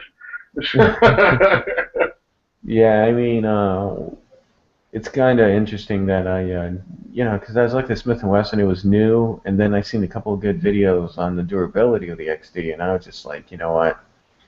Everybody I knew had Glocks, and they were getting Glocks, and for the most part, I just wanted to set myself apart. And on top of that, I heard good things, and add those two together, and then that's what I went with. That's kind of the same reason I bought the Walther P99 and 40 QA. It's like everybody's like, oh, Glock this, Glock that, Glock this. Hey, look at this, it's a Walther, it's better made. I'm gonna buy this. And I was right. It was better made. It definitely shot way better than my friend's Glock 23 or Glock 22. And but at the same time, I never bought a Glock to say, look, I've owned a Glock. I know what it's like. I've shot enough of them, but I've never owned one. So I don't know. I just got sick of all the blockheads. Everybody Glock this, Glock that, Glock this, Glock that, Glock. Oh Glock, yeah, and Glock, they would never let you speak too. You're like, well, there's some other handgun. Oh no. And it was just, and Glock has an advantage over a lot of these, especially the early part of the last decade, is because they've been out a lot longer. A lot of them, their dads own Glocks. So, I'm going to get a Glock because that's what I know. And, they're on TV, they're talking about on television as well. And, they've been out a lot longer. So you're going to have a strong fan base. Yeah, it's It's not just the fan base, it's because it's because of the fan base, but they also have a large support element to them too. I mean, magazines are cheaper than most other guns. Like M&Ps, you go to buy a magazine for an M&P, you're looking $35-40 for a new magazine. Glock, $20. XD, you're looking at $30 for a magazine. Glock, $20. You're gonna find more holsters for your Glock. You're gonna find more everything for your Glock because there's so many Glocks out there. And it's a good gun. It is. But, it's like somebody said, hey, Glock is perfection. No, it's not. If it has to say it's perfection in its mission statement, it's not perfect. You're trying to tell me that now they are damn good guns. I'm not taking away from them. Oh, me neither. I totally agree with you. I totally agree. But I am the first one to go, oh, look, this is a new striker fire weapon. Let's check this one out. Oh, yeah. If I've got the money to buy it or a new Glock, I'm going to probably buy the new one, and check it out. That's why I'm so curious about the 320, because SIG makes an awesome gun. SIG's got a striker fire in the market now, and it's running for about the same price as a Glock. Guess what? I'm going to buy a SIG. Well, the thing is like also when I get in with I call them Glockmeisters, I tell them that the M&P is winning over a lot of Glock people though too. I know people who own Glocks and they fire an M&P and they say, wow, this is really great, and it's actually winning over some Glock people. And my brother loves SIGs, and that M&P actually won him over. So I mean, there is. Well, yeah, and then you also got the XD fan base that are, like, oh, they finally, Oh, yeah. they listened, they made a firearm that fits my hand. They have the adjustable back straps like the Walther did, or what have you. It's like, and XDs don't do that, do they? No. But the XDMs have those interchangeable back straps, so I mean. I wouldn't know about the XDMs. I think they look really cool. I'd love to own one, but I live in California and they're not on our approved list because, a lot of people are like saying, screw you, we're not going to pay you however much per type of gun. It was not even per model anymore. It's per type of model. So they could have like the XDM 9, and then they'd have to pay a fee for that, and then they'd have to pay another fee for the two-tone, then they'd have to pay another fee for the compact. Mm-hmm. Kind of variation in it. They have to pay a new fee for that, And even though the guns are all manufactured the same, the only difference is like either the barrel's slightly shorter or the handle's slightly shorter. Or it has a stainless slide instead of a blued slide. And it's not going to affect the function of the guns. I mean, just stop being assholes about it. But that's why Ruger and all them are suing California right now, too. So yeah, we'll see what happens there. And it's, California, I mean, it's, I hate to say it, but as long as the upper class in California who support the main party there are not getting robbed and they got the security and everything, like in Beverly Hills and other places in California, they're not going to do anything. But the minute those people, just like they won't ban certain large TVs, they were talking about that, and because of the chemicals, whatever, and they're like, no, they're not going to do that. What are they going to do about the movie stars and their large TVs and theaters and all that stuff? So unless something happens to them, they're not going to do anything. Exactly. But we're winning more and more cases in federal courts, and a lot of cities that are very restrictive on their firearms are having to loosen up on their firearm regulations. So if we can continue to do that, and we can win a couple here in California, like we got one in San Diego going right now. It's in the U.S. It's getting ready to hit the Supreme Court or the District Court, Federal District Court anyway. And then we got one in Frisco going on. And if we can win those would be big steps for Californians. Like I said, I don't mean to interrupt you, but I have to say this: I can't believe Ronald Reagan was the governor of California. You know what? I can't believe Ronald Reagan came from California. I was just like, whatever happened, like from the days of Ronald Reagan, and then you guys went all the way down to the governor. Well, I mean, that's exactly my point. After Reagan left office, I mean, it was Clinton that put in the assault weapons ban, and he's from Arkansas. Well, and then it sunsetted. I think you're forgetting that Ronald Reagan was the person that banned automatic weapons. Oh yeah, that I know. Oh yeah, he did. But I don't. It wasn't a. Well, yeah, it was still bad, but still. I think he was governor when they banned loaded open carry pistols because. No, he wasn't. That was down the road some. Because I thought like when the Black Panthers walked into the city hall with loaded firearms, because at that time, California. Well, you can't walk into a federal or a court building anyway with a firearm. Loaded or unloaded. Well, it was something. Like I said, it was something along those lines that with the Black Panthers, and because since California was an open carry, they could have firearms, and so what they did was that you can't have a round in the chamber when you open carried. Because of it has taken many steps down, but I don't know. I'll have to agree with you on that then, because I'd have to research it, but I'm pretty sure back before before the assault weapons ban in California, we were allowed to have high cap magazines. We were allowed to have any of the rifles anybody else could own nowadays. We could have assault pistols, as they call them. We could have AR pistols and AK pistols. We could have MAC-10s and things like that, and have high capacity rounds for all of them. But once the assault weapons ban hit, it really screwed us here in California because they jumped on it with both hands and both feet and latched on for dear life. So. Oh yeah, it's amazing. Like what was I gonna say? Like just California's history of gun control. Just because like in was it '91 the riots in Los Angeles? You ever seen the video of the Korean shop owners protecting their property? And Yeah. they were one of them owned a gun store, and he was giving them guns, and they were shooting people right in the middle of the streets. Oh yeah, they were. It's tense. They were protecting their property too, and none of them were charged. Yeah, none of them were charged. You know what also really hurt was in '95 with that bank robbery with those two guys in body armor, and they had fully automatic weapons. And I think after that kind of really. No, because we had one that was that happened. We called it the Lido Creek. Something to do with Lido Creek, like the Lido Creek Battle or whatever. Started in Riverside County. These guys rolled up on a bank, saw a cop car who just happened to be sitting out front, an RSO deputy. He took fire, was killed immediately. They went in, robbed the bank.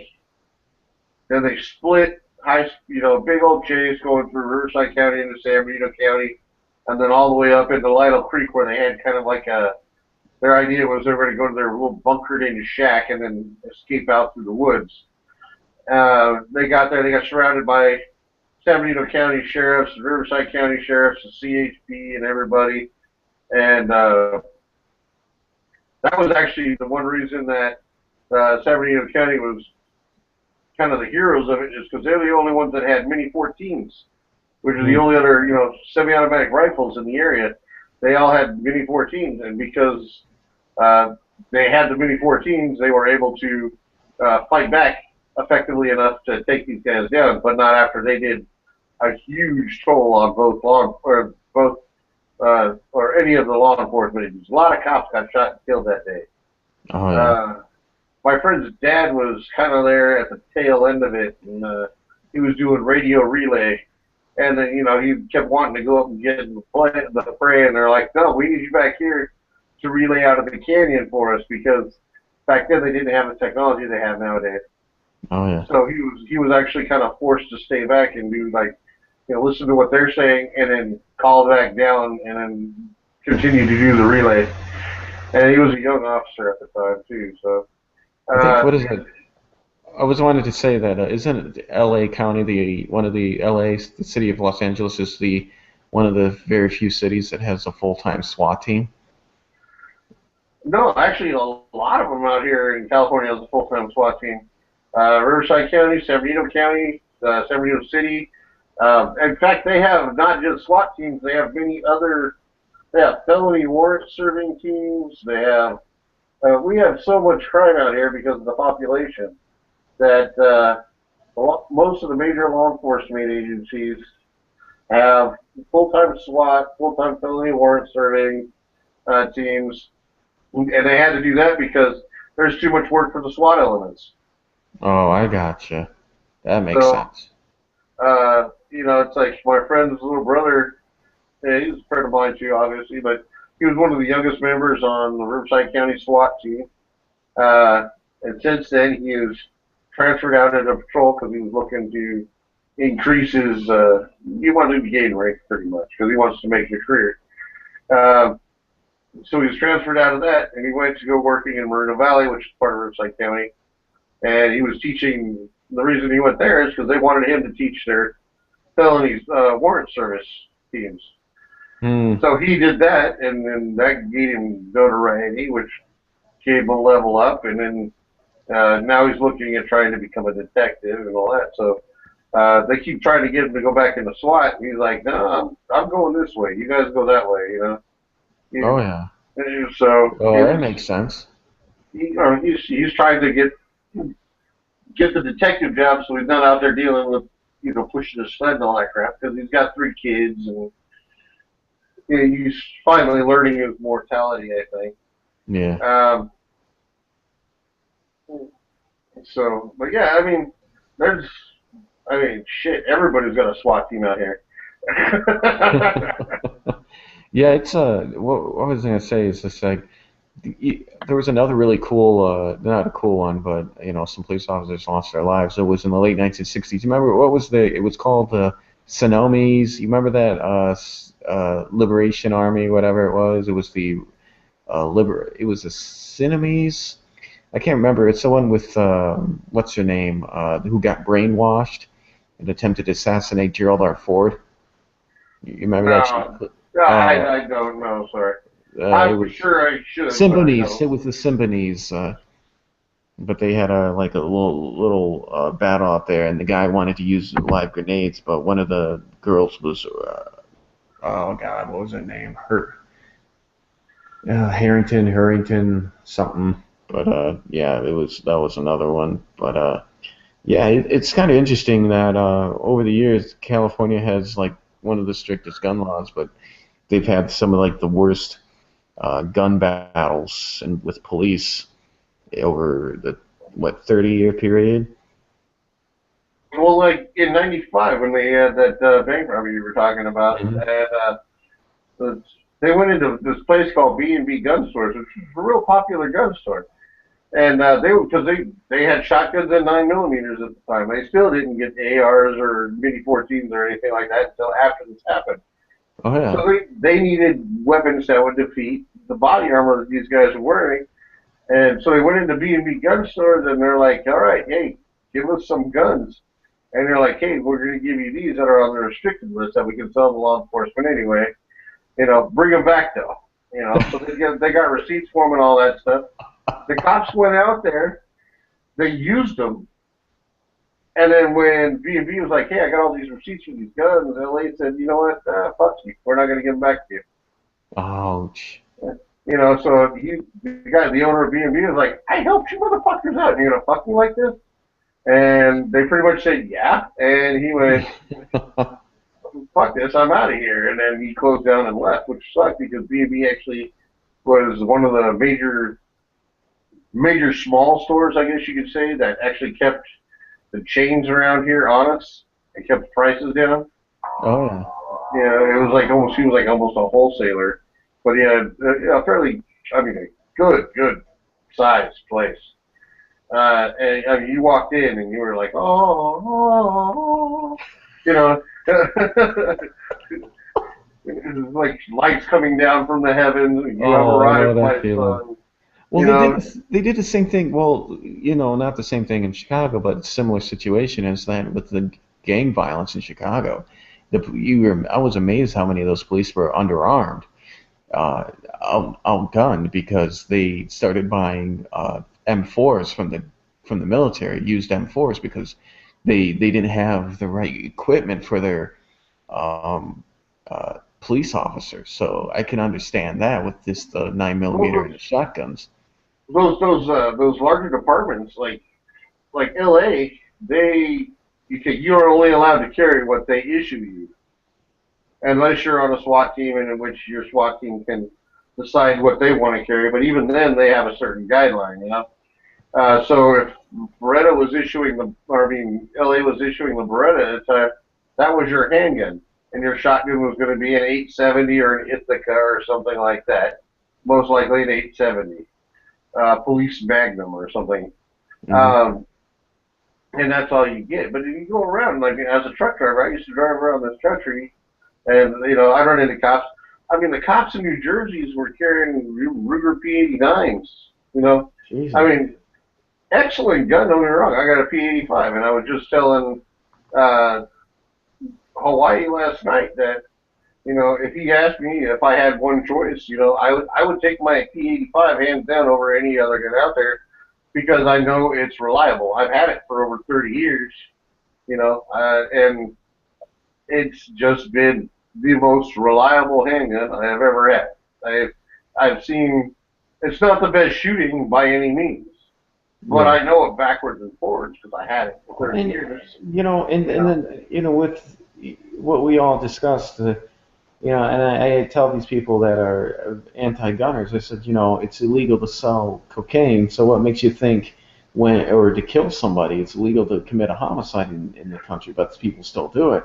And I said, well, if you ban all the guns, You think what the criminals and the no, I said the narcotics trafficking, the narcotics, the narco gangs. Do you think they're going to go? Oh, well, my God, these are illegal now. I think we need. Whoa. We can only carry revolvers, guys, to protect our product. They're going to get those guns through Mexico. The drug cartels are going to have a field day. Like, here, we got some fully automatic weapons we bought from the Mexican army. We'll supply you. I said, you don't think the drug cartels are going to fill that gap? I was like, I beg to differ. Well, they're going to. And by definition, they're criminals. They're not going to follow the law. And I said, you don't think those drug gangs are going to use what was legal? And you say you banned AR-15s, they're not going to use them or get them through Mexico or through South Central America? I said they're going to find a way to protect their product and their supply, and they're not going to abide by the law. I said they're going to. I said it's not going to work, especially with us being a border next to a third world country like Mexico.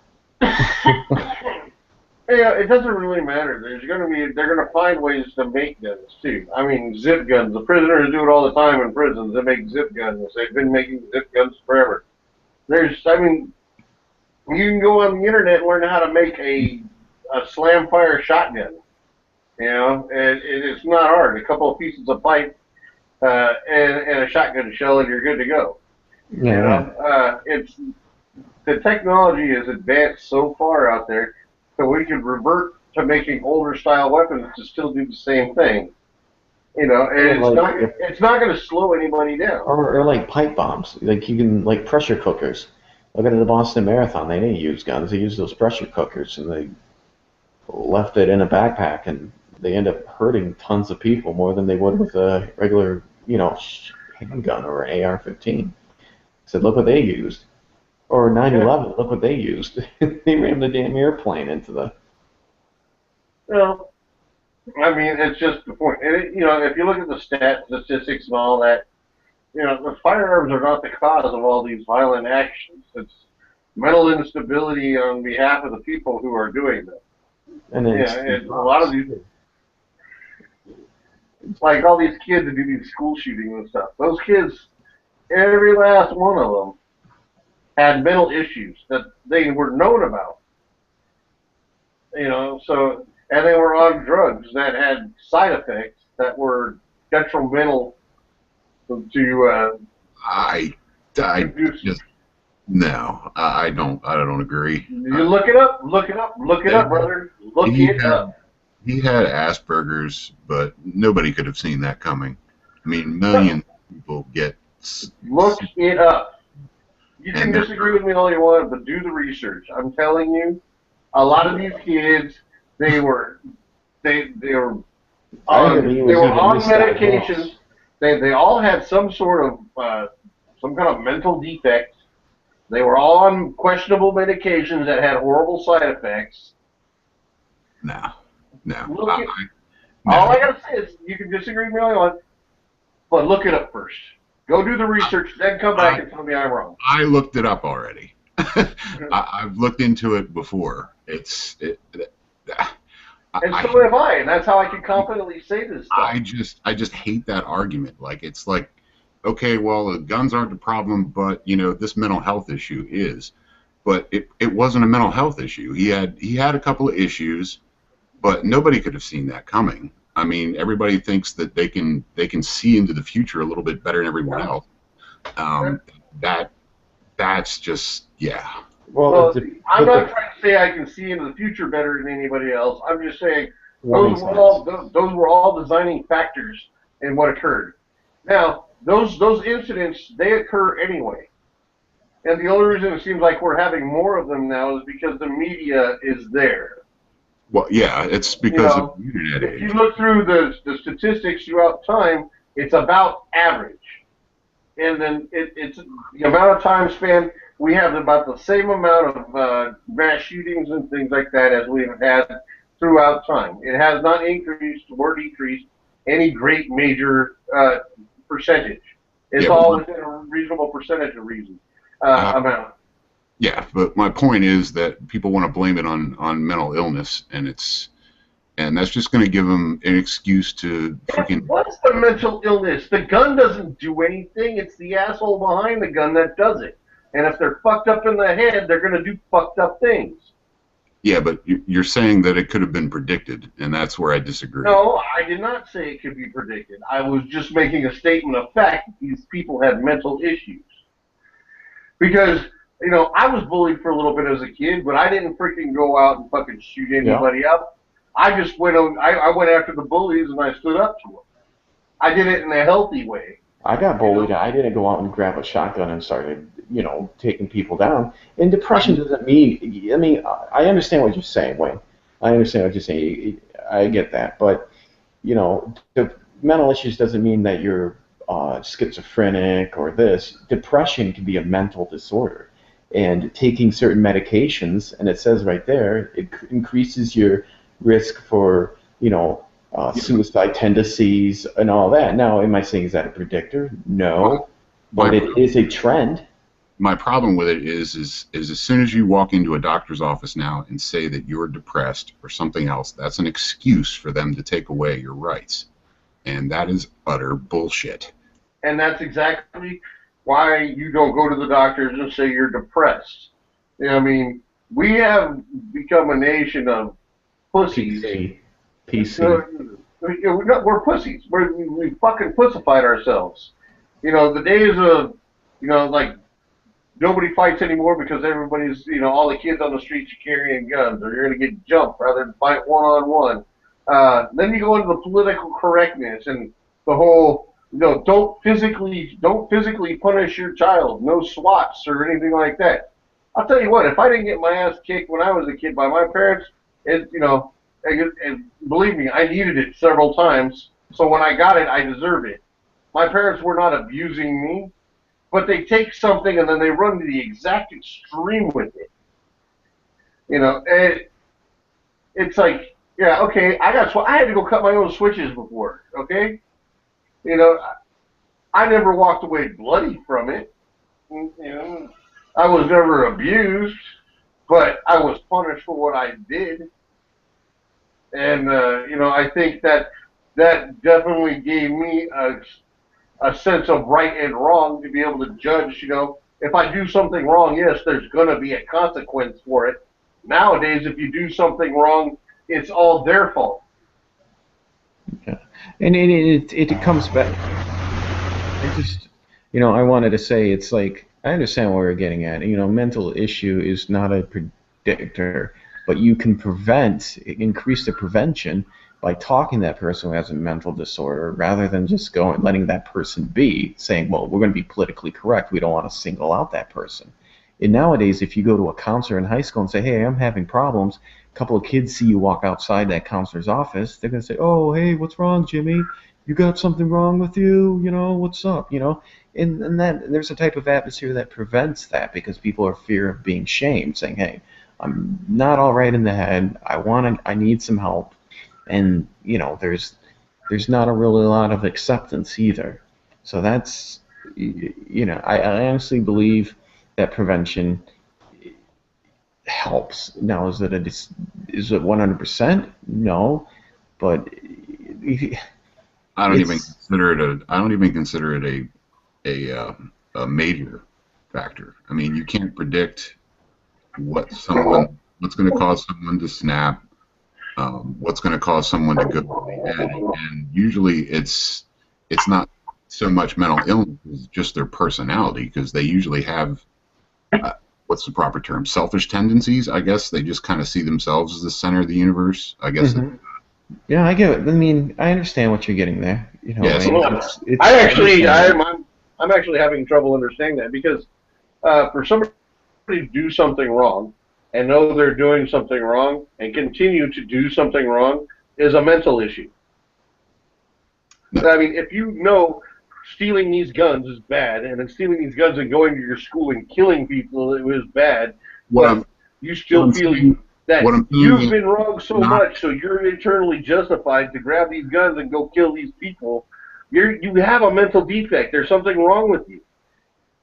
Yeah, but what I'm saying is it's not something that can be diagnosed or fixed by psychology or medication.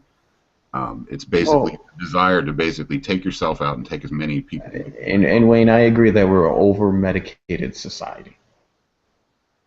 You know, I want to agree with Wayne right there. We're an over-medicated society. I mean, they want to fix a problem by throwing Prozac and Lamotrigine. Is the proof fact that it's not the firearm's fault. Crazy bastards around the world use bombs. Those same crazy type bastards around the world, they use cars. Yeah, they use planes. They use whatever they got in their power to cause harm to other people. I understand that the problem isn't the guns, but trying to blame it on something that can be fixed by talking to someone or having medication, that's to me that's trying to shift. That's trying to shift the blame onto then some other object rather than the But what you say, it's I'm not trying to shift the blame onto something else. I'm laying the blame at the foot of the problem. And if we can find another way to get these kids from thinking that the world's over because they've decided to be goth and they're mad because their mom didn't buy them a BMW for their 16th birthday, so the whole world's got to end. I've missed this because I was out, but I would have to say, as far as the Adam Lanza thing, he didn't just have like ADHD or mild autism. If you look at their divorce papers, he was diagnosed as severe mental health issues. And the problem isn't just the mental health issues, it's the fact that people don't get care for them. The vast majority of these people that are involved in these things have had mental health issues, but the other defining factor is they don't get care. Like Adam Lanza didn't get the proper care. He was just basically locked in a basement most of the time. Because it was easier to just put him down there and give him what he wants than it was to give him the proper care. Yeah, I agree with that. That or the care they give them these experimental drugs so the pharmaceutical companies can make billions of dollars, and they're not really looking for the problem. They're just looking for a quick fix. There's two problems that exist right now. There's one, it's a whole lot easier to medicate children than to raise them or to deal with the real issues. And two, there are some people that, and I'm sorry, I hate to say this, if the only thing that stops you from going on a psychotic, murderous rampage because you have paranoid delusions or you are schizophrenic, or etc., if the only thing that stops you is your 3 pills a day, and if you miss one of those, you're liable to go on a psychotic killing spree, you are not safe for society because everyone can forget pills. Yeah. I agree 110% on that. I haven't seen... Now I'm going to go back and finish watching Bigfoot County.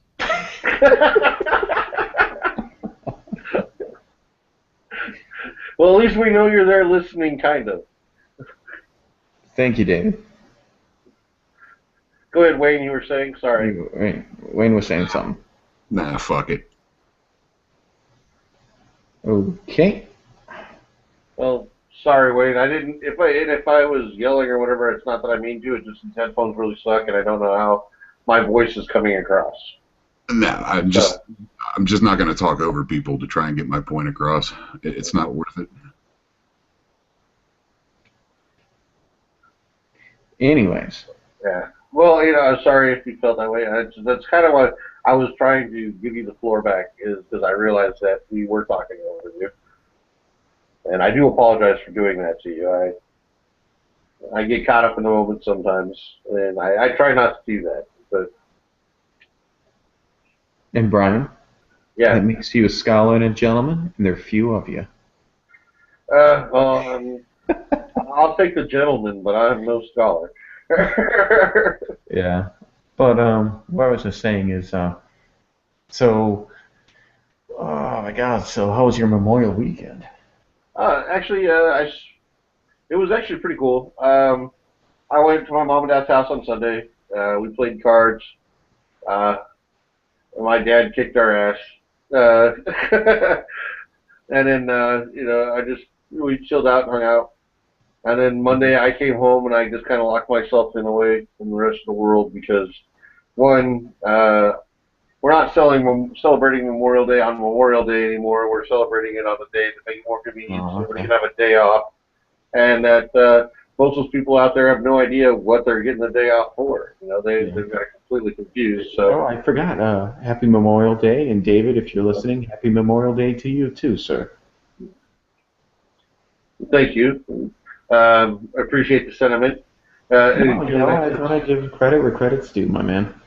Well, it that's my thing on this is, and Memorial Day is supposed to be a day of reflection for those who have given their all, everything of themselves, the people who have fallen and died in combat for our freedom.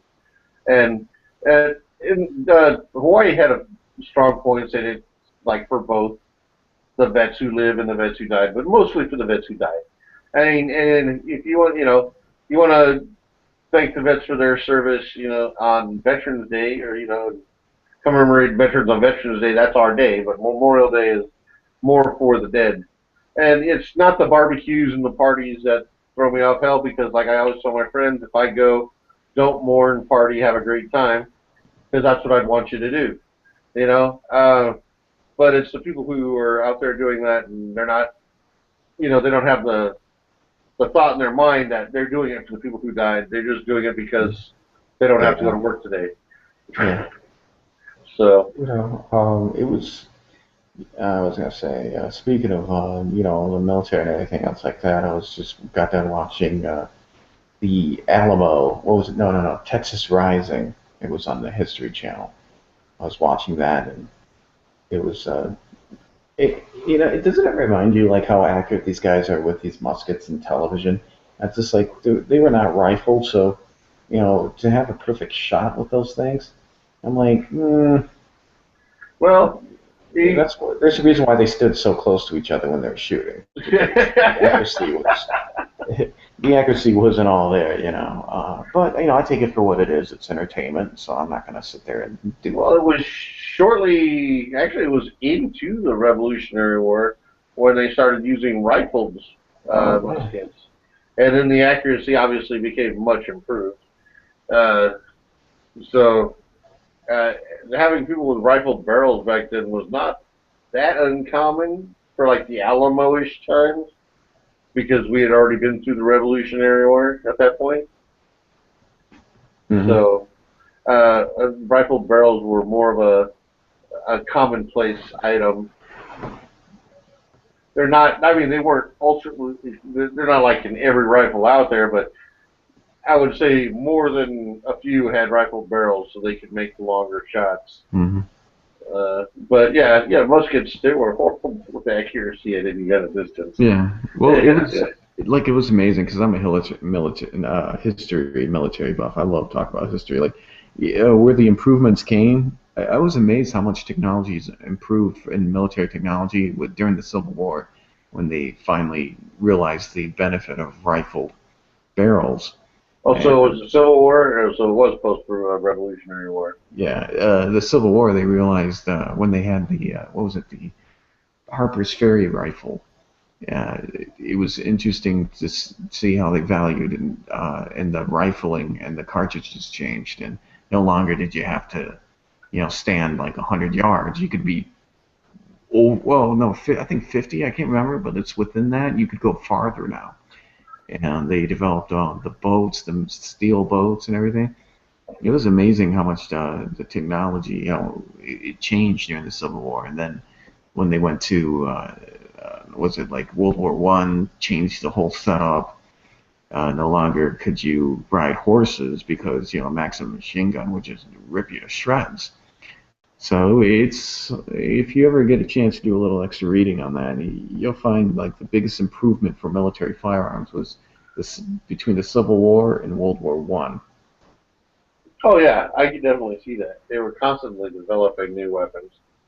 I thought it went back as far as during the Revolution, but I again could be wrong. I'm not a historian.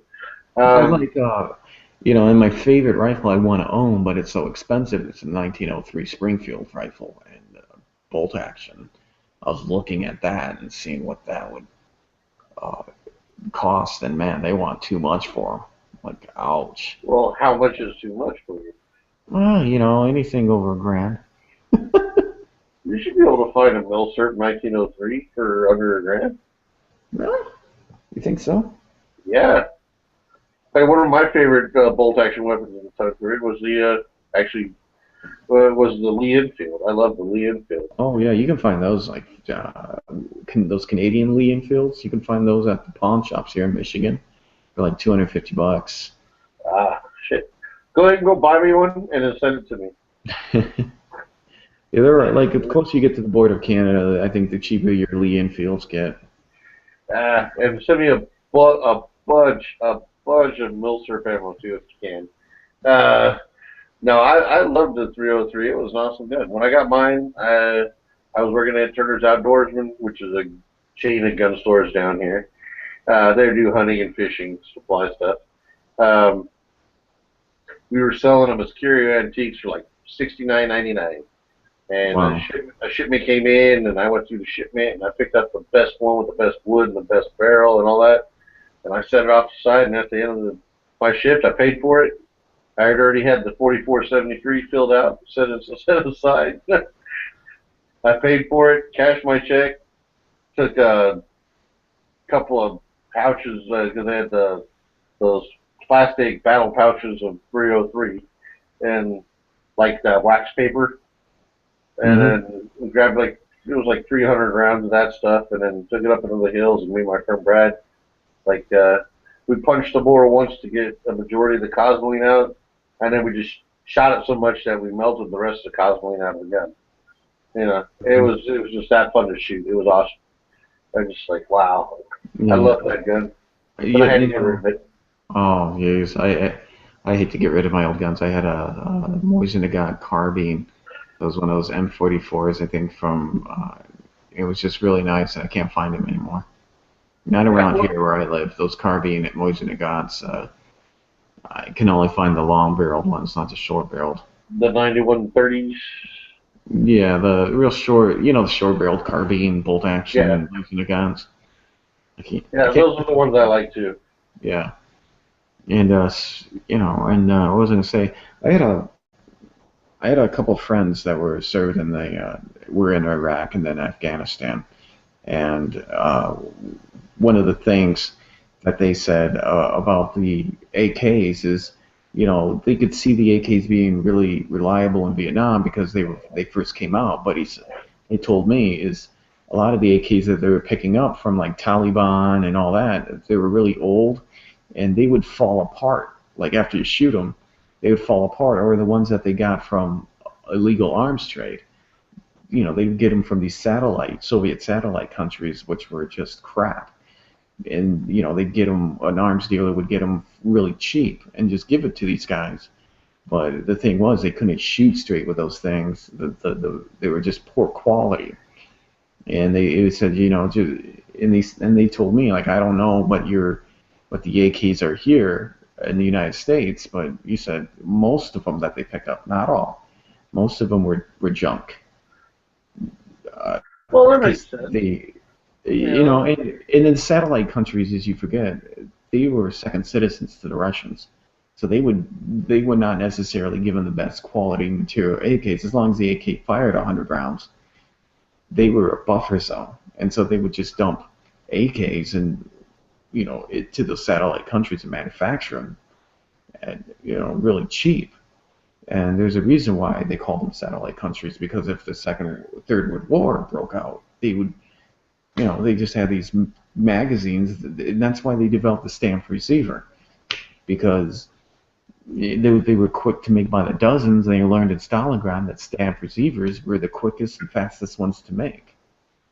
And they said, and I told them, we were discussing that one time. I said, most of the AKs here are good quality, and he said, yeah, we rented a few good ones, but most of them, they were old, beat up. They got them from Serbia, all those areas that would trade illegal arms, and a lot of them were junk. Well, you got to imagine these people don't have a good weapons cleaning program either, a weapons maintenance program. They don't have people that are trained as armorers to look these things over on a regular basis and fix the small problems. They just go to the guy who seems to know what he's doing and say, hey, it's not working, fix it. Then he goes, well, all right, here you go, see if that works. Yeah. And they were picking up AKs that were left over from, they were using AKs that were left over from when the Russians invaded Afghanistan, and then they were using Lee Enfield rifles to when the British were in Afghanistan. So a lot of the ones that they would get from arms trade and arms dealers and all that, they were old. Like a lot of them were old AKs. Yeah, and they had no idea what the quality was, but what a quality AK is because they've never seen one. So when somebody goes, "Hey, AK-47," they hear AK-47. I got a crate of them for you for whatever. They're like, "Oh, we'll take it," and then it turns out that they're total shit. But No, they're happy with them because oh yeah, they got AK-47s now. I mean, and now this is not taken away from the AK-47's reliability reputation, but they're AKs that you get are, and that's another reason why they're hit and miss, because they go through reassemblies and they come from countries that they really. I would personally just like to manufacture my own. Like I'd get a stamped receiver and then build it up myself.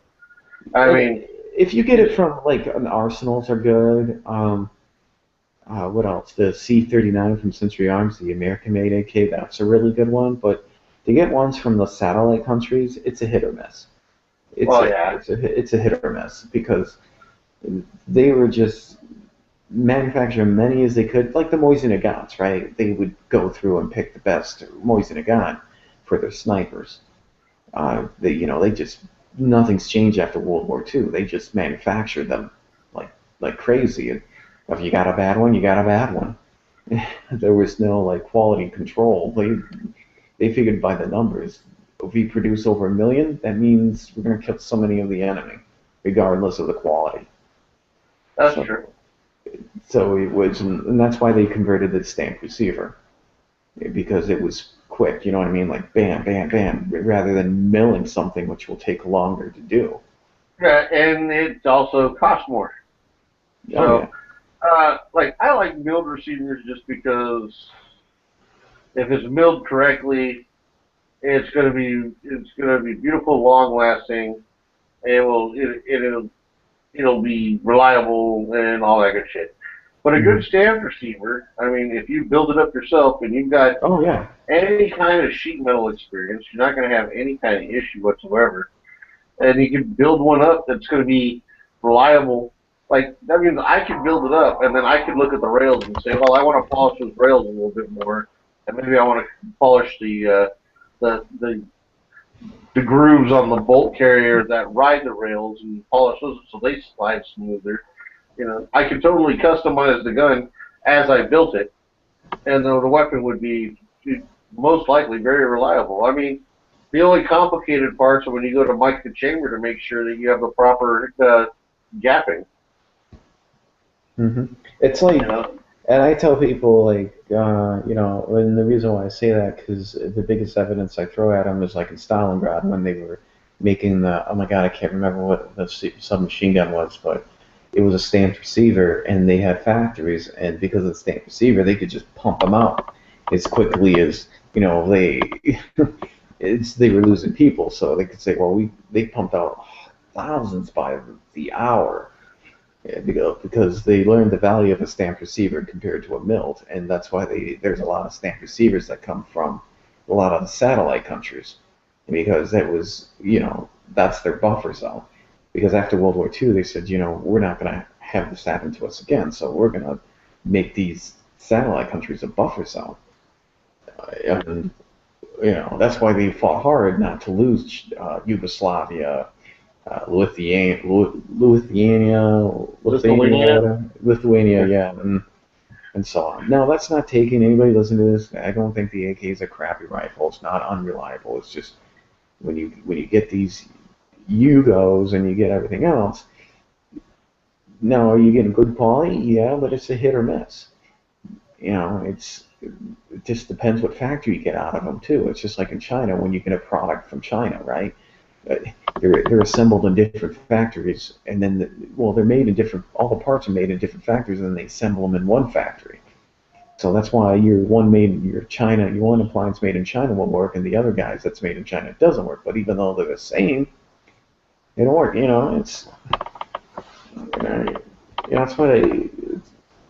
That's what I'm just going off of.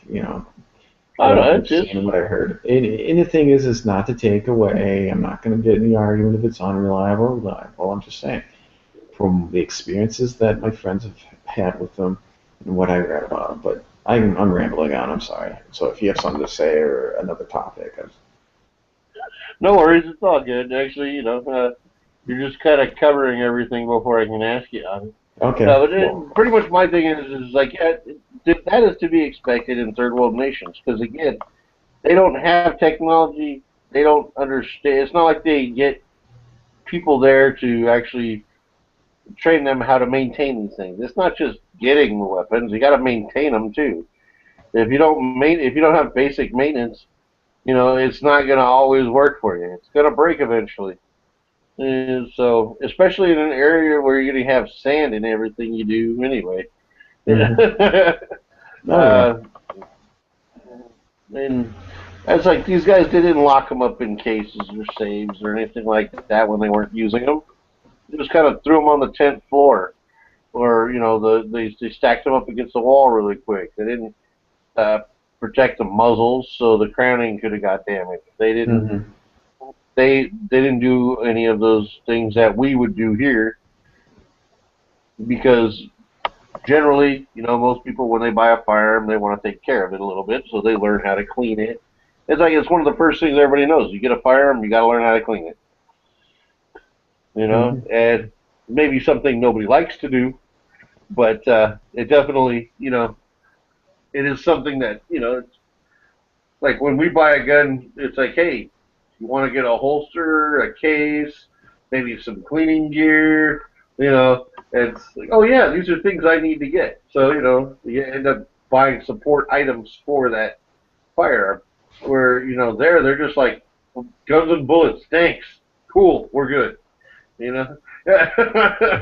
Well, and there's a reason why like importers, certain firearm importers, get like a bunch of AKs at a decent price, because what I told you, a lot of those countries saying, we got better factories now. A lot of the factories we were making these in were outdated. So these AKs, you can have them if you trade us for like 1,000 new Glocks. There's a reason why they could give them away for, you give us new guns, we'll give you these old ones. Because the quality control they knew was horrible, and they said, you do what you want with them, because they were made in factories that were late 1950s, early 60s, and those factories haven't been updated in years. So that's why they give them away. They're like, you want them, you can have them. Well, it's also cost of production too. I mean, they don't live in our world, so it doesn't cost them like what would cost us, say, $400 American to produce. It probably costs them the equivalent of like maybe $30 American because of labor and machining and all that. Also, you can't take away from some of those third world satellite countries like Czechoslovakia, the CZ series. Oh yeah. CZ makes excellent firearms. Always has, always will. CZ has been like the mainstay firearm for a lot of those countries for a long, long time. Bulgaria, Hungary, oh, not Bulgaria, Yugoslavia, Hungary, places like that. They have more state-of-the-art, or they manufacture better firearms there. But yeah, when you go into like Croatia, well, no, I can't even say Croatia because the XD was developed in Croatia and Springfield bought it. So but I'm not saying like the newer production line. Yeah, they make great. But yeah, if you but get back some in the old day, ones, yeah. That's what I'm just trying to say. It's just like the reason why they give away a lot of the surplus is because they were coming from factories that were just outdated, or the quality control, they were just pumping them out just so they could make pump them out. But now some of them have caught up. Some of them they've now caught up with the times that Czech Republic and Slovakia and all that, and they said we don't need these because we got better factories that we can make these in, and so on. So that was just my own point. It's with Romania when they were giving away their old AKs and they had to mill them out to make them a double stacked and everything. That's what the point I was trying to make. Oh no, it's a very solid point. I'm sorry if I was dancing around. I was trying to agree with you. But evidently we were doing a word ballet and it sounded like a different point of view.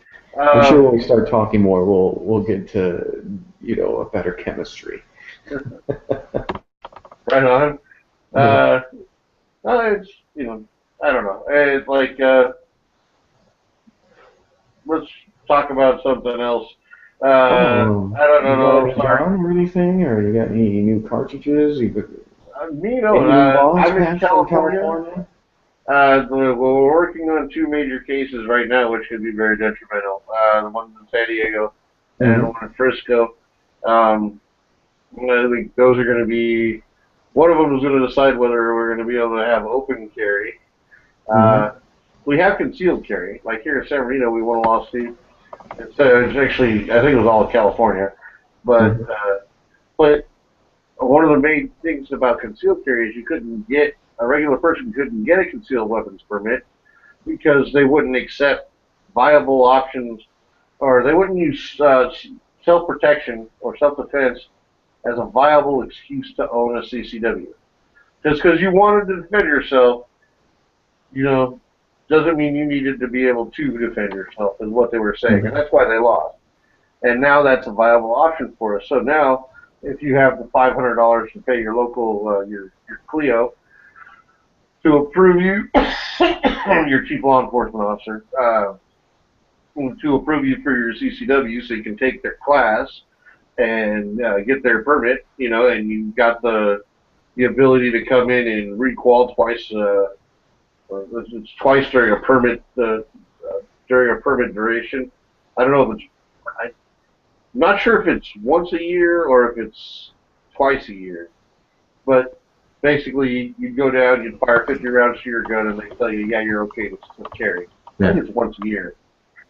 How much does it cost to renew your concealed carry license? I don't have one right now. I don't. But I'm just saying, what's the cost of in California? I think it's around 500 or 650 out the door. OTD. Yeah, that's why it's like Utah, Florida. You can get a Utah and a Florida CCW living in California for like $150. And having those 2 CCWs, you're allowed to carry in 40 of the 50 states, except for California. So it's like,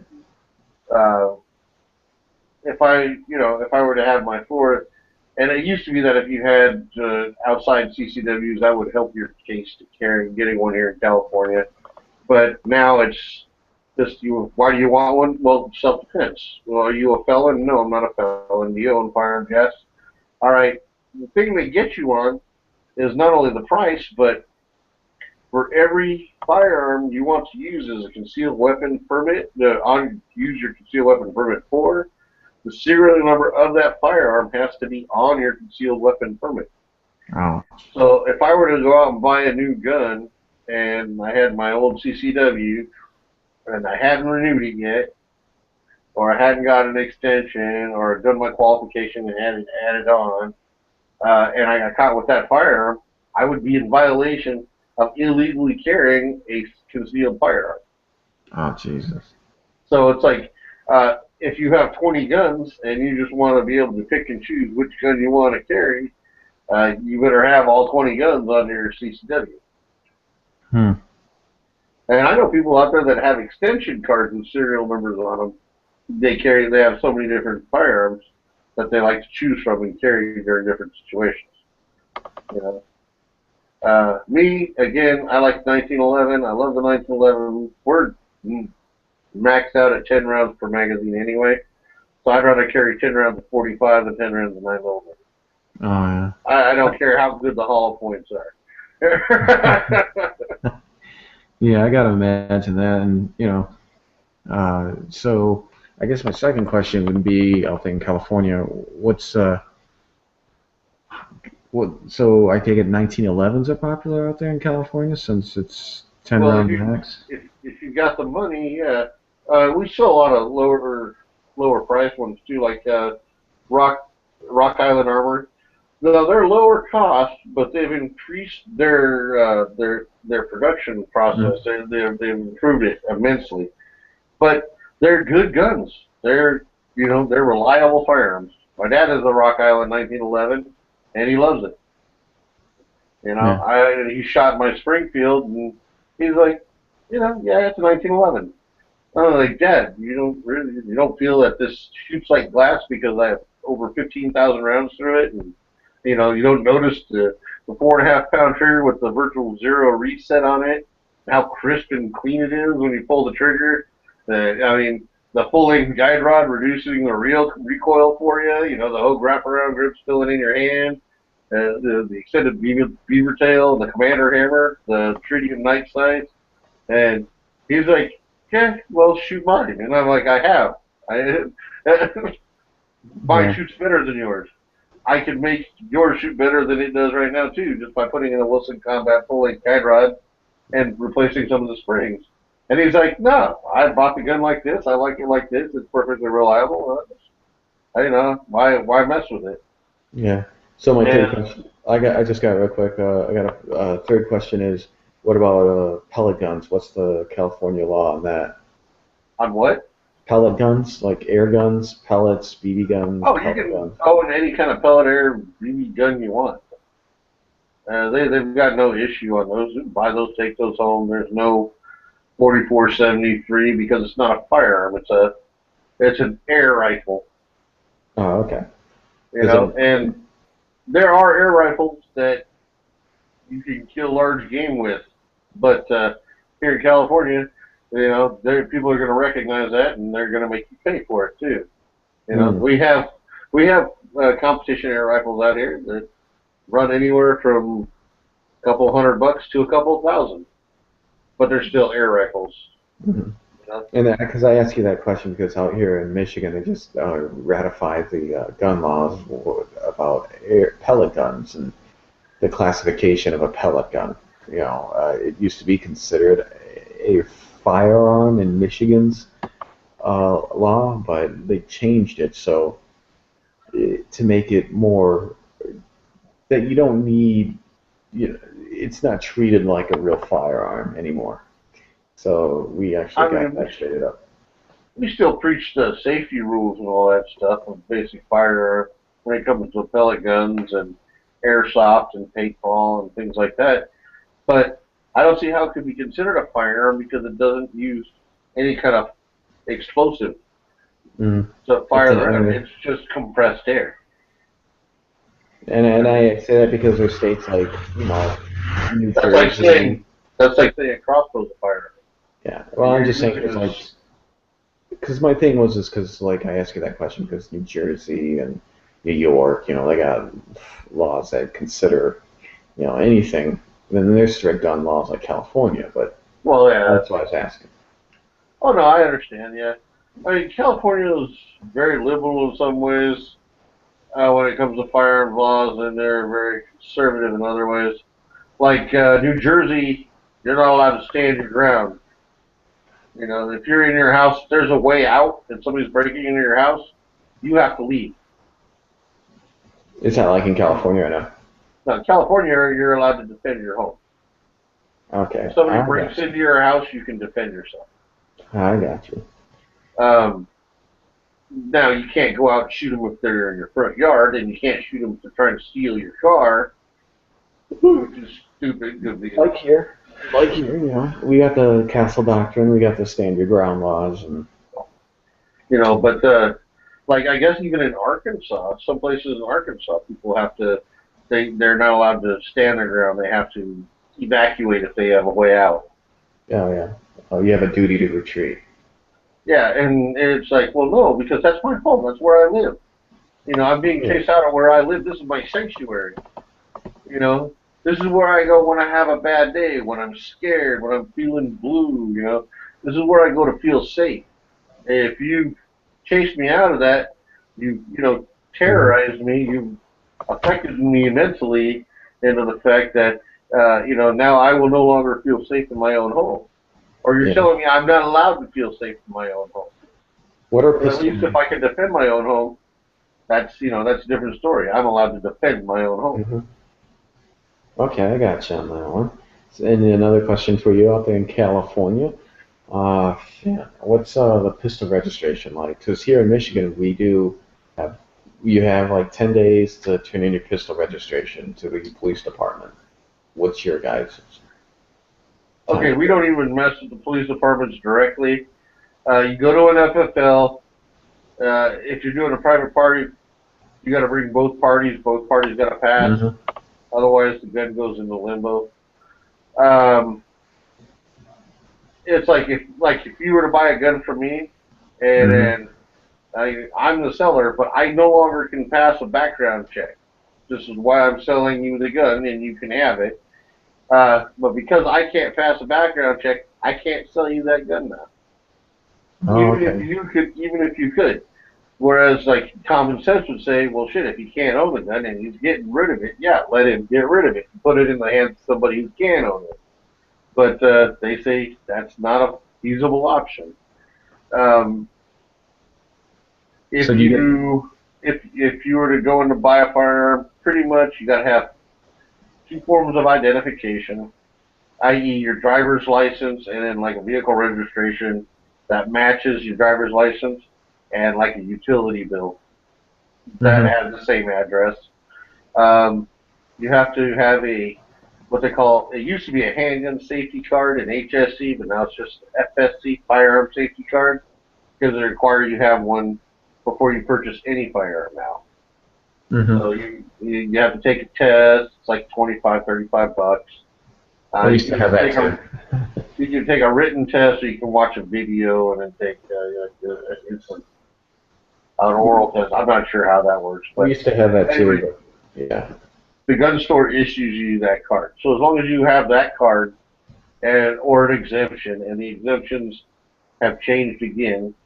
Like I used to have a firearm through the state through BSIS, which is Bureau of Security Investigative Services, to carry a firearm.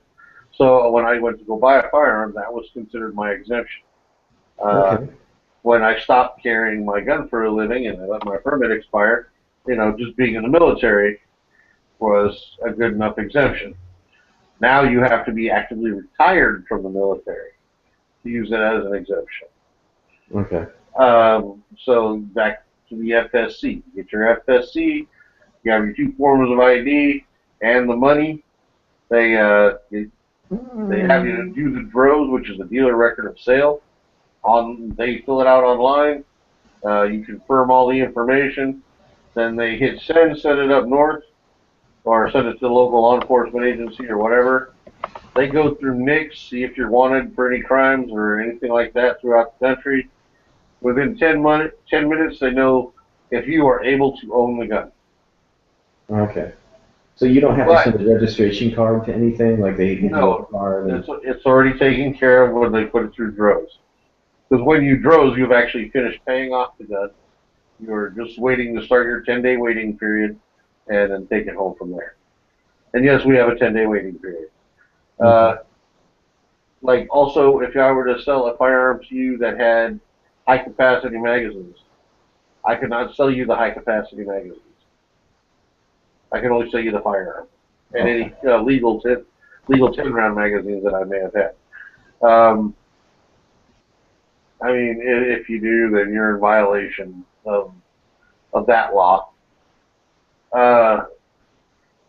You also have to fill out standard 4473, which is federal release form. So now local and federal law enforcement agencies have documentation that you own firearms. That's generally it. That's the way it goes. Oh yeah, and okay, well, here in Michigan, to get a handgun, you'll get a pistol registration card. They fill out the serial numbers and everything else. Because it used to be you had to go take a test. Before that, you had to go take a test. It was 20 questions, and then it was about the laws and everything. And then you get your registration card from the police department saying that you passed the test, and then you take it to the dealer. Now they skip all that malarkey. Now the dealer hands you the same card. He gives you a copy, he gets his copy, and then the police department gets their copy.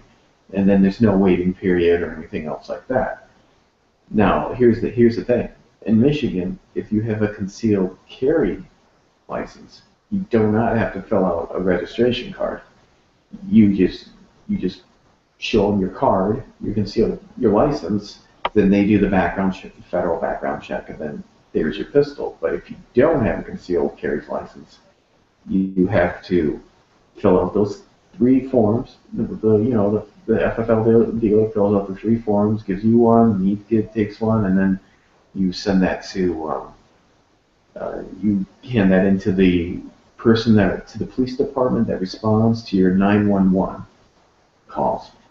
And then what is it? I'm trying to remember. Oh yeah, if you decide to trade that, if you decide to sell the pistol, you get that same form, you copy it off of the Michigan State Police website, you fill it out, and then I keep like me, if I was to sell you, I go and get the form from the Michigan State Police, I fill that out, you fill that out, I hand you the gun, and then I have my copy, you have the copy, and then you turn that copy in to your local police department.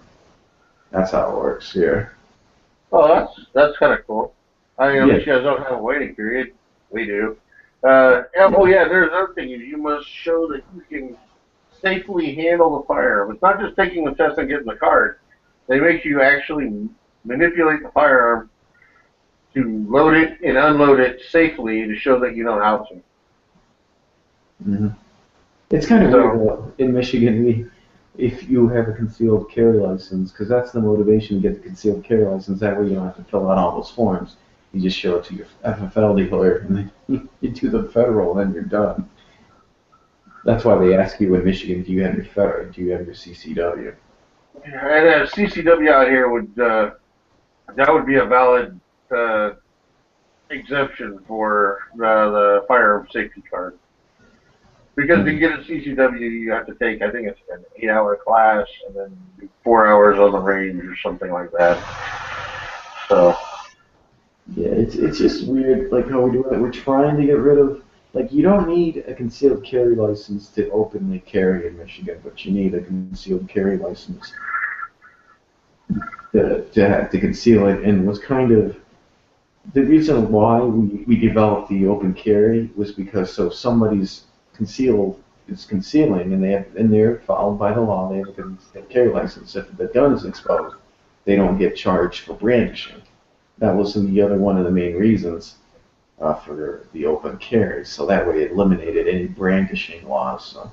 Now, when you said open carry, how much of the gun has to be showing for it to be considered not concealed? Not concealed? Basically, it can't be covered anything. Like if you stick it inside your waistband, that's considered concealed. Now, if it's outside your waistband and you could be seen, and the clothes is not covering 3/4 of it. You got to have more than 1/4 of it showing. Like the reason I was asking, you're up there, it gets cold. You put a gun on your hip, then you throw a jacket on. Now you're concealed carrying. Yeah, you're concealed carrying because it's covering up the handgun. But if unless, of course, you get like a patrol jacket that has a zipper cut out, so you can put the gun. As long as I think it's. I do believe, if I'm correct in this stuff, it's got to be 50% of the handgun's got to be shown. So if it's more than 50%, don't quote me on this, then you're concealed carrying. It used to be in California, it would be considered concealed carry if less than an inch of your firearm was exposed. Okay. But that's if you had a CCW. If you didn't have a CCW, and that same less than an inch was exposed, it's not considered an exposed firearm, and you're now guilty of carrying a concealed weapon. And also in Michigan, we recognize all 50 states concealed carry license. So if you got one from California, we recognize it. If you got one from New York, we recognize it. And if you got one from Washington State, we recognize it. That is awesome. I wish we all did that. Yep. So we recognize all 50 states. That's like my sister. She lives in her house is in St. Charles, Missouri, but she's what they call a mobile nurse. She goes around from place to place. Mm-hmm. Her hubby retired because she's older than me, so, and she's a nurse. So, why they just got the truck and a 5th wheel trailer, and they They haul from place to place. They find, they set up, make themselves nice and comfortable. My sister goes to work and as a nurse, wherever, for like 13 weeks. If she wants to stay, she extends for another 13 weeks. If not, she goes on to the next assignment. And her CCW in Missouri is recognized by a lot of states, but they're not recognized by California. And she was asking me about this before she came. I'm like, no, you're going to have to apply to get your California concealed carry, which means you have to apply to become a California resident. And she's like, screw that, I'm not going to do that. Oh yeah, it's and then one other thing is I have to say, like in Michigan, we're working on. We just got the what was it? We just reclassified air guns, and we also I can't remember what the other things that we did, but there was another law that we got fixed, and so we started doing a lot of things, changing it. So it's a long ways. We had you had to bring your firearm in at one time and make sure you knew how to use it. We did have where you had to go to a board. Oh, that's what we did. We eliminated gun boards. So by December 2015, there's no more gun boards. And by 2018, the Michigan State Police have to provide an efficient way of processing our CCW permits online, because now you can renew them if you're military online. You don't have to show up in person. Oh, that's cool. That's good for the military guys. Oh yeah, that makes sense. We just did that. We just got that done, and we got that corrected. So yeah, I don't have a problem. Like if we constitutional carry, I hope we get there, but yeah, I was going to say, we need something that's going to be valid throughout the United States, where every citizen can travel from state to state armed. And it's something that's going to be federally regulated, so it's recognized by all the states. Yeah, and that's the thing. I don't mind if you have to have a CCW to carry. I don't mind that. It doesn't bother me, because if you have to have a license to drive a car, so you can drive a car, and then I'm not gonna fret over you have to have a license. That doesn't bother me. It's not one of my concerns. The only concerns I have with my laws is the self-defense laws, because your gun laws don't matter if you don't have good self-defense laws. Oh yeah. That's why you get a good lawyer, or you join organizations like CCW Safe or the NRA or things like that. And if you ever have any problems, you just shut your mouth and do what they tell you, and then wait and talk to your lawyer and let your lawyer do the talking. That's the first thing they tell us. No matter how much, because if you're in the right, you want to be helpful and you want to tell the cops exactly what happened. If you do that, you could misconstrue what actually did happen because you were in a stressful situation. And if you go ahead and you tell them what you think happened to begin with, and it turns out later that that's not exactly how it happened, that can be used against you in court. Mm-hmm. So the best thing to do, they tell you, just shut up. You're going to jail for the night. Contact your lawyer when you can, and have your lawyer deal with all that bullshit. You don't say a damn word. No matter how much they pressure you to talk, no matter how much they tell you, well, if you just tell us what went wrong, it's legit, you'll go home.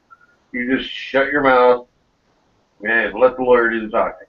Yeah. So, are gun clubs pretty popular in California due to the laws? Does that make the gun clubs pretty much popular? No. Actually, we got a large gun culture here in California, believe it or not. Okay. And it's becoming larger daily.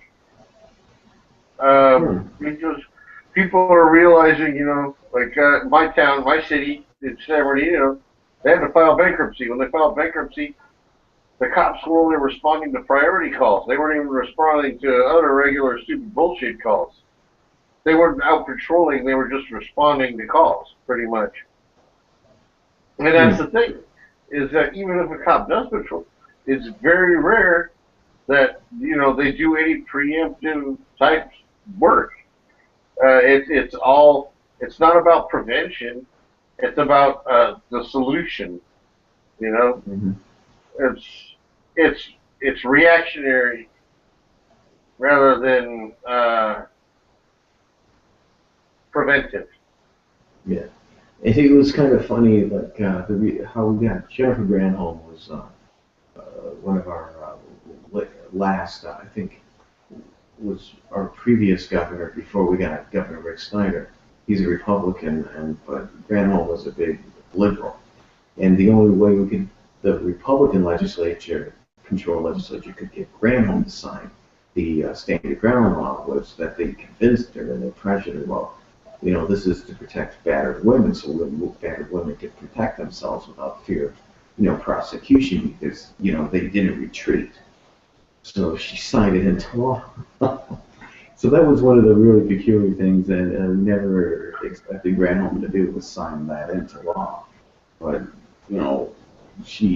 that was the intentions. They said, well, we're doing this to protect women. So she ended up signing it. So that kind of worked out in your benefit. Yeah. It's modeled after the Florida. So, I mean, it used to be when you had your CCW, they told you you have to retreat. You have a duty to retreat. So you can't go and just stand your ground. If you retreat, you run. And so it kind of defeated the purpose of it as CPL, as CCW, because they said, well, make sure you or unless your back's to the ground, or unless you can run, then you have to retreat. If there's a way to get out of there, get out of there. Yeah, but the thing was, criminals, oh, you running? Pow! Shoot you in the back. So it's like, oh, well, you're running? All right. I don't want to get caught, so I'm just going to shoot you. So that was another winning argument here. So it's like, yeah, that makes sense. And, well, I just wish people in California pull their collective heads out of their asses, or each other's asses, whichever you want to call it, and get your shit straight. Our defensive laws are cool. Like, I'm allowed to defend myself or someone else as long as I believe that I am in fear of them losing their life or me losing mine. Mm-hmm. Which is a very broad, generalized way of saying, yeah, you can defend yourself and other people. Mm-hmm. And it's like, the one thing they teach us is no matter what, you're scared. Oh. If you're in court, you're scared. You're never the macho bastard that says, don't ever be the macho bastard that says, freeze or I'll blow your head off, or make a move, I dare you, or anything like that, because that stuff will be like saying, yeah, I asked them to do it, so I wanted to kill them. And then they would. Now, again, a lot of the stuff, it could be speculation, rumor, and all that stuff. But honestly, you don't want to give them that chance. So it's like pretty much if you're involved in a shooting, just do it if you have to. Like you see some woman being raped, and she's screaming for help, and get off me, get off me. Rape is considered a lethal force applicable crime here in California. So you draw and you get a clear shot, make sure you're background, take the bad guy out. Yeah, that's the same. And then when the cops show up, surrender your weapon to them, and then just say, I respect your position, but I am going to maintain my freedom, my ability to not incriminate myself. I'm going to stand on the fifth of this one. I need to speak to my lawyer immediately, please. Mm. You ever figure that's how, don't mean to cut you off, but you ever figure that's how maybe like George Zimmerman was exonerated because maybe he knew a little bit more about the laws and he kept his mouth shut? Or, I mean, I know there's other evidence. And you also got to realize a lot of the story you get on the media is they're doing whatever they can to raise a ruckus. You know, they make it sound like, you know, like when it first came out that, you know, he killed this poor little innocent child in cold blood. Then you find out this poor little innocent child was like physically stronger than him and was smashing his head into the ground. Now, should he have gone out and confronted the person? No. He should have stayed in his house and called 911. Or he should have gone into his truck. Or just driven away. Mm-hmm. That was the controversy. Was he wasn't listening. Well, you know, just because 911 tells you something doesn't mean you have to do it. Mm-hmm. 911 isn't always the be-all, end-all. They don't always tell you what's legally right. They tell you what they're trained to tell you is right. And I think Yankee actually had a thing like this on one of his videos talking about people defending themselves in their home and how 911 told them, oh, put away your gun, put it in the safe, lock it up, don't use it, you know. And he pretty much, I think if I remember pretty much, the person Yankee knows pretty much said, fuck you. Me and my family were in our room trapped up, you know, hidden away from the bad guy, but if they come into my room, I'm blasting them, you know? And the reason 911 always tells you to put away your gun is for officer safety. Mm-hmm. They don't care about your safety, they care about the officer safety more than they care about yours. Yeah, and I go ahead. Oh no, that's it. Okay. I was just saying, I read an article. It was like guns and ammo. They had like when you have a break-in, you know, go to your room, get behind your bed, make sure you have the keys, and you let them know what room you're in, and you have keys where it has a glow, so you could throw it outside the door, outside the window, and they could pick up the keys. Like you tell them, hey, I'm throwing my keys outside, so that way the officer can come up and pick your keys up rather than try to break down your front door if it's locked. Well, generally, if you've got somebody breaking into your house, they've already penetrated your barrier. Yeah, that's another thing. Like, and if you've got any kind of family or friends living with you, you know, and you're the one who's alerted to the situation, yeah, you can hide in your room. But me personally, I'm going to go get my loved ones, and I'm going to back them up to a final choke point that's going to protect them and me as much as I possibly can, so I can lay down, you know, defensive fire if necessary. It's not like, you know, it's not like I'm going to leave them to be out there on their own. Mm-hmm. You know, and then some people say, well, you should just yell out and tell them you have a gun. Oh, great. So I'm going to yell out and tell them exactly where the fuck I'm at, too. So they know exactly where to come look for me. Yeah, that's... You know? What if it's not just your normal house robbing crew that's kicking in your door to steal all your shit? What if some psychotic killer that's looking to kill somebody tonight, and you're like, whoever's in here, I have a gun. Don't come up this way. You come toward me. I'm going to shoot you. And then you go, hide. You know, and if they're psychotic killers, are you scared? Mm-hmm. And you're like, well, I'm going to go chop up these people. You know, you want to try to maintain a little light as possible. You want to have a flashlight so you can ID yourself. You can also use it as a blinding tool as they enter the room, put it in their eyes, and then just take them all by surprise.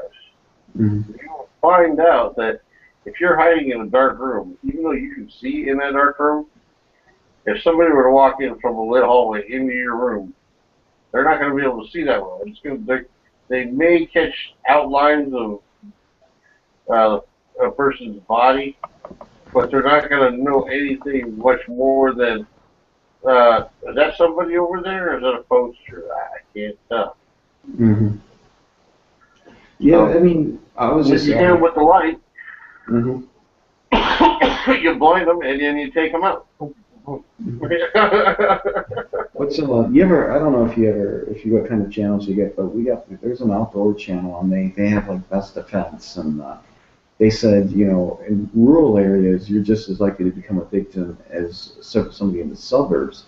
And they also say that it's good to have a plan. Like for me, when I talk to my family, we say there's the code word because they have a code word so people know that you're in distress.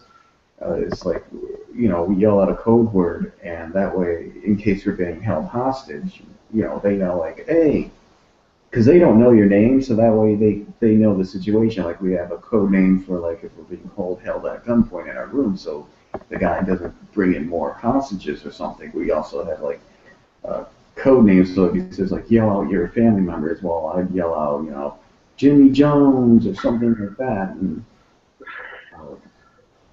so you get a code name, so if you're walking into the room and your family member's armed, he knows that's you. Like you say, like John Jones. So they don't go, oh. And that actually goes back to the military and challenging somebody approaching your post. Somebody was approaching and you couldn't really see who they were, you threw out your challenge. And they would respond with the appropriate response, and you would say, okay, come on in, but they're friendly, or there's alleged to be friendly. Mm-hmm. And this way, people who didn't need to get shot didn't get shot. Yeah, and also it's good to have an alarm too, like if you have an alarm, so that gives you advance warning. Because I'm a firm believer in that. So if they knock your window out or something, then you have an alarm, and it gives you at least an advantage. Like, oh, somebody's turning on the alarm, so that way it can be ready. So there's another thing that you can increase your survivability. Well, yeah. I mean, that makes sense. A code word is always a good thing to use. Yeah.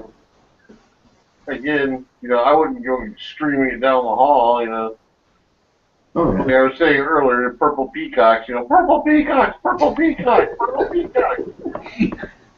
But it's like you hear somebody coming up, approaching your closed door where you're in your defensive position, and you can kind of like have somebody else in a safe area of the room go ahead and say the challenge. That way you don't give away your location. They can say it, and then the other person will respond with that response to the challenge. Mm-hmm. Oh, yeah. And then another thing is, too, that when my stepdad and my brother took this CCW course, is that they said you don't have to open up your door to strangers to hear them talk, that you can talk through a door. Exactly. You don't have to have your, open up your door like, hey, how you doing? And then, you can talk through a door. Exactly. And that's one thing I took into consideration, is this, if I see somebody I don't know them, I'm not going to open up the door and then say, hey, how you doing, sir? I just say, what do you want? And I can hear him just fine. And plus we have a window door, we have it's not like, oh, I need looking for a peephole or anything. You know what was one of my best gun movies? It was The Professional. You ever seen that? When he took that little lock, he unscrewed the lock, and then he had the peephole. But if you ever see that, that's a really good gun movie. The Professional. What was the name of it again? The Professional? The Professional. Oh, yeah. I own it. You're talking about the one where she's a famous actress now, but she was a little girl. Yeah, she was in Star Wars. Princess Leia. That was another good one. And then I can't remember another good gun movie was the one with Clint Eastwood. When they go into the city and their bus gets shot up. Like they hide themselves in a bus, and he's driving the bus, and the bus gets shot up by the police. Oh yeah, he's bringing in a witness, and it turns out to. Yeah, what's the name of that movie? I think that was The Gauntlet. Yeah, there was a corrupt police members, and they were. Yeah, there was fire. He was bringing in a witness to stand against the corrupt police. And then the corrupt police had them lined up, to kill them before they got in to testify. God, that was a good movie. Yeah, I think they called it The Gauntlet was the name of that movie. I think it was The Enforcer, another Clint Eastwood movie where. That's one of his Dirty Harry movies. Yeah, these guys were holding people hostage in a mom and pop shop, and they said we want a car. So he's negotiating with them. It's like, okay. Yeah, oh yeah. He goes and gets his car. Drives it right into the building. Yeah, that's right at the beginning of The Enforcer. Yeah. That's so awesome. That's one of my best scenes. And God, and another really good one was Heat with Robert De Niro and Al Pacino. Oh, the toward the ending, that was a really good gunfight. I'd have to say that was a really. Oh, you're talking about Heat? Yeah, Heat. The where Robert De Niro was the head of that robbery squad and De Niro was cop? Yeah, it had Val Kilmer and it had Hines, whatever his name was, or Tom Sizemore. Tom Sizemore, yeah, that was a really good one. That was. Yeah, I own that one too. I have that one on DVD as well. That was a good one. I have most of these movies we're talking about on DVD. The only one I don't have is The Gauntlet. God, I'm trying to think. What was a good one that I liked?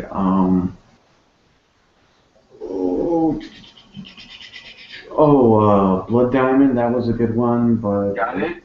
That was an awesome movie. Actually, no. Surprisingly enough, Leonardo DiCaprio was a very. I mean, I thought he was going to be one of those prima donnas after Titanic, but when he did Shutter Island, he did Gangs of New York, Blood Diamond, freaking. Where he played Howard Hughes. He is an excellent actor. He really is an excellent actor. You can't take away from his good. He was awesome in the movie The Departed too. Oh yeah. Freaking.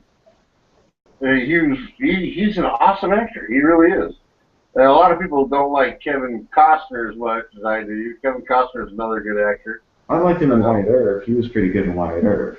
He was good in Wyatt Earp. I liked him in Waterworld. I liked him in Field of Dreams. I like all his baseball movies. He was awesome in God. You said Waterworld? All right, man. I'm going to have to rehabilitate you. Hey. You got to look at the premise of the movie and the technology they had at the time, okay? The Postman was another good one. He was great in JFK. That's pretty much where he's a Louisiana lawyer and trying to find out what was going on with the whole JFK thing.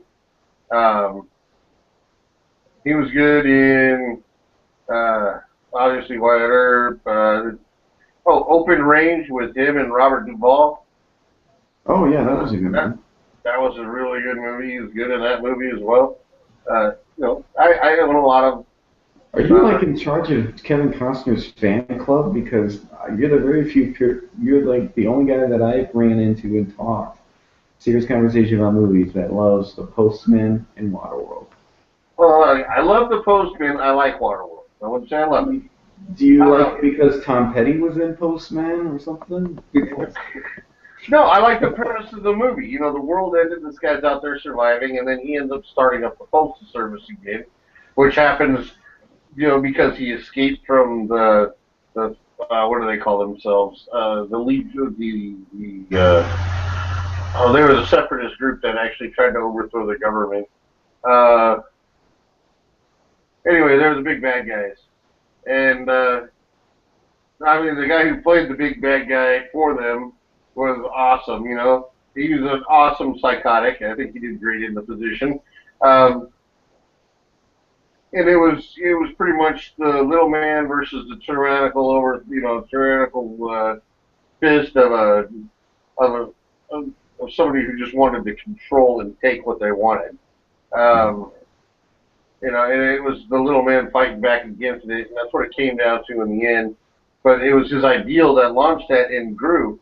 And it turns out, you know, and then you, like, when they're getting ready to kill that kid, Lincoln Ford Mercury, he decided to want to be a postman instead of drive cars, you know, and they've got him in the camp captured, and they got this other postman, and they don't know each other, and then it turns out the kids from the post office is in California, you know, because they were up in Oregon.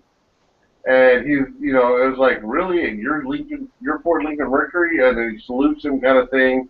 And they realize they don't know each other, so they're like, wow, you know, the ideal spread.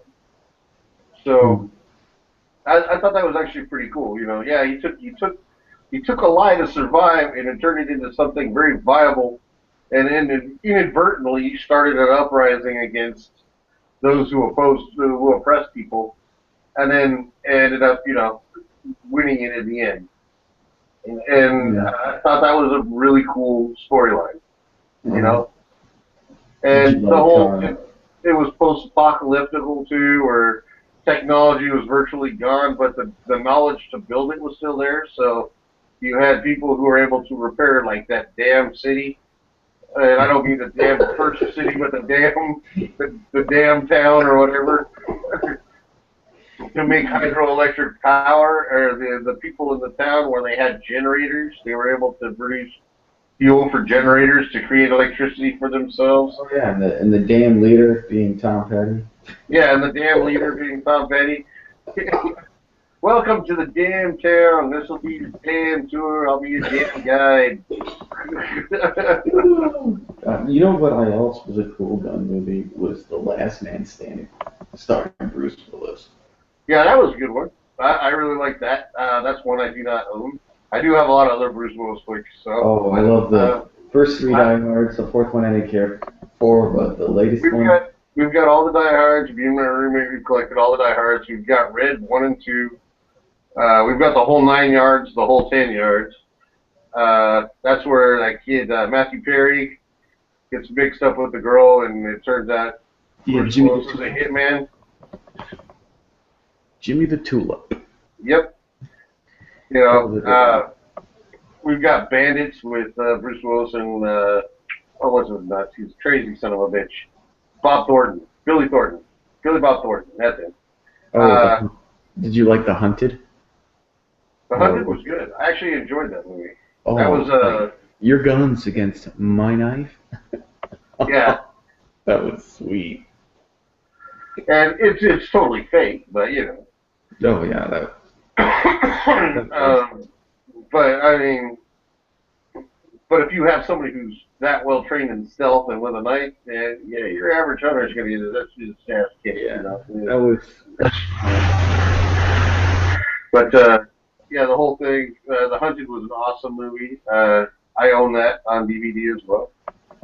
I'm a big fan of Tommy Lee Jones too. So. Favorite Arnold movie? My favorite Arnold movie? Was it Conan or Commando or Predator? Well, why aren't you including Terminator? Terminator was awesome too.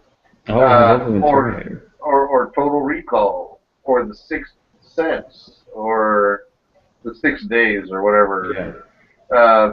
Yeah, that was a good one too. I loved all of the Arnold movies. I grew up on them. Oh, I love Predator. Predator was like, oh my god. Yeah, Predator was good. Anyway, I own it. You know, I also own Terminator 1 and 2. Commando?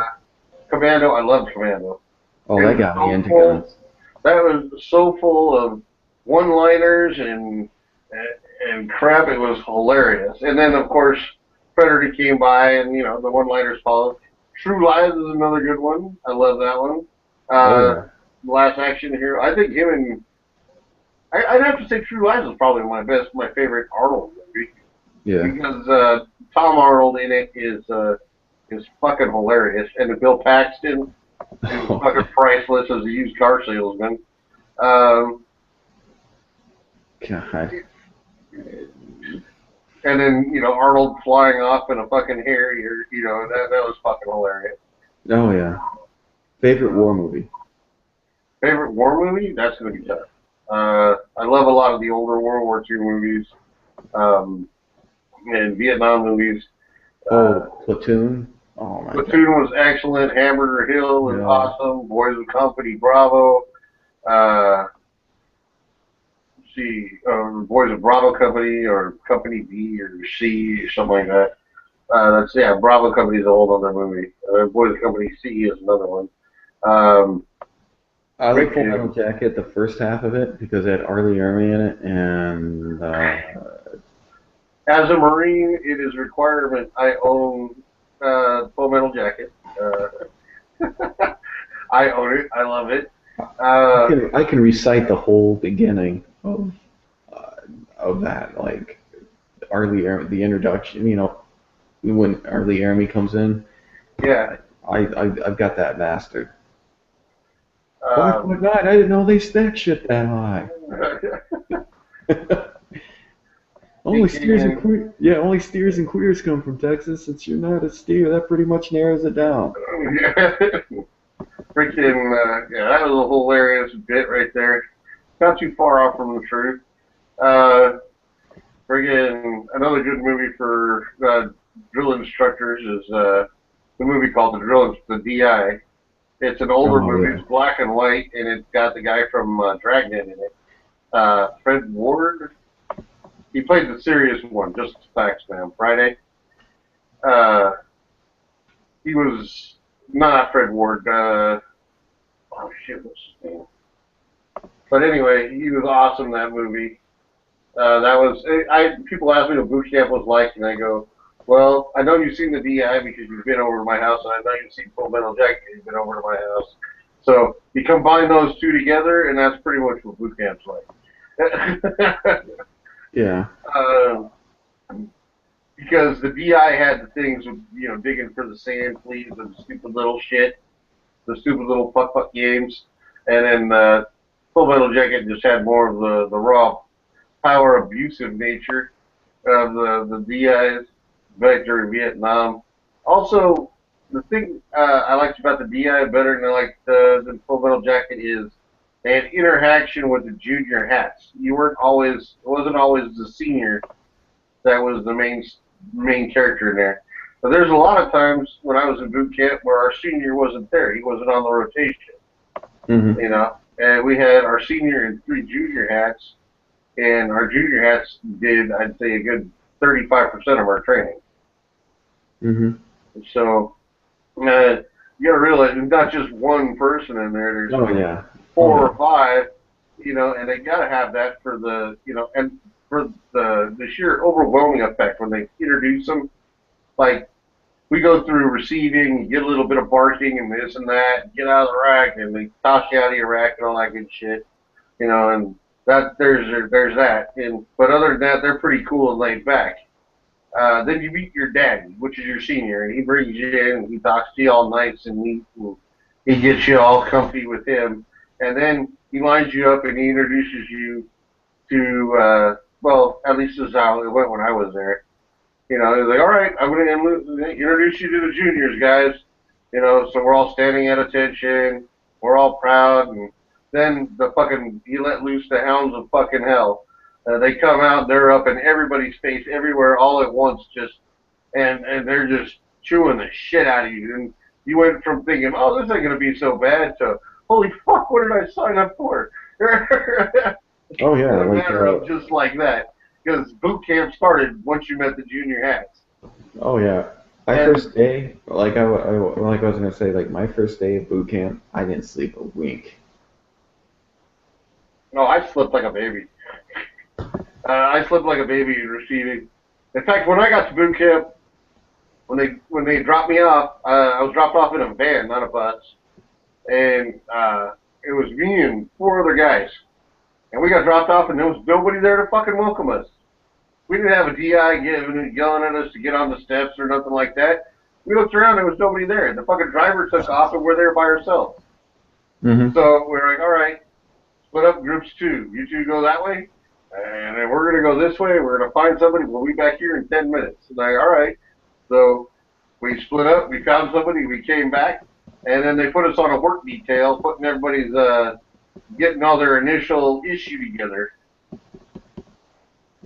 And then we got cycled in. You know, then they cycled us in all the newbies when they got there.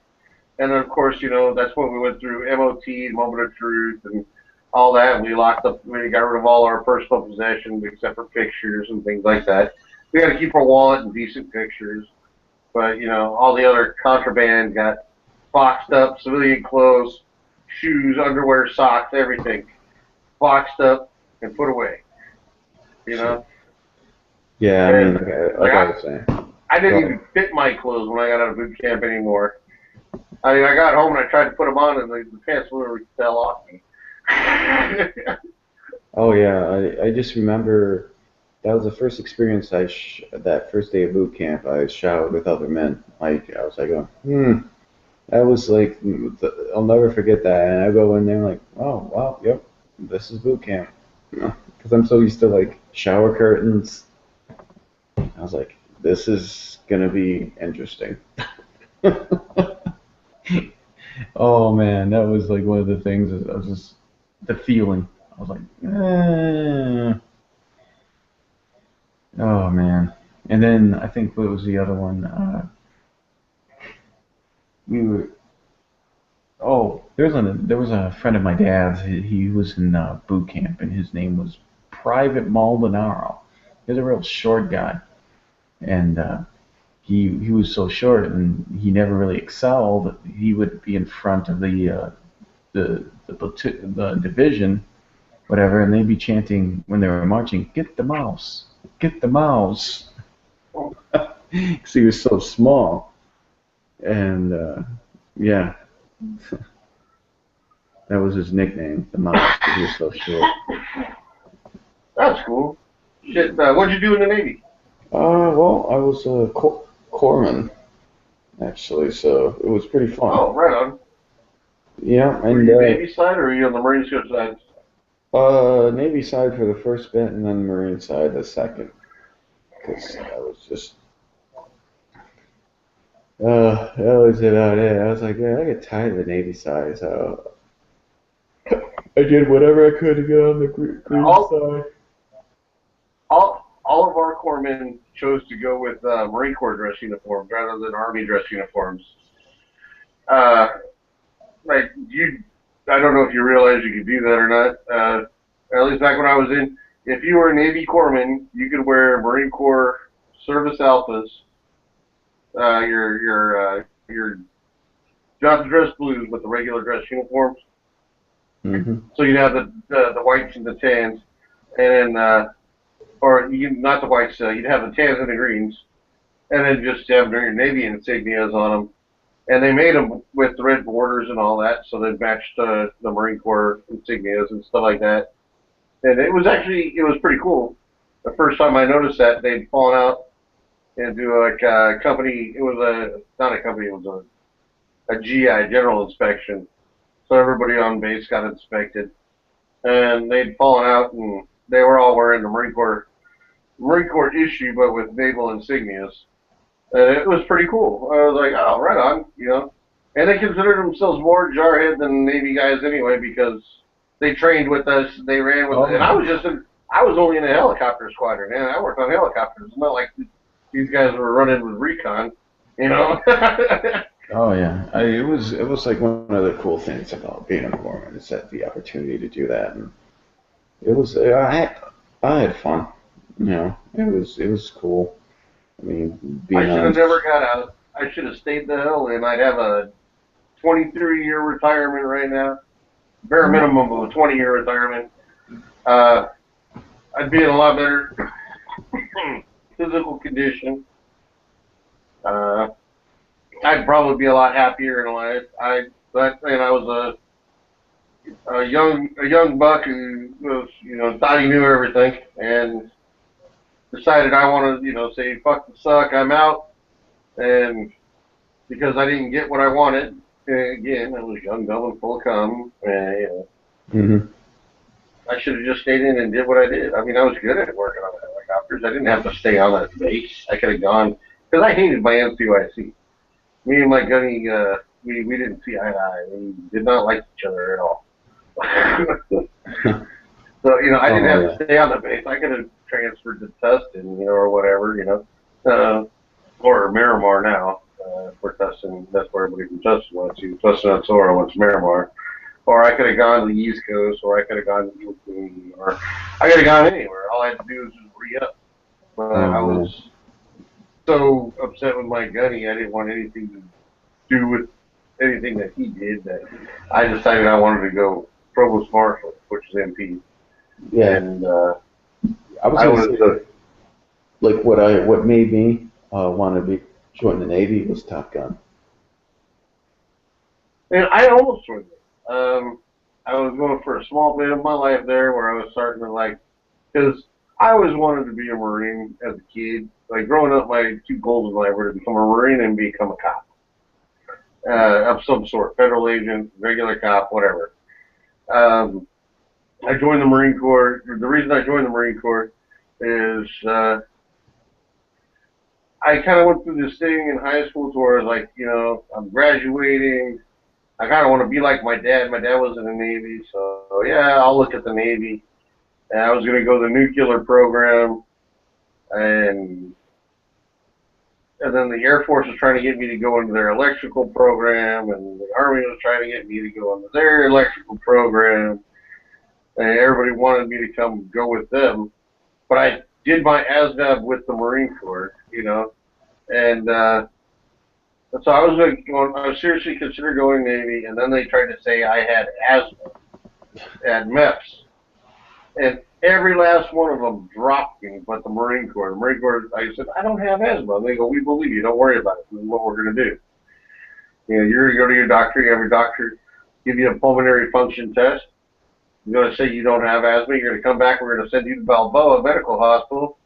They're going to give you a PFT to prove you don't have asthma. And then we're going to get you in. And that's exactly what they did. Where everybody else dropped me like a hot brick, the Marine Corps was the only one ready to step up. And I truly believe that it has something to do with fate. Like, I was destined to become a Marine. I always wanted to be one as a child. I finally was going to accomplish that. And that set me on my goal. Nice little story right there. I like it. It's that character development.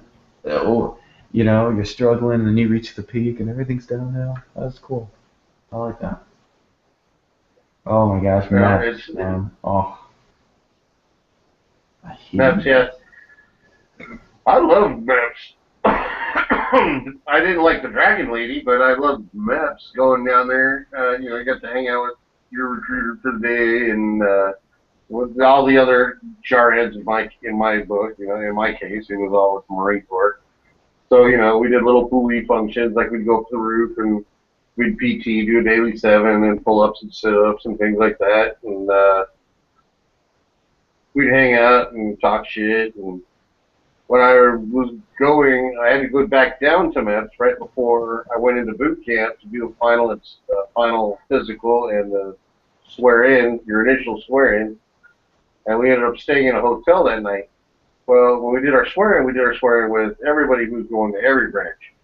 So there was like a bunch of dudes and a bunch of girls, and we ended up being in the hotel room. We ended up kicking it. Me and one of my buddies who went into the Navy, we ended up kicking it with these two girls from the Air Force.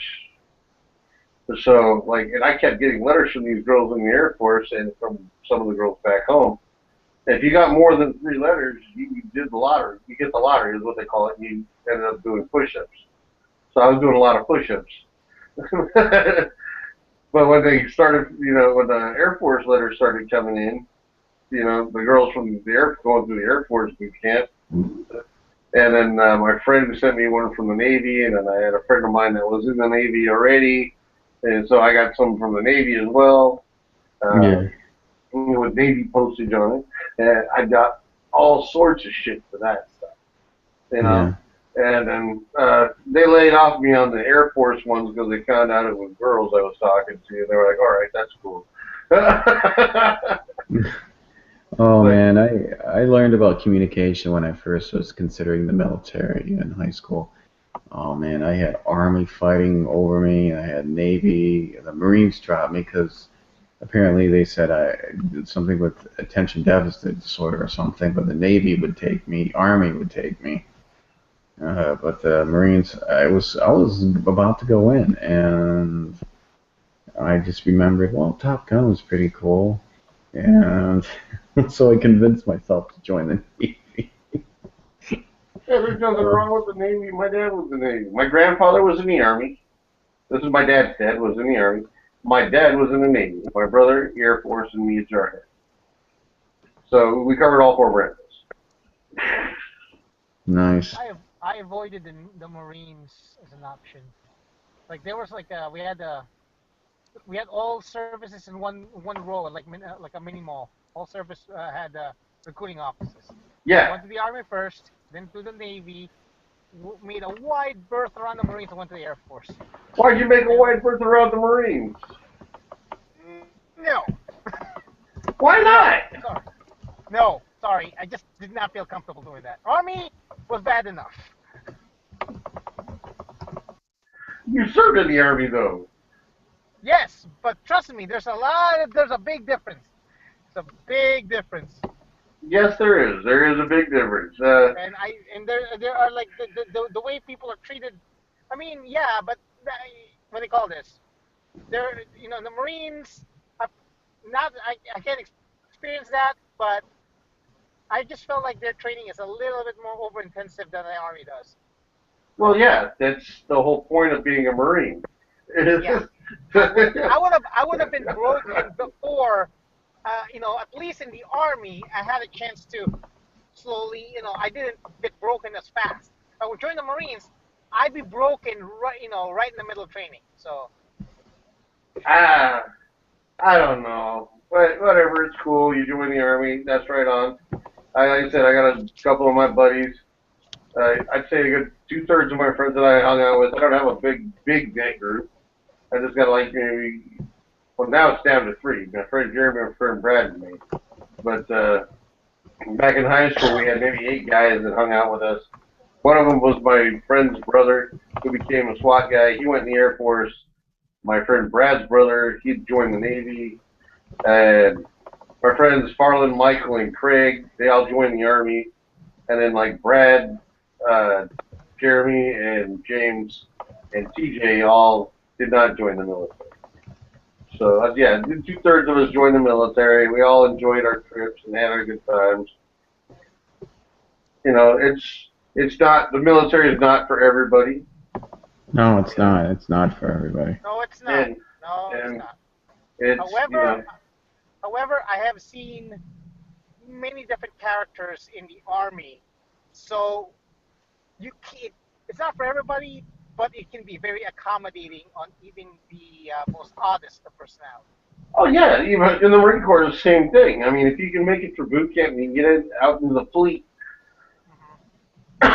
you make it through boot camp, you make it through MCT, you make it through your school, and you hit the fleet. You're there to do your job, and as long as you do your job, you're good to go. Oh yeah. Granted, yeah, we had different rules, like we weren't allowed to wear our camis out in public or off base. Like if we were driving home and we had our camis on and we needed to stop for gas, we couldn't do that. That would be against Marine Corps rules and regulations. Whereas in the Air Force and I guess the Army can. We had different things. Like I will say, the Marines maintained their uniforms better back when they had to, because nowadays with the digis, you don't even press them because you'll ruin their whole freaking thermal disruption pattern stuff. Exactly. Same thing with the Army, and I'm glad for that, because when I was wearing BDUs, I had them have a press being an MP. So at least there were some very efficient-minded commanders that said, you know what, this prim and proper battle dress, uniforms are, a waste of time. Yeah, well, you know what? But it was one of the things that kind of separated the Marine Corps from a lot of them too. And I'm not doing this to talk bad about the Army, but as an example, I went to TAMAC, Triple Army Medical Hospital, for my ankle before they did surgery on it. I was going there all the time for my physical therapy. And I got lit up by a colonel in the Army for not, coming to attention and saluting him indoors. I tried to explain to him in the best way I possibly could that Marines. He's wrong. Yeah, the Marines don't salute indoor. We only salute indoors if we're under cover of arms, meaning that we're on a specific duty. But he's wrong. I'm sure he was, but he's a colonel and I'm not. I was a private first class at the time, and I was not about to try to become a private again at the You said this was a hospital, Yeah, right? Triple Was he Army a Medical Hospital. patient or a doctor? He was, I don't know, he was wearing camis. I doubt he was a doctor. So, no, okay. In hospitals, you are not to give. That's technically a no salute area. When I was in the army, everybody was pretty much equal in there. And I was a specialist.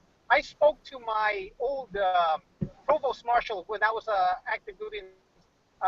This was what do they call this? I was in Georgia in Benning Hospital. I saw my old major there. That he used to be provost marshal for when I was in South Carolina. I talked to him like, "Hey, Major, how you been?" You know, it's like, "Hey, how you been?" And we thought we shot the shit for a little bit. Well, yeah, because you're in a hospital, it's supposed to be an area of relax and recuperation. It is. So that's the way. This guy was wrong. A, you don't salute with your covers off out in the hospital.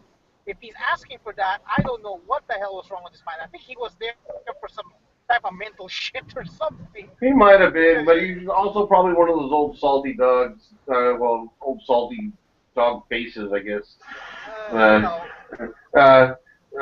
Salty dog is a term that Marines and sailors use more often. He was probably a lifer, is the best way to put it. But anyway, I caught him outdoors. I caught him out of doors.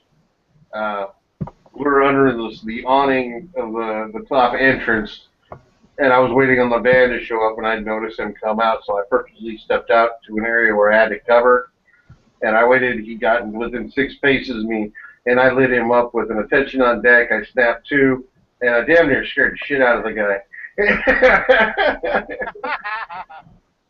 But he returned my salute, and so that's the difference between the Army and the Marine Corps right there. But my uniform, I felt, was unsat. It would have been considered unsat or just okay for the work area in the Marine Corps. But it was still pretty much, locked and cocked and ready to rock by the rest of the uniforms I'd seen around me. Like, you guys actually use your SAP pockets or your side cargo pockets to put your covers in and things like that. In basic, yes. As an MP on duty back then, we were wearing that. No. Yeah, well, that's like that was when pressed flat. Well, yeah, ours were pressed flat too. We had a crease in ours, and it's like, and mine was a little loose. That's why I say it was kind of unsat. It would be unsat. Normally I would have had to gotten my other set that I had in cleaners at the time because they would have been properly pressed. And so that's why I was like, crap, I hope I don't run into the Marine. I'll get, and I got a couple of dirty looks from jarheads, like you look unsat jarhead, but, my cover was squared away, my folds and creases were good, so, it was acceptable. But yeah, it's like, we also had to polish our boots all the time, so our boots were always shiny. Whereas, you don't have to do that shit anymore. Yeah, now you guys don't have to do that because you guys got those suede boots. And I think it takes away a little bit of the discipline factor. Somebody up there got practical. So yeah. It's a little bit more practical. You just have to dust them. The thing is this. It's wartime. I know we've had wartime with spit shine boots before, but it just wasn't practical to have to do that, especially when in the middle of a prolonged war, I guess. So somebody decided to screw this shit. You're out in the field, you're getting dirty. Yeah, I mean, you didn't have to have a spit shine on them, but you had to make sure you had a good buffing on them to protect the boots. And also, I think the reason they did that back in the old days during war was to kind of give you something to do to help keep your mind off of what you were doing. I got to keep my shit squared away, so I'm not going to have time to sit around and just think. And I think that could be just as dangerous as anything else. So, not that you really had any time to sit around and just think, but Yeah, we have other. The current army has other things too. We have the I forgot what's called, but the Army Recreation Center or something like that. Hey, That shit's cool. I mean, yeah, to provide for your troops, to give them something to do to keep their minds off what's going on around them is a fucking awesome thing. And we do it in the Marine Corps too, you know. I love that during training. When I was in Korea, we were doing a major national training, basically like a full-on training, and there was this tent with a big screen TV in there. People doing ironing their clothes on the side. That's why the washing machines were in there, and people just watching, like bringing DVDs to watch. It was fun. It was just chilling, That's cool. Do you ever experience anything like that in the Navy, or there, Nick? Navy, like what? Like, were you ever deployed? Did you ever go on det or Westpac or Eastpac or? I went out to the Middle East. Okay, cool. Yeah, so it was fun. I mean, I went to Bahrain. That's nice. I never got to do that. I was pretty much out of the Marine Corps well before before we went into the second one. I was like in between the first one and the second one. 92 to 96. I came in just as it ended, and I got out well before the second one started. So I just figured you'd be used to doing shit like that, hitting up the recreation areas like that because you're on a boat, and whenever you're not on duty, you gotta have something to do. So. Yeah, it's I went to the Middle East. It was fun, but it was really, really boring unless you were on the military base. Oh yeah, I imagine so. Because I mean it's a different culture out there. It's not like you're over there to explore and learn about the culture. You're over there to do other things. The thing about when I was in the Army, at least when we were training, at least I know it wasn't fair that I didn't deploy, but sometime you didn't have time to think. You were asleep. You're trying to catch as much sleep as you can. If you were not doing missions, you're asleep. Yeah, there's that too. Yeah, I mean it was the Middle East was fun when you were on the military base because you could drink, but the Middle East was expensive. They're very religious fanatics, and it wasn't great, but Australia was fun, Japan was fun, and so was South Korea. Australia, as a Navy, right? For Navy? Yeah, I was Navy. Okay, all right, yeah, okay, so Australia, okay, so I understand this. Okay. There is one Army installation in Australia, but it's very limited because you can only go there if you're single.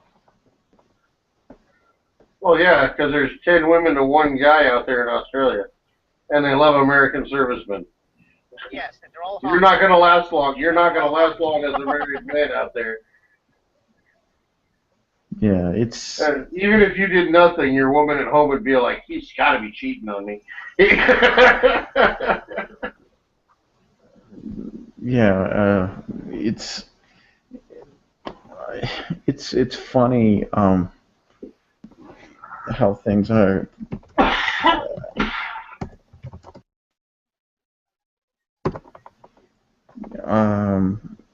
It's just funny how cultures are different. Like Japan is totally different than South Korea. Thailand was an adult theme park, man. I mean, when the girls were shooting darts out their crotch, hitting balloons, it was. Oh yeah. Like, wow. First time, it was a really world experience when 19, and then I discovered people at 19 because the different diversities of people in boot camp were just, I was blown away. Where are you from originally? Me? I'm from Michigan. I lived in Michigan my whole life. I was born in Miami. Yeah, before I was in the military. Then I was born in Miami, Florida.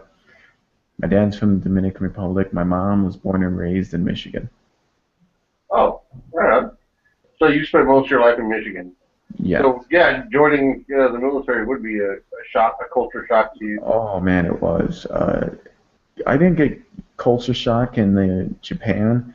There was they make you read something. Well, they advise you to read about culture shock because a lot of guys would go overseas, and it was just a totally different world than what they were living.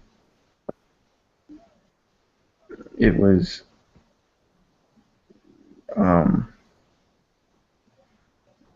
uh, I didn't get that, but there's a lot of guys who did.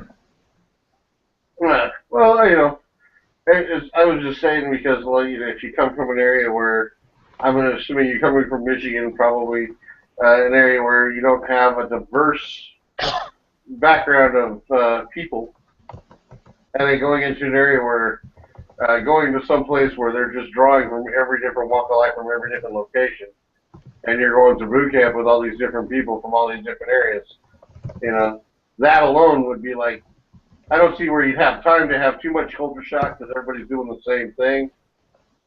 So yeah, when you hit your first bet, that's when I figured it would hit, because then okay, yeah, oh yeah, I'm used to this guy and this guy and this guy and this guy has this background and this that background and this that background, but you didn't really get to experience until you were actually on deck for the first time, I'm sure. So that's where I assumed that you would have gone through a culture shock type basis. Oh yeah, it was funny because the only good thing about Japan is that they had beer vending machines. That was awesome, man. You can't argue with those. They're good. We had those on base. You know, it was cool. You didn't have to go to the PX to get a beer. You just went down the hall. And they had, and then they had coffee vending machines, which was just they had something called Georgia Coffee, and that was just awesome. Yeah, same in Korea. The thing about Korea is you can you have a choice to heat up your coffee or to get it cold in the machine. Oh, nice. Because I love iced coffee, but I'm not a big fan of regular coffee. Yeah, it was cool. Japan. We went to, there was something called there was a place in Curie. It was like a getaway for English teachers, people who came from Europe or United States to teach English, and it was like a surfing town for Japanese. And they had a place it was called Curie, and they had a place called oh my God, what's his name? I remember the author's name, Ernest Hemingway Hotel, and that was really cool. Right on, that's really cool. Yeah, and then it was cool because the train system in Japan was cool. I would have to say though, Australia, when it comes to, they were a little bit more biased racially than I'd say than any other southern state I ever been to. Well, yeah. Australia was racist. I'm gonna tell you right now, majority of them, they're racist because coming from there, it was, you know, people say about United States, you know, until you go to some of these countries, you'll be blessed how lucky you are to live in. Go to Korea. You ain't seen racists till you've been to South. Oh yeah, Japan's racist because they have places where it's only Japanese, and you walk in there, you're gonna get a samurai sword to your neck.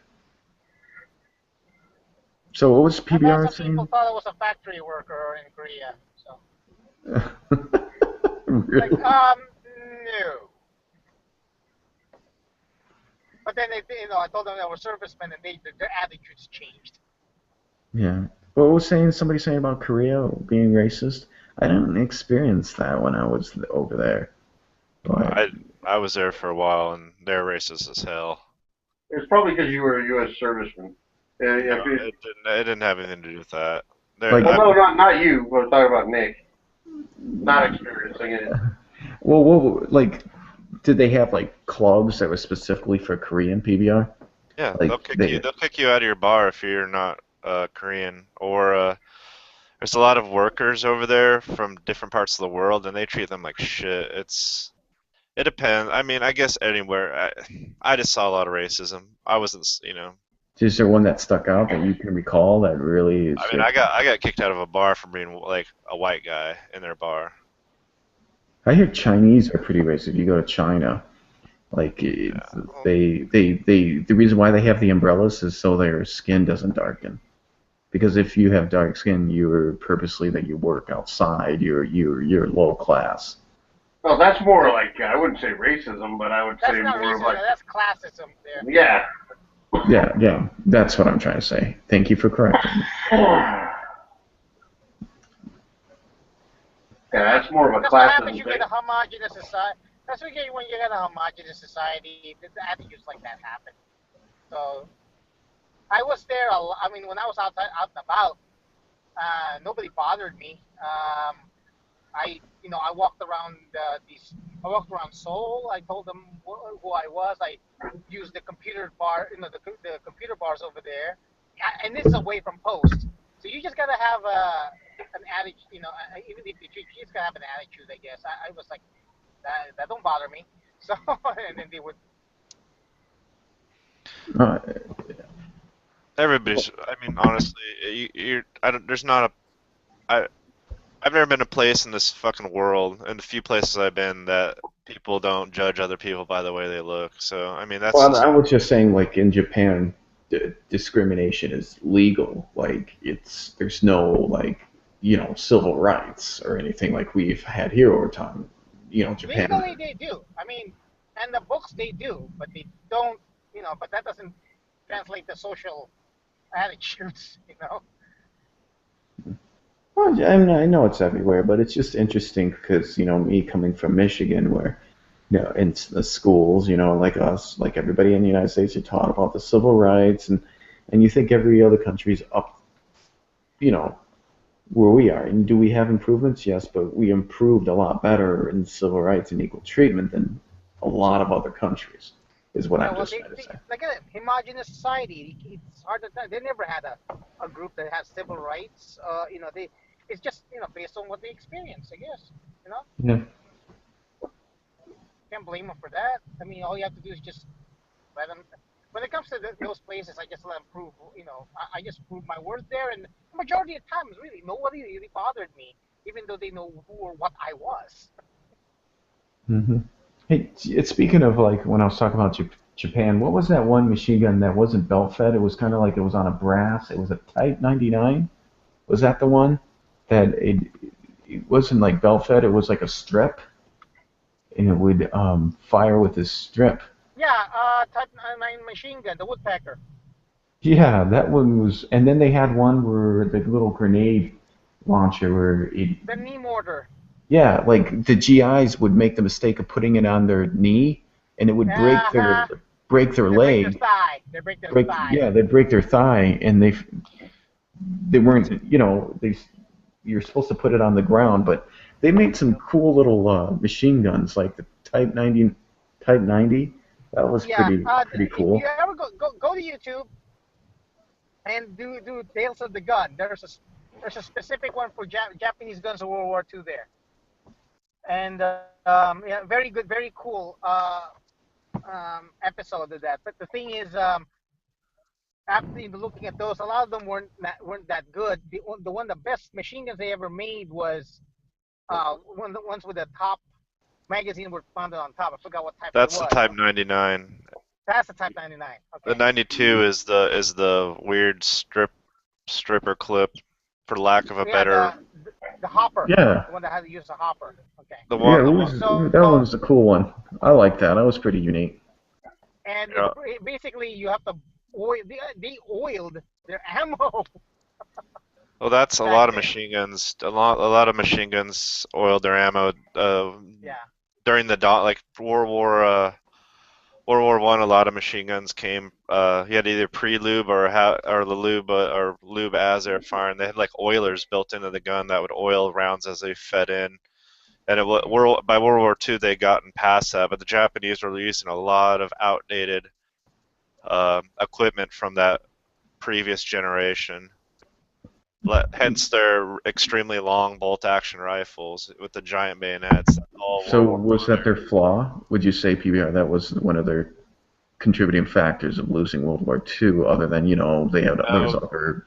they started a war they couldn't sustain was their chief flaw. I mean, Oh, I know that. I was just That's saying one of with the that. Could factors is you? that they believe that their weapon is secondary to their fighting spirit. That's the thing. That's another thing too. They had good weapons. If they implemented them right, they would have had a little bit. They would have prolonged the war, but it was a lot of.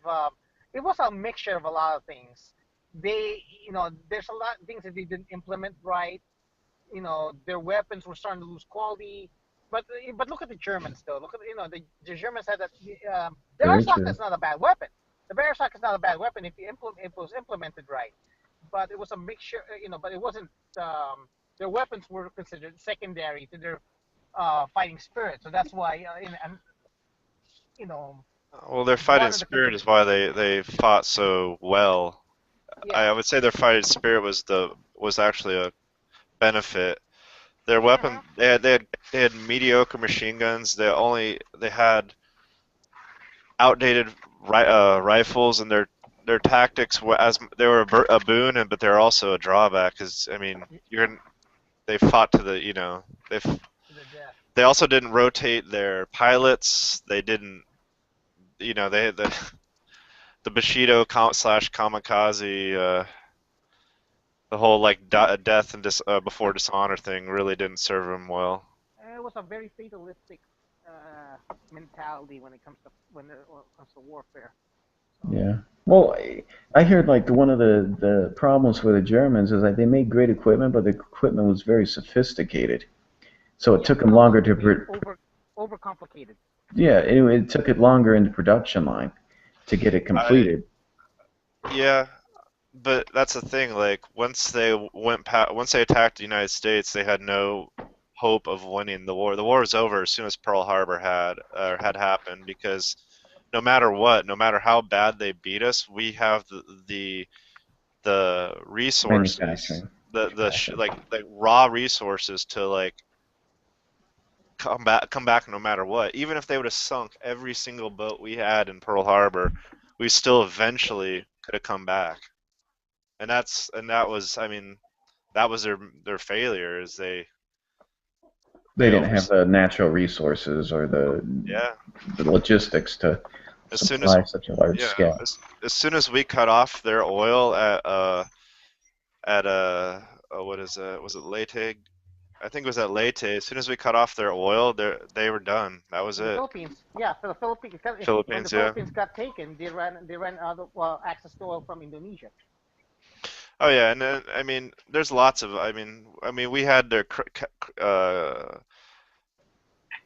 codes cracked, but honestly, there's a lot of factors. I mean, it was a bad choice to attack us. Yeah. It was one of those unique situations, but no, they were hedging the bet. Pearl Harbor was supposed to knock us out of a possible retaliation for, I think, like they were shooting for over a year. I can't remember, or maybe 2 years. They thought like if Pearl Harbor was concise and as they wanted it to be, we were supposed to be down and out. But unfortunately, they missed our oil tankers at Pearl Harbor. They missed the battle. Famously, they missed the aircraft carriers, and we were able to raise a lot of the ships that they sunk. And so we came back a lot faster than they thought we would, and then we got lucky at Midway, and then and after Midway we had the advantage. Like after Midway, it was just. Even like Guadalcanal was like tentative at some points, but we had the momentum, so we never stopped. Too bad we couldn't apply that kind of motivation to Vietnam. Vietnam's completely different, though. We didn't have any of the political backing in Vietnam. No, but Vietnam was fought differently. Vietnam was fought like. With Japan, with the Pacific Theater, you went from island to island. Basically, taking over territory and then not giving it up. And even like going around islands and cutting them completely off. Whereas in Vietnam, we played this like fire base, like take a hill and then leave, and then the Viet Cong would just come back and take it over again. Like, I mean, we were fighting the war in inches instead of like feet. yeah, they tried to fight this air assault, like I don't know how to explain it, but they tried to fight this. We thought by bombing the north that they would give up. Like, Well, we would go and take over a place, and then we'd leave, and they'd take it back, and then we'd come back in and take it over again, and then we'd, kick the shit out. We won all the battles, but we lost the war. We won the Tet Offensive. We kicked the living shit out of them. The only thing but Tet was a surprise. They won. Politically, they won the politically and emotionally, but they didn't win physically. They didn't win any fight physically. No. And the other thing was we weren't allowed to invade the north. If we could have isolated Vietnam and then moved from one end of the peninsula all the way up like we did in Korea, it would have been completely different. Oh yeah, we would have won hands down. We couldn't isolate Vietnam from Laos and Cambodia Because of political reasons, because of retaliation from the Chinese or the Russians, and there was a lot of politics going on within the army, like with Westmoreland, of course here back in the United States, and they I don't know, we made a lot of mistakes, and they were fighting it in inches. That was a problem. Like, oh yeah, we'll take a little bit of this, and then it was I think Westmoreland, and yeah, I understand where you're coming from, PBR. I understand. There's a lot of politics, and you can't fight a war if you're worried about politics. Yeah. It was and then after that we didn't have any major battles until like I think Desert Storm. Then Desert Storm, that wasn't. I would say that was an ass whooping. That wasn't even a war. But that was conventional. Also, we went from one side and we swept in, and like we had that was like the first time we fought a war like since Korea that was fought that like traditionally. Yeah, and the other one was the only kid that I remember going up to was Mogadishu. It was Panama and Grenada too. Yeah, there's Panama, Grenada, but in Somalia, Mogadishu. I remember the Black Hawk Down thing when they reported that on the news. And see, but that was a repeat of Vietnam, where we literally, I mean, like we won the battle. We won the battle, but like back home they didn't have the heart, so they fucking basically they did the Vietnam thing all over again. Yeah, that was but they did I love the movie though that they did, Black Hawk Down. That was a really good movie. Read the book. It'll blow your. There's stuff they left out of the movie because they because this is too violent. Oh wow, I did not know that. There's a few stories in there about there's a Delta operator that had a RPG stuck in him. It went into his body, and it like went through the door of the Humvee and pinned him through the body. He lived. He was able to drive. I think. Oh, they showed that in the movie. They showed that one in the movie. That one they showed in the movie. Yeah. There's another guy that got blown in half, and didn't. Oh, okay. And he lived also. He didn't live. He didn't die immediately, is what I should say. So read the book, and it'd be a lot more like extensive. Like there's a lot more things that they didn't show. Yeah, okay, I gotcha. There's a bunch of gory stuff. I forgot. Did they? So they showed the part where they like put him in the sandbags. Was that in the movie? The guy with the RPG stuck in him. Yeah, I seen the one where he opens it up, and it was Tom Sizemore. He said, "Don't touch it. That's a live motor," because he has the RPG thing stuck in his. I don't remember. They briefly showed it, but they didn't go into any of the detail afterward. Like, they didn't put his leg in a sandbag or anything that we saw. Yeah. It's rough. Well, I think in the book it's stuck through his body, the trunk of his body. It like goes through his side and comes out the other side. It's like stuck through his body. It's insane. The book is amazing. It's worth reading. That was it had and even had what was his name? Obi-Wan Kenobi was in that movie. Yeah, there's a bunch of people. If you watch it again, there's a shit ton of Which people. which Obi-Wan Kenobi, young or old? The young one, and then what was the other guy? He was in Lord of the Rings. It was a guy. Everybody in their mom. If you watch that movie, the fucking dude from Game of Thrones that plays Jaime Lannister is in it. Yeah. He plays either Shugart or Gordon. He plays one of the either. I can't remember which, but he plays Shugart or Gordon. Yeah, and then there's that guy from The Karate Kid, the guy who was in charge of the Cobra Kai. He was in it. Oh my god. Just check it out, man. The book is unreal. The guys that train a lot of my drill sergeants and a lot of my NCOs were veterans of the Battle of Mogadishu. Not a lot of them, about 3 of them. One was a helicopter crew chief, and the other 2, one was in 10th Mountain, one was a ranger. Oh yeah. That was intense. The movie was good, and then probably have to read the book, man. You really drew my interest in that one. And the History Channel briefly covered that the Mogadishu thing. Yeah. That one was interesting though. That kind of changed some of the training though. They actually started training about Black Hawks being shot down. It didn't. Well, they incorporated that into their training. That's what I'm trying to say. That was already a thing. It wasn't like they were unprepared for that to happen. They had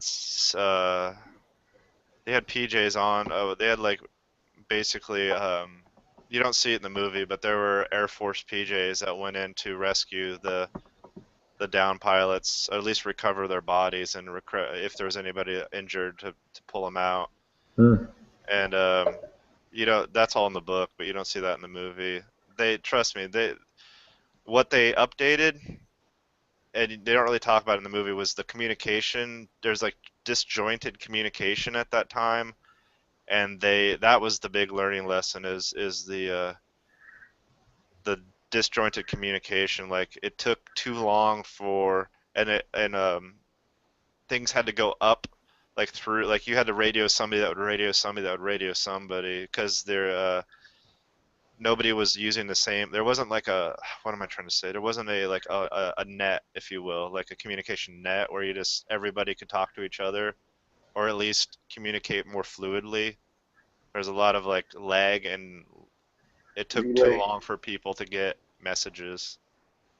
Another thing I think they did wrong is they attacked during the day with too big a force. If they had gone at night using spec op guys, they could have been in and out, as they proved during the day, because the spec op guys, they got in there, they secured their target right off the bat. They had to had those guys been able to get to a roof and then take off again. They had to go then. There was a meeting that they were interdicting, and they had to go when they went, because that was when the meeting was happening.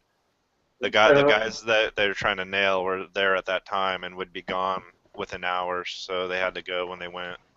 Then, they should have brought in extra air support to drop a lot of smoke in the area and get those guys to an exfil on a roof to where they can get back in a bird and quickly get out of there. Because there was only two targets of interest, right? They did. It was done. They wrapped it up. They got everybody they wanted to. The problem was that as it was concluding, a Black Hawk got shot down.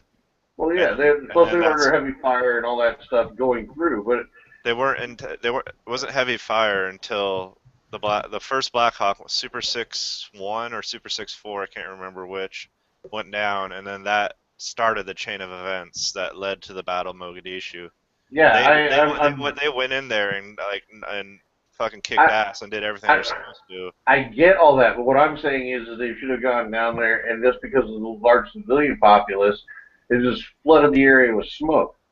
Had like birds go in there, and instead of launching missiles, launch smoke. And then just totally smoke up the area to where they couldn't see to be able to shoot down a bird, and let the birds use the instruments to fly in and out. If you do that, that's a two-way street. If you smoke up the area, they can't see you, but you also can't see them. Granted, but actually we could see them because we had the instruments to be able to fly in that kind of environment. You can't fly on instruments when there are things like buildings and shit sticking. You can fly on instruments when you have no you have no worries about running into anything. But if you're flying at that low altitude and you smoke like covers a telephone pole, instruments are not going to tell you there's a telephone pole in front of you. You're going to hit it and crash. Again, I'm going to have to say I doubt that because our instrumentation is excellent. This is also in our aircraft. This is also 20 years ago. Again, it was excellent 20 years ago because it was excellent when I was in. I was in the Marine Corps at the time. I was in the Marine Corps during the time of this. All right. It's like in the helicopters were in danger of crashing when they went down to have the guys fast rope out because they kicked up so much dust off the ground they almost crashed just because of the dust. So that was more of the crosswash because the buildings. Oh my God, man! Trust me. Like this was like they made us read that book. I didn't read that book because I wanted to.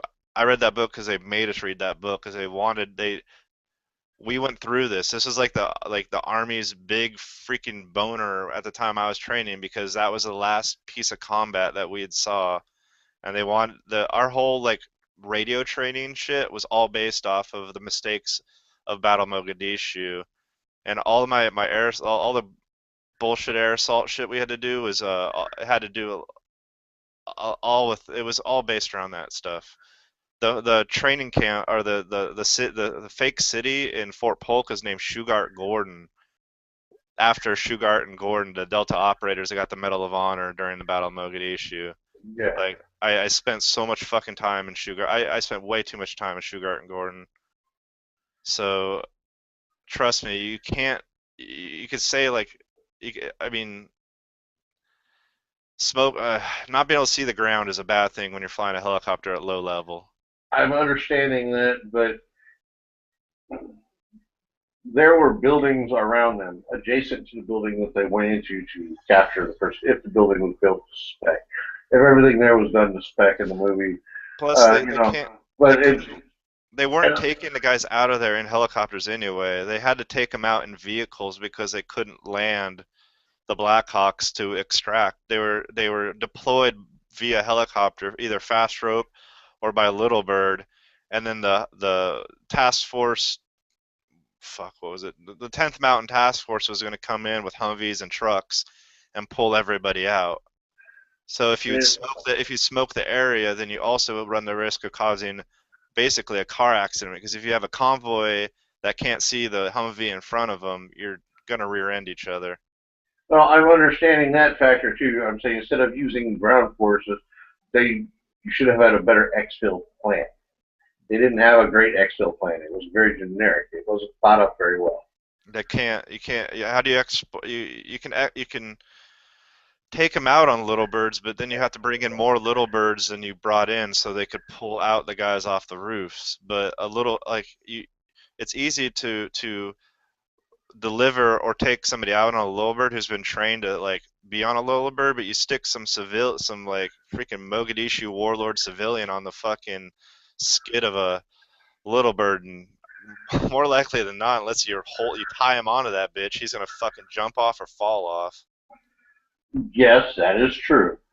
And so you fucking wrap them up, you throw them inside, and you stand on the fucking skid. And it's not supposed to be for a long distance. You just hop outside the city limits and then go to a vehicle from there. Mogadishu is also a huge city. I understand that, but it's a shorter trip to the outskirts of the city than it is all the way back to base. Okay. All right. Well, we can sit here and say woulda, shoulda, coulda, but do you think they that the Delta Force would have? If there would have been a better way, they wouldn't have taken it. I mean, Delta Force did their part to the T. They got in, they took the people they needed to take, they had them into custody, and it was the exfil that fucked up the whole thing. It left too many options to go wrong. That was my point on this. And they had another thing, instead of going back to plan to fly forward and then meet on the other side and drive around, it would have been a lot easier. And you would have been on the outskirts. You would have been under direct fire. If you were under direct fire, you'd only be under direct fire from one side instead of being totally surrounded by it. And then by the time you hit, they already know you're coming, so they're ready for you. Well, obviously, if you do something that totally fixates, I mean, the planning on that off was fucked up, in my opinion. Obviously, okay. Even if they would have pulled the packages, if, for lack of a better term, and the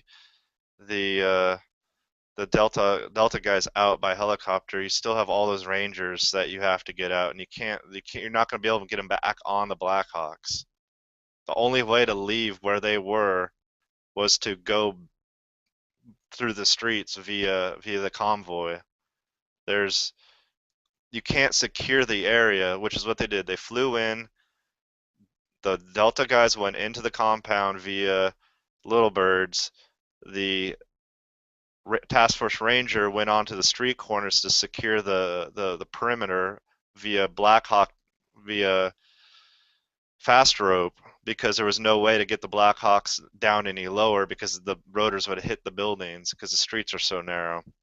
And so that's why they couldn't take everybody out from helicopter. Either that or they would have had to go in and hope to God everything went right, because there would have been no security around the building, which means their ass would have been in the breeze.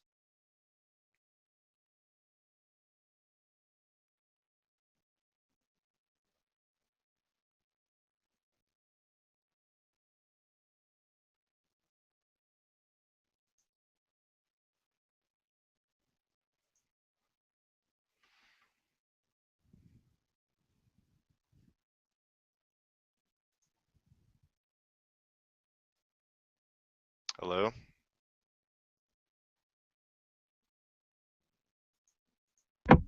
Yeah, I went on mute. But if they would have taken over the rooftops of a couple of the smaller buildings, they would have been able to. The Delta would have been in there, snatch and extract, get out, and they would have had the high ground, higher view plane, an a larger view plane. They could have gone out, crossed the building, got onto the rooftops, and got the fuck out of there a lot faster. Also, with the exception of the building they were on, it was a shanty town. The building that the meeting was held in was like one of the few buildings that was like an actual building. It wasn't even like it was a tiny little like adobe brick building. Everything else around them was, and that was part of the problem too, is if they got the helicopters too low, they would blow these shacks over, and that doesn't sound like a problem until like a piece of corrugated steel comes flying up in your rotors, and then you're gonna crash again. Trust me, man. I went through this for I went through this extensively. Like, we talked about this a lot, and if the best way to stop, the best way to have none of this would have, if those Blackhawks would have got shot down, none of this would have happened. And that's really the things to improve on were obviously the communications were terrible, the lack of water. There's a lot of stuff that was bad. Well, yeah, everybody was expecting a quick snatch and extract type mission, to where you heard them talking when they were preparing. Oh, I don't need this plate, you never get shot in the back, kind of thing. And then they lighten up their loads because they don't want to carry the extra stuff that they're actually going to need. That's a common practice in the Army. That doesn't mean it's correct.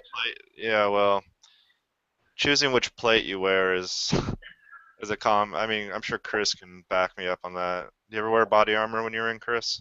Yes. That's the one that fucked up my back. Did you have to wear both plates, or were you allowed to choose? We had to wear all plates. Wow. Except for once when I was told in training, when I was told by my sergeant, take the plates out for now. Anyway, how are you doing, Chris? Not too bad. How are you? I'm alright. We're just arguing.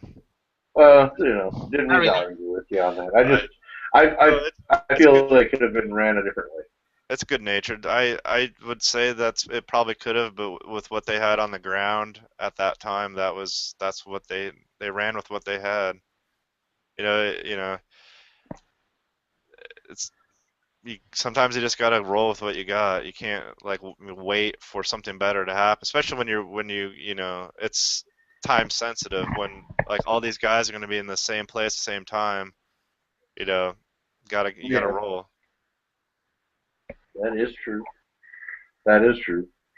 Yeah, it's things like that. I look at some of these, and it's easy to armchair quarterback things from the perspective of being in the comfort of a home and years down the road and all that good stuff. And I understand that too. And when you're putting on spots where you got to get a knock going and get it done right now, you got to pray to God that everything goes right. I can understand the stress on the leadership of that too. You should read the book. It's a great book. You should. It talks a lot about the mistakes. The book is written by a third party. It's not written by the Army, so it talks about the mistakes in plain English. So I wouldn't care if it. Go ahead. Of course, they're not going to divulge that stuff to the civilian populace, but I think it's. I've got nothing against the Army. I don't think the Army's any. I think we all work together is what it is. I just think I see that like I've seen. I've looked over ops that the Marines have ran and the Navy have ran and all that good stuff, and then look at it and I'm like, well, why did they just do this or that? That would have saved them all sorts of problems, give them all sorts of tactical advantage. And again, I got to realize I'm speaking this from as like an armchair commando, so to speak, at my house rather than being there. So there's limiting factors to everything. I didn't mean to cause a big argument. No, I'm not offended. I just don't want you guys to think of me like Bob. But you haven't pulled anything out of your ass yet. So. I don't think Bob thinks I don't like him. I don't dislike Bob. Bob is Bob. I dislike Bob, but that's just. I know you do. I was actually going to ask, what's with all the animosity towards Bob? For me? Oh well, I knew NCBR and from. I'm just being a dick to him because he's a dick back. Well, yeah. He just pulls things out of his ass a lot, so and he just I don't know he's just ways of getting to me, so that's why he and then when I starting forgiving him, it's just he starts irritating me again. So it's pretty much I'd rather not listen to him. So at least he's good natured. That's that's one thing I'll say about Bob. At least he's good natured.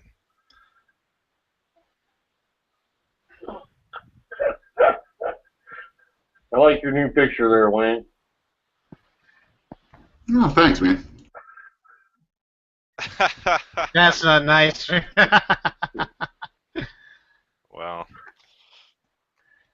Is that a subliminal message to me? Hey, look, check. How's my video? Does it look clear? Oh yeah, it looks perfect. Okay. I have like. No, I got I maxed out the bandwidth on Google on Hangouts, and I have like 40 megabytes down, 5 up. So I'm just and on a new computer too. So I'm trying to max out as much as possible on things. I bought another AK, Chris. Oh really? Oh yeah, what type? Arsenal. Ah, nice. Okay. What did you shell out for that? Enough. Yeah. It was on sale. Let me put it that way. Cool. But what does that mean? Doesn't mean it doesn't mean all that. It still is expensive, but. I have no gun prospects for the rest of the year until I can make sure that. Right now I'm focused on too much on computers right now. Yeah, I gotta update my computer too. But if somebody said like if somebody dropped a cheap Wasser in my lap, I would totally buy it. But I haven't even shot my Wasser in a while, but it's like it's when I need like a semi-automatic 30-rounder in my life. You know, it's like everybody should have a magazine-fed semi-automatic in their life. I need a. There's only one. There's one rifle that I'll keep my eyes peeled, but other than that, I'm not buying. There's one rifle, one pistol I'm looking for, but other than that, I'm not buying any more for a while. Yeah, if this country was like always that like. If this country was much more friendlier, it is technically this country is very friendly towards guns in general. But if this country was way more friendlier than guns, there's no political opposition. I would encourage every man, every household to have the minimum an SKS or something similar. Yeah, I don't. The minimum. I don't know. If we're surrounded by our enemies, I would say that. Like if we were like Finland or Israel, then yeah. Again, if we're like a little bit more in a more precarious situation, yeah. Yeah, but since we are where we are, we can. Unfortunately, we can let people get fat and stupid, and where we are, and people telling us to disarm, thinking we're gonna be fine. So yeah. And I don't mean fat and stupid as I mean stupid as in stupid. I don't mean fat as in like like physically fat. I mean like but you know what I mean, like overcontented, overcomfortable. Yeah. Yeah. Well, they think that nothing is going to touch them ever again. That this country being the way it. PHAT, pretty hot and tempting. Yeah, fat. No, but like because we're getting comfortable. Nothing's gonna happen to us. The government will never be tyrannical. The police will always be there. Military will protect us from the terrorists. So let's just disarm and enjoy the rest of our lives and drink our lattes in the morning. Yeah, basically. I don't think anything's gonna happen. I think I'll probably live the rest of my life being an old man and. Yeah, I'd rather things not happen, but that doesn't mean you can't have. I mean, I'm in the middle. I mean, I'm not a shit hits the fan type of guy where, well, nothing's. I'm like. No, I'm the same way. But just because I don't want my house to catch on fire doesn't mean I'm not gonna have a fire extinguisher. Exactly. But I'm not gonna say, well, you better have a fire extinguisher, or else or because your house could get fire anytime soon, kind of attitude. Here's a good. Like when we had that discussion about the when we had that discussion with Marco the other night about well, you need a gas mask because what if they start rioting near your streets and the police are throwing tear gas? It'll go into your house. It's like, oh my God, you thought that far.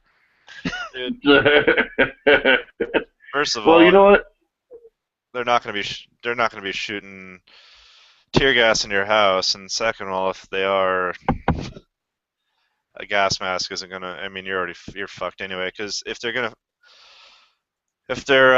throw tear gas in, they're gonna throw flashbangs in, and if they throw flashbangs in, there's not much you can do about it, other than get your bell rung. Yep. I don't know. It's just tear gas isn't even that bad. Like if it's dispersed, like outdoors, like you'll be fine. It's uncomfortable, but it's not. It's when it's indoors and concentrated. That's when it sucks. That's when it's painful. I know the feeling of CS. So. It's not that bad. It's not something you can't deal with, When I was in the CS chamber, I was like, I want to be the last person in there. I had this heroic little moment when I was in my first gas chamber. I was going, get out, everybody out! I was like trying to like lift people out, and me being the last person in there. It was hurting, but it's like, I had that moment where I want to be a tough guy and try to get everybody out here instead of running out like a pansy. I had enough time to think. I pull off my, I go, okay, so it's summer in Georgia, and I was kind of in the middle end of the line. Like, people were going in. I could see people coming out the other side, and I was like, oh, fuck. I could see them coming out, and they're all effed up, and one guy, they opened the door, and one guy just hauled ass into the woods, just ran. Just bolted like a fucking, like, like somebody shot a starter pistol and he was running a race. You know what I mean? Like Oh he's yeah. gone.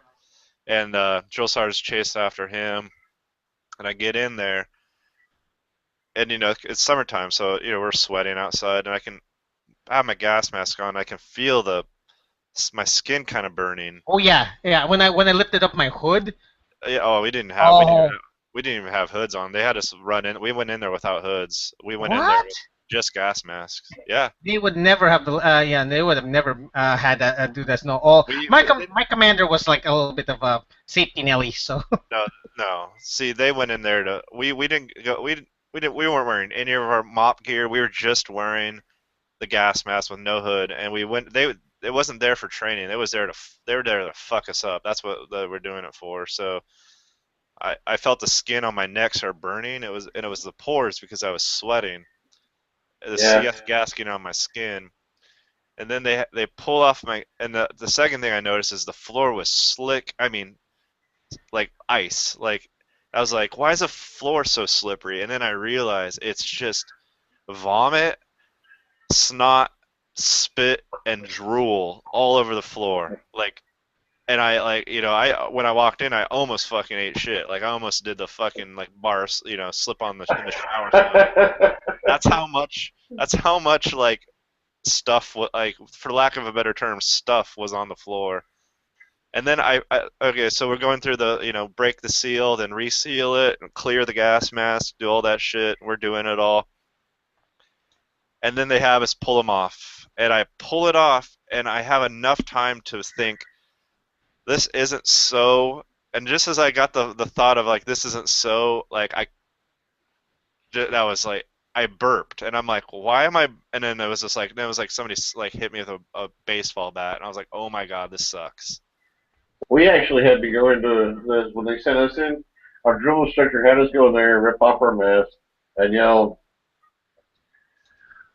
"3rd Recruit Training Battalion, India Complete, 23110."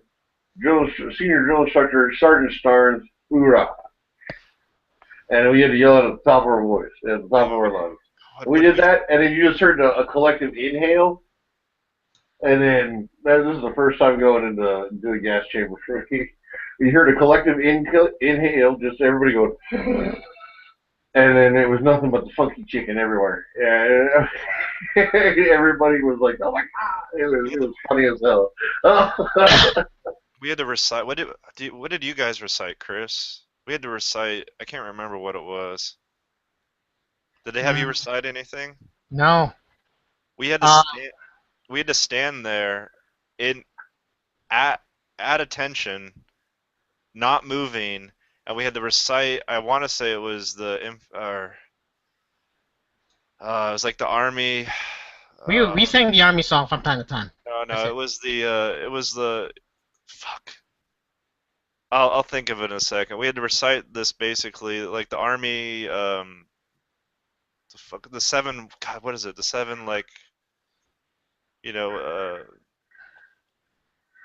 it, the army fucking.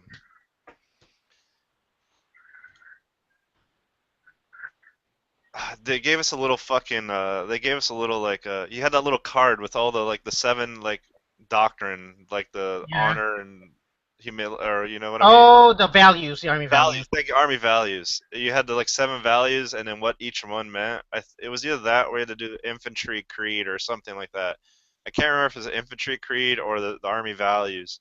Yeah. And they made us stand there at attention with our gas mask off, and we had to. And there's a drill sergeant with the gas mask on, and we had to scream it.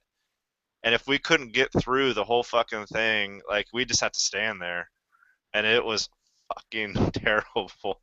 Yeah, that's generally what they're looking for, and what they're trying to show you by doing that is that okay, this is what it's like to be affected by a chemical agent, but unless it's a lethal chemical agent, if you can sit there and maintain your cool, you'll be okay.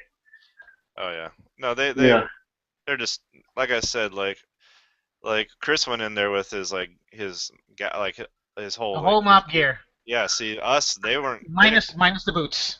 We didn't go in there to like train. They went in there to like basically do what Brian just said, and to just fuck with us. Oh yeah, And then, of course, you get to go out into that glorious bucket of water to wash your face off all that snot. Oh hell no, And no. realize there's like I a didn't have million that guys problem. in front of you that have been doing the same thing. So by the time you get, unless you're the first one there, that's a bucket full of snot you're wiping on your face. They told us. They told us not like we weren't. They told us not to don't touch it. Don't like we came out of there and like if somebody put their hands on their face, it would, like they would get a shit smacked out of them. And Oh then, yeah. I think I don't remember. They didn't do it. I don't remember us getting be able to wash anything off. Well, they had a bucket there with a sponge in it, where you could like sponge off your face really quick. You weren't allowed to wipe, but you were allowed to sponge off the snot. But I didn't. Nobody used it because it was already all full of snot. I think they blasted us with a hose, and that was about it. We weren't that lucky. We had to hump there to the gas chamber. Then we had to hump back from the gas chamber covered in CS. Oh yeah, yeah. And we had to strip down naked outside in our laundry area and go upstairs, hit the head, get clean, change into our PT gear, and then downstairs, and we had to hand wash our uniforms. And then let them dry, and hope they were dry the next day for us to wear. We came out. We were like outside the gas chamber, and then they had us move somewhere else. But while we were leaving, more people are coming to go through the chamber, and there was like a bunch of pogues that showed up that were like horrified. Like they saw us, and they were like horrified. Like new recruits? No, I mean they're the same Like cycle. admin. They were admin. I don't know what they were. They're pogues. Oh, okay. That's what we call pogues too, admin guys. You had pogues, knuckle busters, which are your mechanics, you had grunts, your infantry. They what they call it? They usually they usually went to Fort Jackson, South Carolina, where it was considered relaxing Jackson, and I thought so too. And I was like, I am not seeing any like. I went to Fort Leonard Wood as an MP. Discipline was like I don't know how it is on the infantry, but we got fucked with, and we got fucked up in the army. So I mean in MP schools. So go ahead. I'm sorry. Okay. For basic training, just basic training, because they have more. They do a bunch of different stuff. They do just regular basic, and then they have the infantry school at Fort Benning. So we would see the other, like what you went to before you went to MP school, and so no, we were one school. That's why you went through all one. You didn't have an AIT. We have an AIT in the same unit. Okay, but all right. See, we didn't have that. Ours is longer. Like there is no AIT. There's this infantry training. It is here's what happened. We went to basic for the first 3 months. Okay. Well, no, the first 2 months. After that, for the rest, I think about 2.5, 3 months. Then we had our what do you call it? Then we went to AIT in the same unit. See, ours is the same way, except there is no AIT. Yeah, well, that's in the Marine Corps. We went through 3 months of boot camp, or 13 weeks, was just over 3 months. And then we went through, after we did that, we went to Marine Corps. We got 10 days off if we chose to take it. So we had a boot camp leave. And then after that, we went to either MCT, which is Marine Corps Combat Training, or School of Infantry. And while you were waiting to get to School of Infantry, or MCT, you were stuck on mess and maintenance duty or armory detail. So if you got held over for an extra week, you were doing both. You were pulling, or 2 weeks of armory and then a week of mess and maintenance, or vice versa. Okay. So I ended up pulling both mess and maintenance and armory detail. Then we finally got locked in our MCT platoon. And that's when we went over basic Marine Corps combat training, or a little bit more than what we went through boot camp, because every Marine is a basic rifleman. And then we went to our A school. So what happened to me is this: our last thing of basic was the march. Basically, the last thing of basic was the 4K march, and the bivouac. Basically, Again, I forgot the name, but we went. They went to the field. I was in the hospital when they went to the field. When I got out of the hospital, I was told, okay, you're training again. So without my gear, I didn't have time to get my gear. I was already hanging out with the rest of the unit, and was gonna go march, and march with them. I was lucky. I didn't have to carry. I didn't have a weapon. I had a cap on. They would have recycled you if you'd have been where I was. They would have sent you back and started Yeah. you over. Okay, yeah, but it was different. I don't know. It was I got they all I had to do was march. They didn't care for anything else because they could have taught me. We could have done that in AIT. So I marched with them all throughout the night, and then at the morning we went to a carnival to have some downtime. After that, like, we had a Sunday off as usual, and then Monday, first class in MP training for AIT. Yeah, ours was from beginning to end of whatever you want to call it. Our basic training is 14 weeks from beginning to end, and they halfway through they just tell us that we're not here to teach you how to we're not here to teach you how to be in the infantry. We're not here to teach you how to fight. We're just here to root out the weak people. The people can't hack it from the rest. What branch were you in? The Army. See, the Army went through after Vietnam. There's like three things that happened with the Army. There's World War II that made. There's a lot of changes they made after World War II, and then there was Vietnam. Yeah. And then there was like and then there were like the modern brush fire wars of the last 20 years before and so basically from what everything I've read is the Army infantry school is a lot more like the Marines than it ever was before, like as far as the style, how the school goes and how you're taught, with the exception of they don't want another melee, so they there's a lot of I don't know how to explain it. Basically, they want you to think, and they want you to be. It's a lot different than it used to be. You go through your 8 weeks of boot camp, and then you go straight to like your school. What would be your school of infantry? There's no school. There's no school of infantry. It's our school of infantry is 14 weeks from the beginning to end. There's no basic training they send you to before that. Our basic, if you go to the infantry, you get sent to the Sand Hill, and it was, I don't know if now, it was 14 weeks, and then it's longer. They tell you that it's the hardest basic training school in the Army, outside of going to Ranger School, which would obviously be harder, or Green Beret School, all the special operations schools will be harder. But as far as when you send you in there for basic training, it's supposed to be the hardest. And the only reason I have to know that may be true is we got sent on a detail to do some, I can't remember, bullshit. We missed one of the ranges. I think it was a hand grenade range or some shit like that. It's one of the boxes you have to check off your list to go through, and so we had to go back later and go with another training brigade that was going through, which happened to be a Pogue brigade.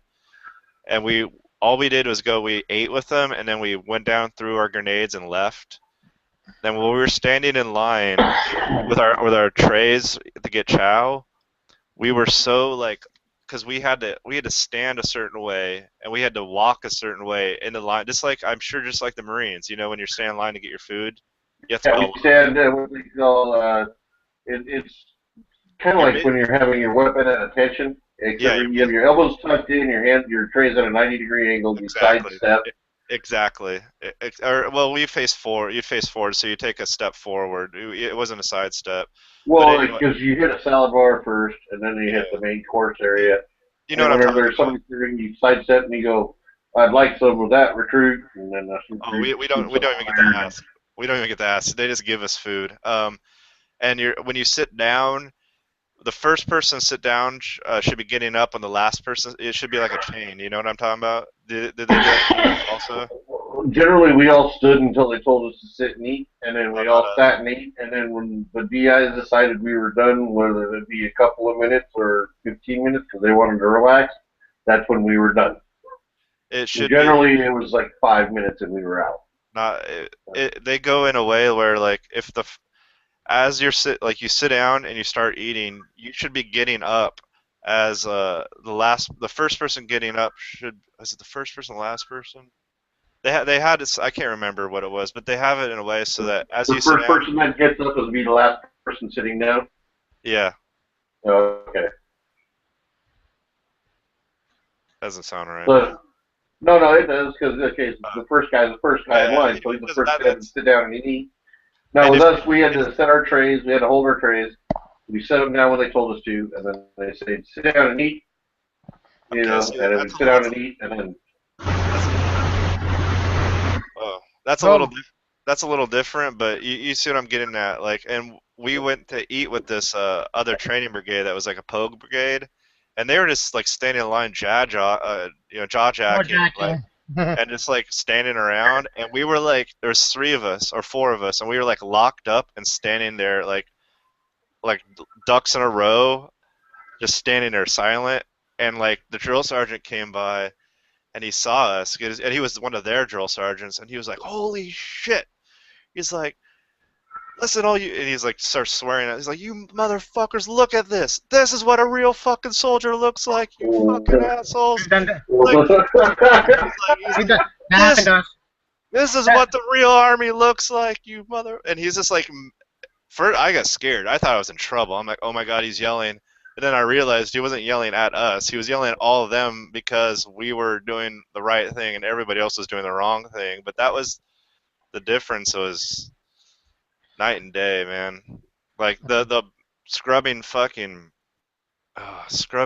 floor with like toothbrushes and all that like bullshit. Like that was all there. Like they kept all that alive just in this one place where they they made it harder because there's a lot of fucked up shit that happened in World War II and Vietnam that they didn't want repeat it. They didn't want to have repeat itself.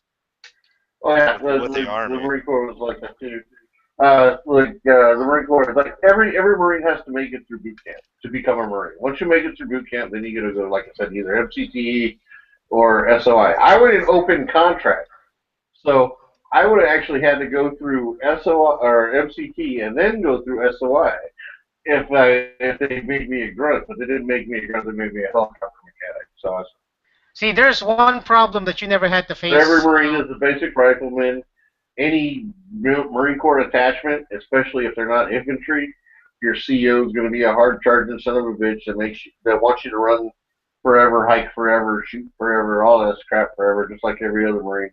Because we get actually.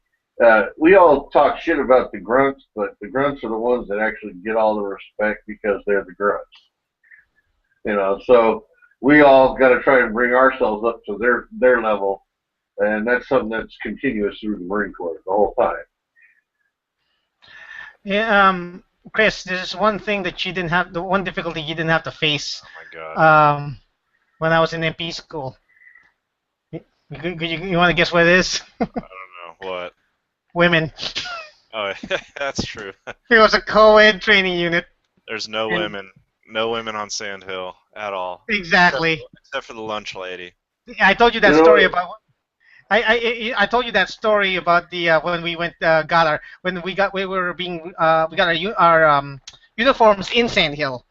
Actually, when we were in Georgia, or when we got our uniforms, we had one hot girl in there, and all the trainees who's getting their uniform is like, oh, female. It's like, oh my god.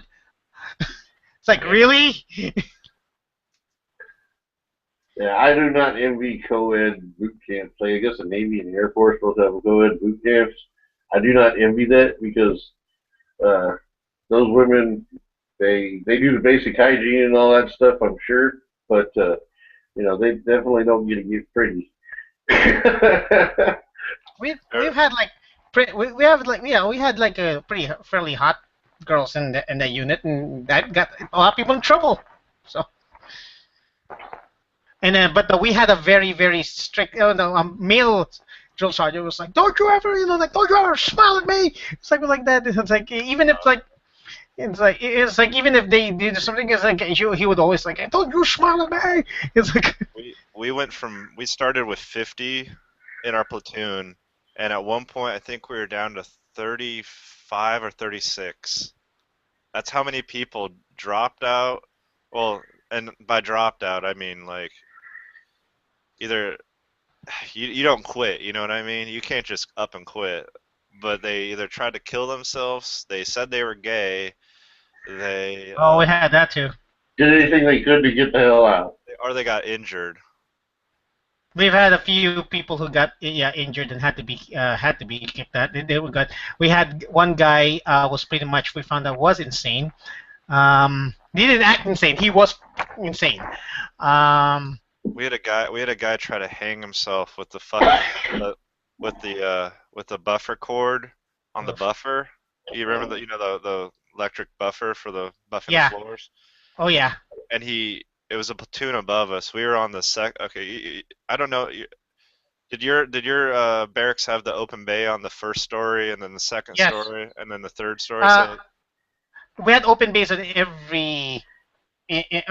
almost in every floor. Ours was a open bay. No. There's the bay you live, but the first story is like the parade, the drill floor, the drill floor. Yeah. And then the second story would be one bay, and then the third story would be another bay. Yeah, for the bunks. Yeah. Yeah, so the bay above us, the platoon above us, the guy tried to hang himself by jumping out the window with the cord tied around his neck, and he ended up pulling the whole damn thing out the window behind him, and it almost landed on him, which almost killed him. The fall didn't kill him. The hanging himself didn't kill him. It was the fucking buffer almost landing on him. And that happened in the middle. It's scary.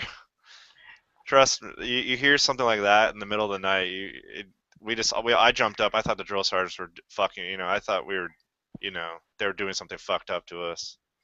We had a, what do you call it? We've had a few people who tried that, or just mentioned they were going to kill each other. If you're when I was in CQ, or fire guard, I would sometimes go to the drill sergeants, to the office, where they would have to give me a task, and I would see people with mattresses. Oh yeah. In that hall, it's like, they tried to kill themselves, or they mentioned that, but we had a guy drink shampoo and conditioner. This wasn't basic training, but when I was in Fort Jackson as an MP, we had a case where somebody jumped out of the window and his leg telescoped. But yeah, like I don't know of any, losing going down to I think it was about 35, 36 people from 50. That was that blew my mind. They brought and they recycled a few people, so we went back up to 40 something people that got injured. We didn't lose that much at all. Well, we had a handful. We had a few in the early days.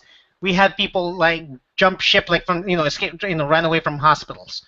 So go to the hospital, get a cab, and try to get the out of there. So we had a few of those. My battle buddy went AWOL. I guess that would be the other. Yeah, we had two. Well, we only had two people go AWOL. All the rest of those dudes tried to either kill themselves or say they were gay or do something or hurt themselves. And only two of them went AWOL because everybody's so scared of the drill sergeants. We started with 65 and we finished with 65. But by the time we got to the end, this wasn't the same 65 that started. we had a good number. I'd say a good third of us were replaced by retreads. Yeah, it was about the same with us. They didn't have enough to replace all. They could replace as many. They replaced as many as they could. Well, we had guys that were in what we called physical conditioning platoon, PCP or pork chop platoon, as we jokingly called it, or medical rehabilitation platoon, or MRP, medically rejected platoon, and we'd get those guys. And we had one kid. He was in for 6 months already. By the time we picked him up at the end of second phase, going into third phase, and we were like a week from graduation, and he snapped. And he was like, I only had 1 more week to go. So he was virtually in 7 months already, going through boot camp for 7 fucking months. Yeah, if you fell out of the FTX after 14 weeks, if you fell out of our FTX, which is basically like the There you go, FTX. That's the term I was looking for. that's like the FTX is basically the test you have to take, and it's like it takes about, I think ours is about 2 days. Well, it takes longer than 2 days, but the last part of it, the last leg is about 2 days long, and you could fall out the last fucking day. You could fall out the last hour, and they'll recycle you to like the middle of the next cycle, like it was some other unit. Like you'll go back and start it all over again. We had what do you call this? We had a few people from other companies come in. They were like being recycled in the middle of AAT. They end up from another unit to ours to complete. So we had.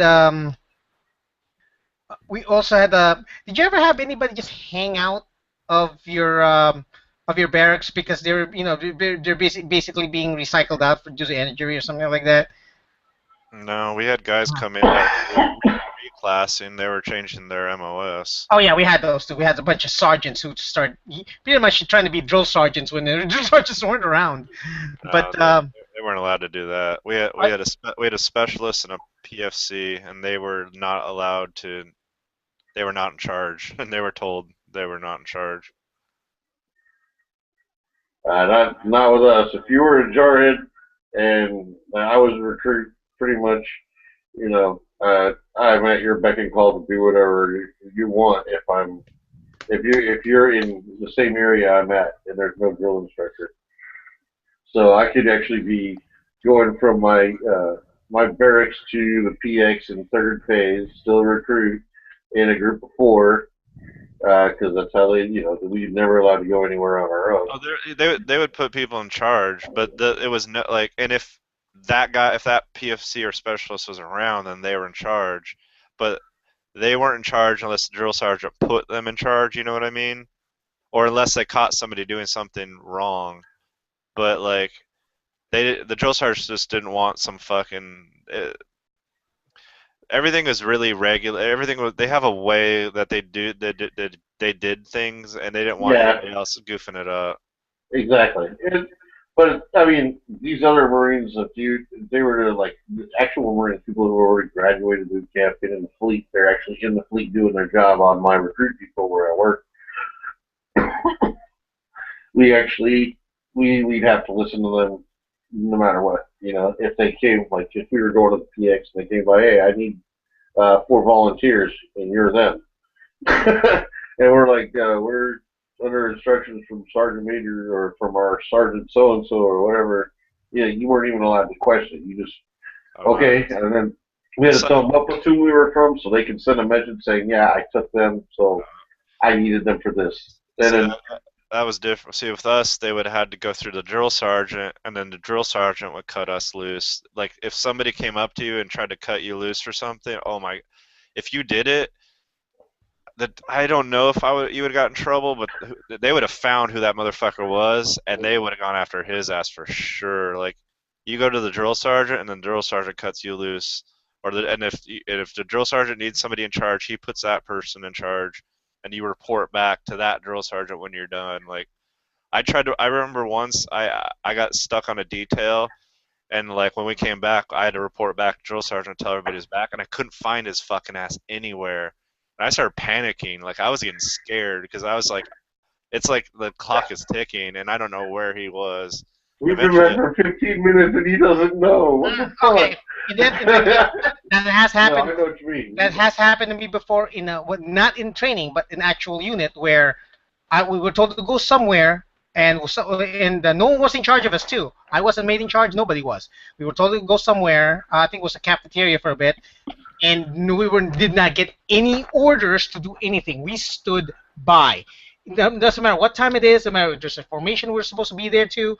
We were not advised. So they finally found out what happened. So one of them picked us up like a couple of hours later, and they didn't blame us for it. It's like we did not have any clear orders or any clear direction where it's supposed to be.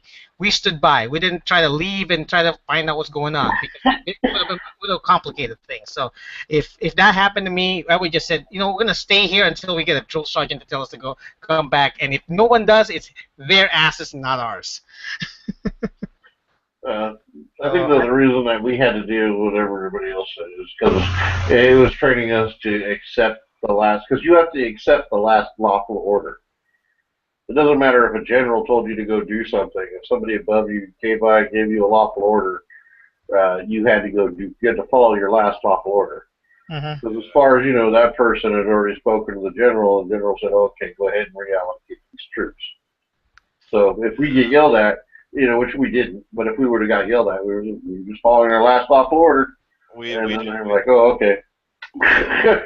Speaking of generals, we had at the gate we had the post commander when I was in Fort Jackson. We had our post commander decided to be a little bit too proactive and started managing the gates a little bit, saying, "Hey, this is wrong. This is wrong. You know, you need to do this, do that." And then one of our MPs who just got out of AIT, but like he just came into the unit, like, and that was his first unit. Started talking to the general, and the general started poking him, like, "You need a." It's like he put him in handcuffs. You put a base general in handcuffs? Yeah, the MP put the general in handcuffs. Well, technically, the general was battering him, and that is a crime Technically, it against was assault. UCMJ. He understood his last thing was assault, and he didn't get into real big trouble. It took a long time though, because they put him in admin duty for a long time. It took a long time before he could restore status as an MP. I would have fucking given that kid a commendation for doing that. I mean, fuck, I got a fucking meritorious commendation for me and my boy Sanchez. We were an armory detail. The OD, the officer of the day, came by, didn't have his ID on him, and tried to enter the armory, and we held him at gunpoint. Oh, Until wow. he proved himself. And then, which eventually was, he went and got his ID and complied to us completely. I mean, we went through the fucking racket. He came to the gate. We halted him throughout the challenge. He threw back the response. We said, "All right, lay your ID on the ground, step back, turn around, get on your knees, place your hands on your head," because we weren't expecting him. He was doing a random search. He's like, "I don't have my ID on me." What kind of fucking marine are you walking around without your ID on you, sir? You know. So we forced him to go get his ID, make him comply. He was not happy. He was a scary looking motherfucker too. He was recon. He would have like not having your dog tags, your ID, having your cover on indoors, having your hands in your pockets, throwing a cigarette butt on the floor, having a button unbuttoned. Like, if you had to have every, like, what are you shaking your head for, Chris? No, I would choose somebody out for those. Well, wait a second. What about your top button? The top button to your cami blouse. You're allowed to have that unbuttoned. That's all. You're supposed to be. That's it. I had that. I had it buttoned up on my first 2 days. I put that. I was like, "Hey!" I got yelled at. Like, "Oh." But he turned out to be our company commander at MCT. And he called us his killers. He stood and said, "Oh, where are my killers at?" And everybody all like, "Ah!" And he's like, "No, shut up, you guys. You're out there. I know you're out there because I got you on purpose. Get up here." I did get away with a few things though, because you're supposed to give a command in the position of attention. I was in charge of a detail. I marched the squad back into the barracks. I went inside the office and I put everybody in parade rest. But then I was, "Hey, we're back here." "Okay, just everybody go back up, upstairs, and and I got some stuff for you, and like some news for you and stuff like that." It's like so, and so I went ahead and to dismiss the detail. I just leaned out the door and says, "Attention, fallout." I was like, I just leaned out the door. "Attention, fallout." The drill sergeant saw that. I was like, "All right." And this was AIT. That would not have. Oh my God. No. I knew that was wrong. It's like no. It's just they were so It got like, it was so strict that when and it's weird because they do this thing where they stop like towards the end of the basic infantry school. They start like giving you a little more. And I mean the end. You get a little more leeway. Like they stop. First of all, like you don't. A couple of the drill sergeants just leave. They don't need all the drill sergeants, so I don't know where they go. They go to another training battalion or something, and then you start getting like Sundays off, but you can't do anything. All you can do is iron your uniform and polish your slept in. boots and like Go to church. and go to church. We weren't allowed to sleep in. We had to be up at Reveille and in bed by taps. No, not that. Yeah, no. On Sundays, we woke up, did the flag, ate, came back. Either you made phone calls, or went back to bed till lunch, and then, but then of course after lunch, it's you do detail. You do like clean up your floor, your bay. And then after that, dinner, and then fuck around some more after that on Sundays. In the morning, we woke up, we cleaned, we went to chow, we cleaned up ourselves, and then we either went to church or we could write letters home, we could work out, we could do something, we could do our laundry, but we weren't allowed to get back in our racks whatsoever for any reason. Yeah, it was more of BIT. Basic training, we had weekends. We had to do stuff on the weekends, even on Sunday. It wasn't as harsh. But AIT on Sundays, goof off, and that's what our drill sergeants even just said. All right, you guys goof off. So even when they relaxed, it was still really strict. And then when I left basic, our basic, I went directly to airborne school. Oh. And, like the airborne was the only things that you had to do was like you had to run everywhere and you had to do like 10 pull-ups before when you ran past the pull-up bar. And it was co-ed too, which tripped me the fuck out. So, but it was like they were so it was so much more relaxed. It was shocking. Like it. Now airborne school, you actually had females in airborne school? Yes. Say again? Yeah. You have to do what? Yeah, females in airborne school. Yeah. Now, did they have to do 10 pull-ups, or did they just have to hang there from the bar as long as they could? No, I can't. I think they have to do 10 also. That's why, maybe it was 5, 10. I don't remember, but I remember they did modified push-ups, so they didn't have to do as many push-ups. So they would just tell us to do. We got in trouble. They'd tell you to do 10 push-ups, and we'd just be like laughing, like 10 push-ups. So that's cute. And when I was going through my A school, if you dropped a tool, it was 10 push-ups. And I did board, so I would take like a ratchet with an extension, a short extension, an elbow, and a socket, and I'd drop it all. So that'd be like 50 push-ups. I'd be like, oh, I gotta go do push-ups now. Hold on. And I'd go bust out the 50 push-ups. And my friends would drop a tool, and I go, how many tools is that? I'll do your push-ups. Don't worry about it. What do you call this? We could eat whatever. Oh, sorry, go ahead. No, I did have a friend though who she went to airborne school directly from basic, but she got. I saw her again in Korea in the same unit as I was. I was like, what happened? I thought airborne school should not have been over yet. And she said she tripped on a run, and once you fail on a run in airborne school, yeah, you're gone. They Yeah, they. What, so you're not allowed to trip? You're not allowed to not You can't fall out. You can't fall out of a run at all. Well, no, I'll fall out, yeah, but I mean, in the Marine Corps, shit, you fell, they just laughed at you, and you got up and you caught up to everybody and you kept going. Unless you got hurt, but. It was considered falling out. You run a formation everywhere. You have to run a formation, but it's I don't know. It wasn't that hard. It was weird though, because compared to where I just was, it was fucking like cake. But it was like we were allowed to eat whatever we wanted to, which also tripped me out because we weren't allowed to eat what we wanted the whole time through basic. Yeah, but you were no longer in basic. You were actually in the Army now. It was such a jarring effect or change that it really, my head was like swimming for like weeks. This happened when you saw the freedom. Yeah, I ate entire lemon meringue pie and got sick as a When, dog.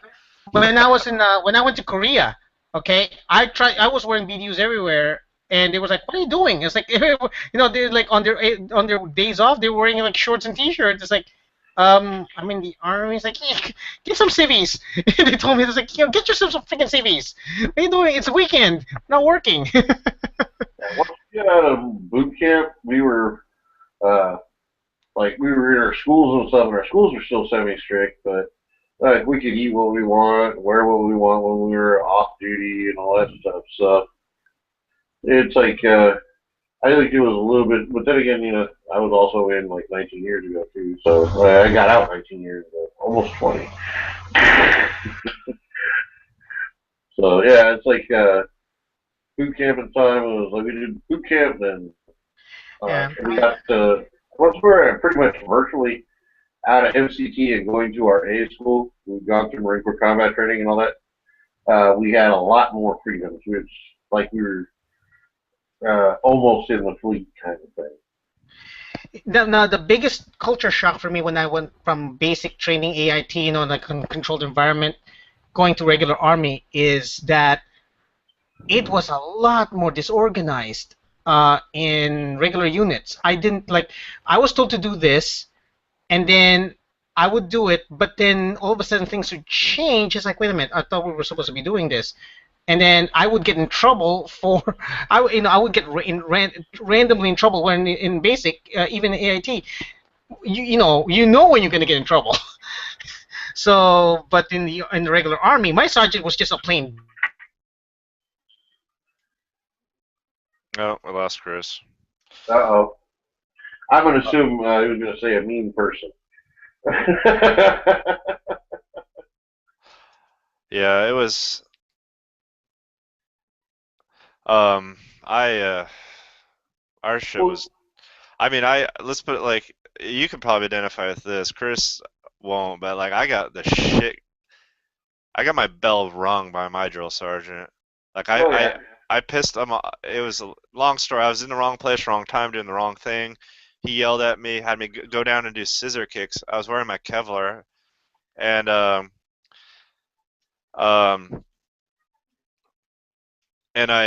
was doing scissor kicks, and he's yelling above me, and he gets down really close to my face and yelling at me, and he tells me to get up, and I sat up really quick, and I smacked him with the corner of my Kevlar helmet right on the bridge of his nose.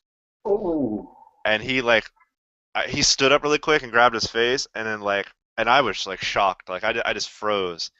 And he looks down, and the look in his eyes, I'm like, oh fuck. And he just reached down and grabbed by the side, the strap on the side of your Kevlar, and just started smacking my helmet into the ground. But my head's inside of that, so my head's like the ringer inside of a bell.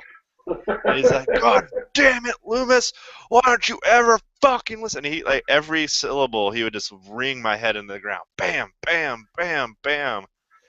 And there's a couple other times when, they would fucking smack the living piss out of you, like usually in the back of the head. They wouldn't hit you with a closed fist, and they wouldn't hit you in the face with a closed fist. Although we did have one drill sergeant in the platoon above us, the platoon that the guy tried to hang himself. That the guy was evil. He was like sadistic, like really, and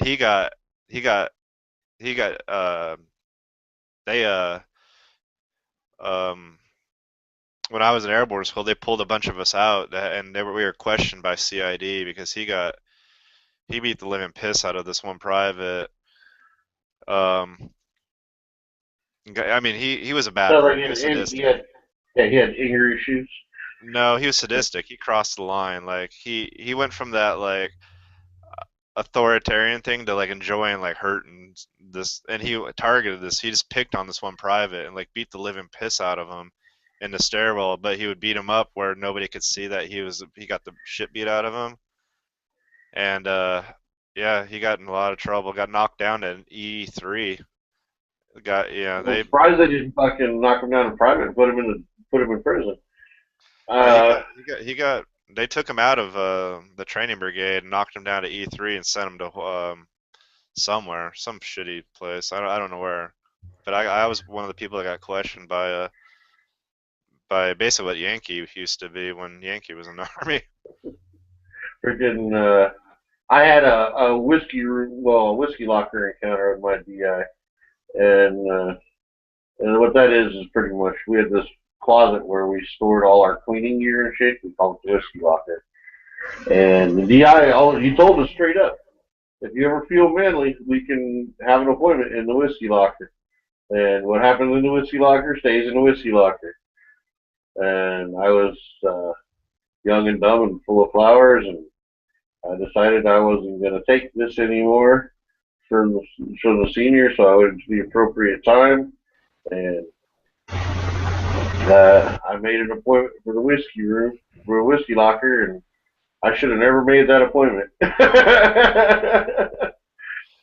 Yeah, we had a storage room, and like there's a couple times that either you go in there or you go in the drill sergeant's office, and usually when you came out you were a little worse for the wear. But like I said, none of my drill sergeants, they were all mean, and one of them was scary as shit, like scary as hell. We call him a drill sergeant, not to his face, but we called him Drill Sergeant Debo. After I know what you're talking about. Debo from Friday. Yes. That big black dude with Tom Tiny Lister. That's the actor's name. We had a drill sergeant who looked just like him and had the crazy eye, like everything. And so he was Drill Sergeant Debo, and he chased us. I shit you not, woke us up at bivouac one night when we were all like in our little shelter half, so like asleep, you know.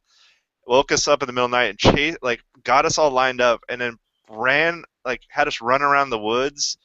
Well, he basically he had a course that he made us run around, and basically chased us around the woods with an axe handle, wearing a fucking hockey mask. I wish we had a drill sergeant like that. The scariest drill sergeant we had in when I was in basic AIT was a big female Puerto Rican. She was the scariest woman. I mean, she was just like, and every time that we go up to someone like way bigger than her, it's like, who think you're so fucking big? You think I will beat the shit out of you? He was just like challenging the big guys and scare the crap out of them.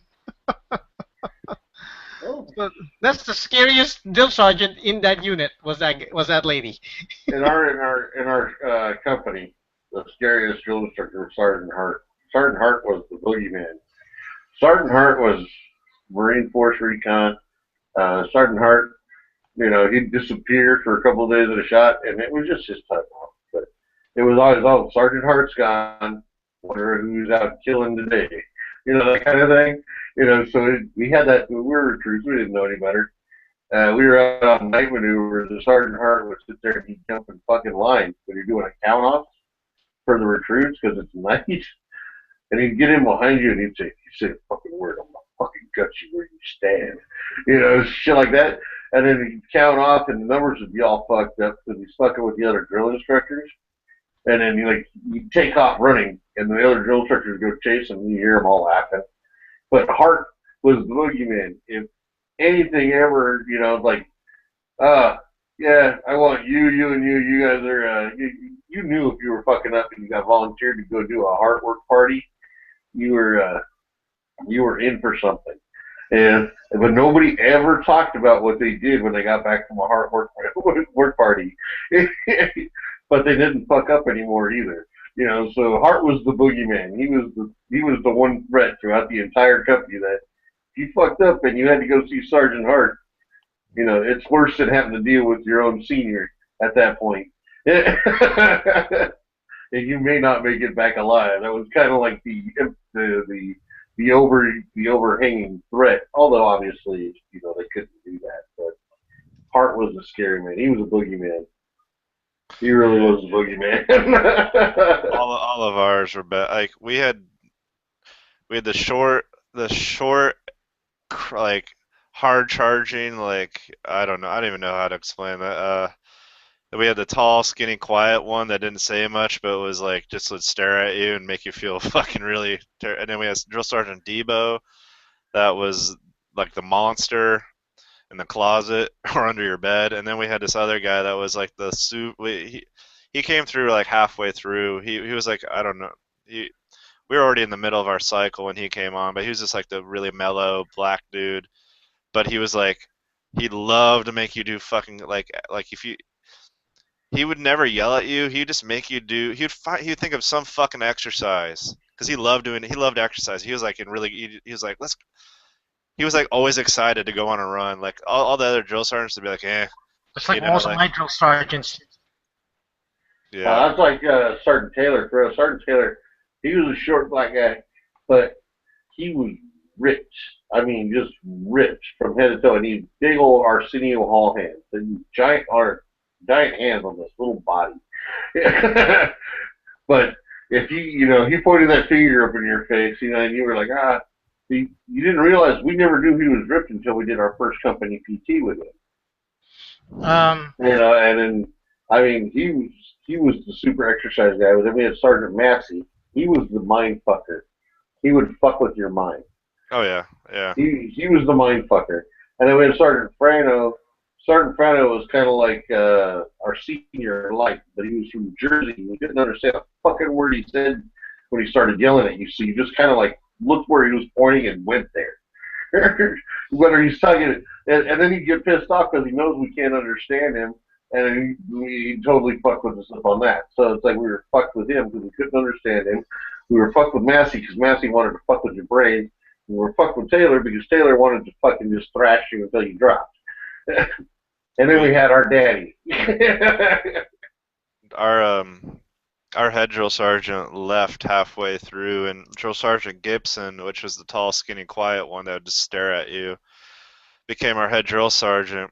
And it wasn't until I don't know about for the infantry school, not one of our drills. Every single drill sergeant we had was infantry. First of all, most of them either had like some meritorious service, like they either had combat. Almost all of them had combat patches.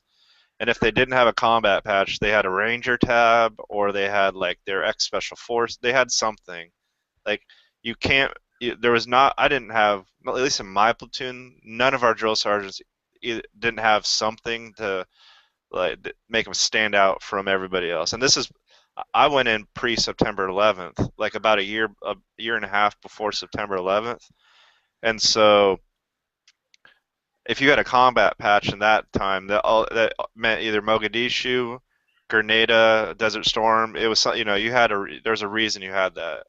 Yeah. And not everybody had one like now. And so it was like all of our drill sergeants were like the cream of the crop that they would pick up, because they'd go to drill sergeant school or whatever they go. I don't know what it's fucking called. And then they would drill instructor school at MCRD San Diego. Yeah, they would. They learn from the Marines. Yeah, they would pull out the ones. They would send. You had to be like.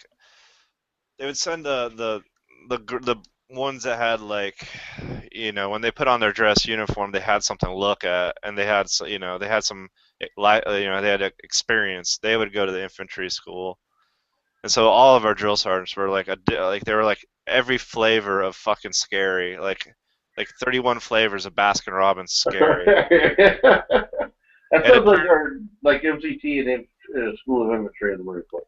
The last day of when we were graduating, and I was getting my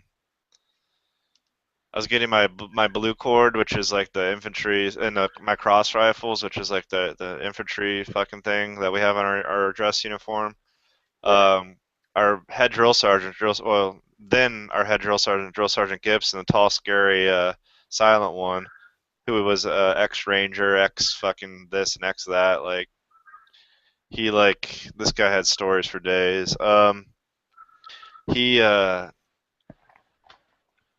divulged that they had a bet running the entire time. They had a pot, and they had bet to who would, like, they each chose a private that would drop out, and basically the last guy standing.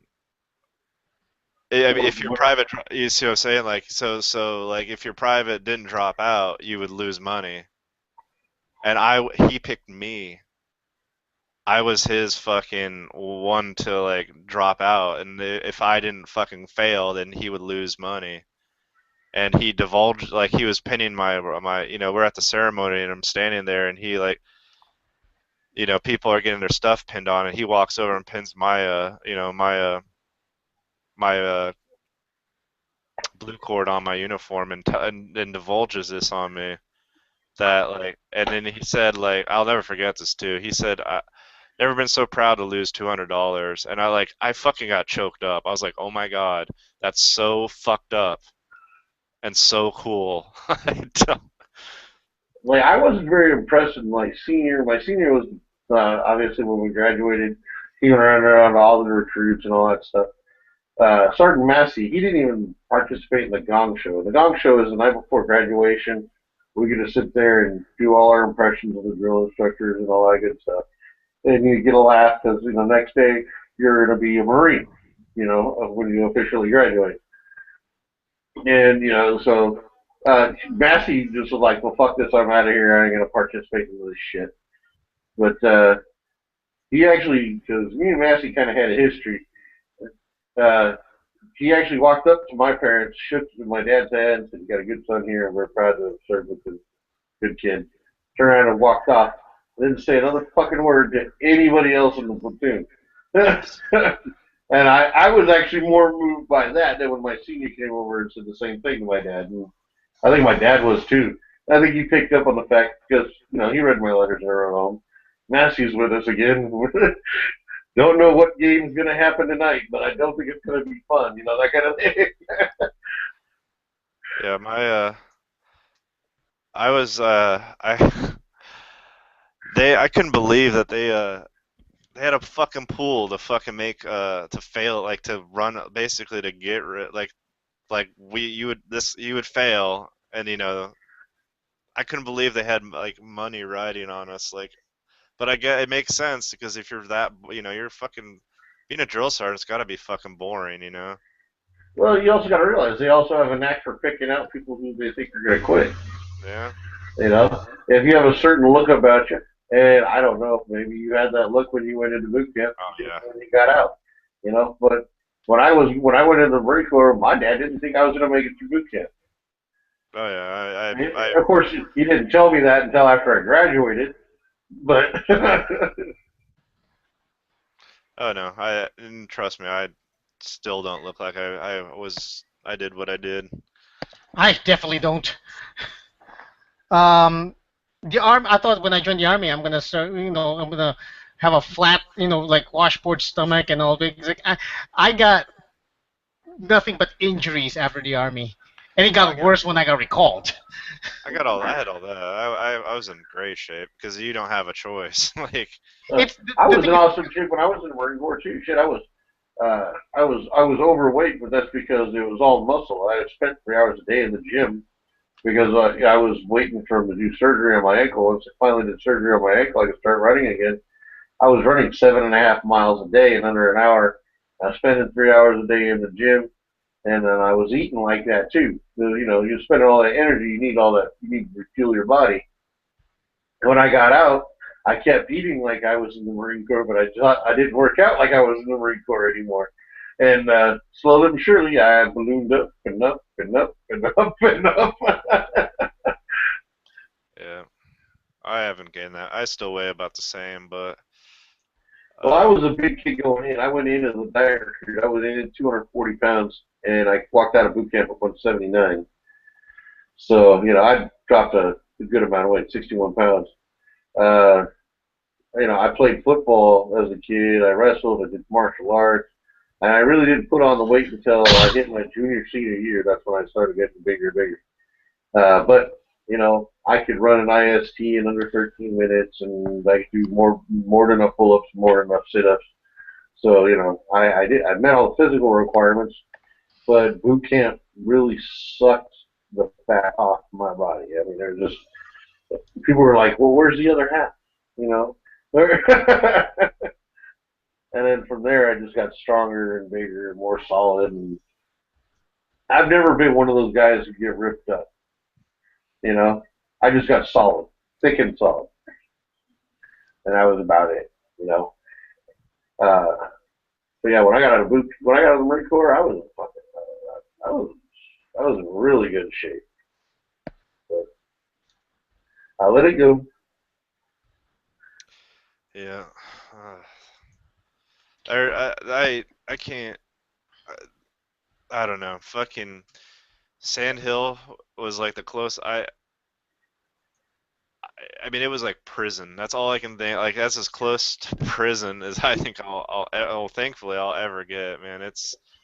They even I heard stories like even when the hospital unit when I got injured and had to be sent to a hospital unit for a while it used to be set up in Sand Hill, but they took it away because we were very informal. It's like we were injured. A lot of us were like both mentally and physically injured. We didn't need all that dress crap, but they were like trying to put that onto us. Even on the officers, they were like, "You all need to be marching everywhere. You need to be setting examples." Like, hey, and that's why they got away from Sand Hill because, no, we are, a lot of these people have PTSD. They're all messed up. They got injuries, and we don't need to be put any added pressure or to be, messed with drill sergeants. So. We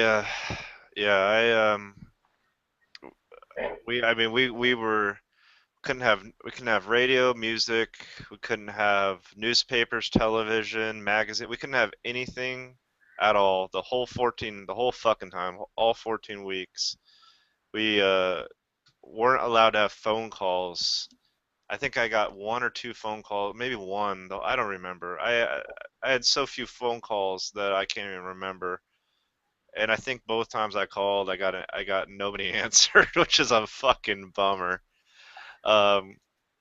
Letters were like if you got anything, like getting a letter was the best thing and the worst thing ever, because if it looked frilly, if you got too many letters, you get fucked with. If the letter smelled like perfume, you get fucked with. If the letter was like a purple or pink or anything like frilly, you get fucked with. You get fucked with. Yeah, we had a thing we called the lottery. If you got more than 3 letters in one city, you hit the lottery, and you had to do push-ups until mail call was done. No, the only time that people got push-ups were when you get cookies. And then G-Dunk packs, we weren't even allowed to keep them. We had to open them up, show them to everybody, and throw them in the trash can. Yeah, we couldn't keep, if you got cookies or candy, all that shit went in the trash or went to the drill sergeants. The drill sergeant was to eat your cookies in front of you. Yeah. Oh no! It's this. That stuff. We had this. Distribute among you don't get all your. You distribute among the platoon, and if there's any left, you throw it away. No, we were not allowed. Our chaplain, the first time we ever went to church, we were allowed, like, they made you all go. At first they'd make us all go to church, and then after a while, they would let you choose to go to church. If you didn't want to, you didn't have to. If you wanted to, you did. That first time, our chaplain, thinking he was, because like I said, there's more than just infantry school there. There's other ones, and thinking he was doing us a service, like being nice to us, he gave us all 1 Oreo. And oh my fucking god, when we got back, our drill sergeants came unfucking glued, and so the end of service to the I don't even know, like fucking 4 o'clock in the morning, they were smoking our ass. Like, oh my god. Like it was okay, it was multiple people, right? Yeah, drill sergeants. Yeah, one would get like after a few hours, they'd switch off to another drill sergeant. No, multiple people were being smoked, right? All of us. Okay. You guys didn't use the term caping? Because if it's one guy, it's a smoke. When it's multiple people, it's a cape. No, it was smoke. Okay. It was just smoking.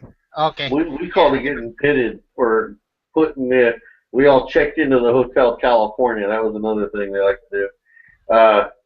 It's like, and then it depends on who it was. It was like Massey. Massey would have us do shit it's crazy, out of your fucking head, stupid shit. Like we'd be all lined up in groups in rows of 2, and then we'd hit the racks, and you'd have to jump over the top rack and yell out "Free Willy," drop down, roll underneath the next rack, jump up, jump to top of the next rack, and say Free Willy, roll under, and go all the way around the squad bay. Doing that, go so you cross paths at the end, and then of course you had other recruits doing the same thing. So, and the way, I don't know how he did it, but he had to figure it out to where, like, when one guy was going over, another guy was going underneath. So it's like we never ran into each other. It was really cool. Or he'd have us sit there and he'd go, I'm in the mood for some NASCAR racing. And so what we'd do is we'd get our rags, and they'd be dry rags, and we would get in kind of like a mountain climber position, and then start your engine, and we'd all have to go vroom, vroom, vroom, vroom, go, and we'd have to go vroom, and then we'd hit the corner and we'd have to screech our tires. And we did 2 laps doing shit like that. It was like, it was crazy. I mean, it was like, you were like, oh God, this fucking sucks. The flutter got wore kicks. out. But the flutter kicks, man, I love flutter kicks. If we actually got to do just one exercise, that would have been amazing. But if they weren't fucking with their head doing those things, it was get on your face, push, on your back, legs up, kick them, on your face, push, stand up, get back down, do the mountain climbers, bodybuilders, on your back, leg kicks, bicycle kicks, back on your push-ups, Chinese push-ups, this, and it was like changing constantly. So it's like you maybe got like half of one exercise done, and then you were changing into a different position. So I mean, they would wear your entire body out within 15 minutes, and you weren't allowed to be done. They would tag team. They would tag team and come in and take turns fucking with you. I remember when I got profiled because of my knee. Well, this was still basic. Well, a bit more EIT than basic, and I had to ride a truck because I couldn't march. Right? Drill sergeant come out and says, "Pasaba, you better be doing flutter kicks on that truck." And I'd be like, "Yeah, I'm doing flutter kicks while the truck was rolling." They had all that shit. I mean, they have very inventive ways of making you hate life. And for us, it was like the one thing that always comes to mind was when they would yell, "Beat your face." Mm-hmm. That just means doing push-ups. Oh But yeah. I just remember the term "beat your face." I'm like, oh, that's fucking creative. We had a few. That is creative. I never heard that one. We've had a few people misinterpret that in the first few days and actually did sock themselves in the face. That never happened. Front lean and rest. Front lean rest position. Go. Front lean rest position. Move. But, we would have to. They would. You're planking like the full push-up position, but you're not. Push-up. Front lean rest is in push-up position, but not actually doing push-ups. You're planking. Okay. Which is still painful. But yeah, no. The worst thing that we hear that leads up to that is like we know information and we know that the drill sergeants are pissed. It's like half right face. Oh shit. When you hear half right face, we know we're gonna get it. Oh yeah, that means you're in formation. Yeah. Yeah, I remember once we got in trouble, so we had to do. He had us flip our racks on a side, and we did push-ups until everybody had to have a pool of sweat underneath them that was like bigger than something. I forgot what it was, but he had this thing that he would throw down on the ground. If the pool of sweat underneath you wasn't as big as that or bigger, you had to keep going. And then the other time was he would yell. They would yell, "Drink water," because drinking water is a big thing. Like you always have to drink water. Blah blah blah. Yeah. He would yell, "Drink water," and we'd yell, "Drink." We'd have to yell, "Drink," or "Beat the heat, drill sergeant. Beat the heat," and we'd drink some water. He did that too. But then this one time, I remember he's like, "I'm the man to drink water. I want you to drink your entire canteen." In one, drink it all, and so we and he did the whole thing. We drank the whole canteen, and then he fucking made us do exercises until we puked it up, and then made us drink another canteen. Yeah. To teach us a lesson because somebody did something like I don't know what they did. They fucking put Kool-Aid in their canteen or something fucking stupid that they told us not to do, and they did it, and so we got fucking our asses smoked for that. Yeah, they had a habit of doing crazy stuff like that. I mean, What doesn't kill you makes you stronger, and they exactly. prove it. It's true. Yeah, you may wish you're dead, but No.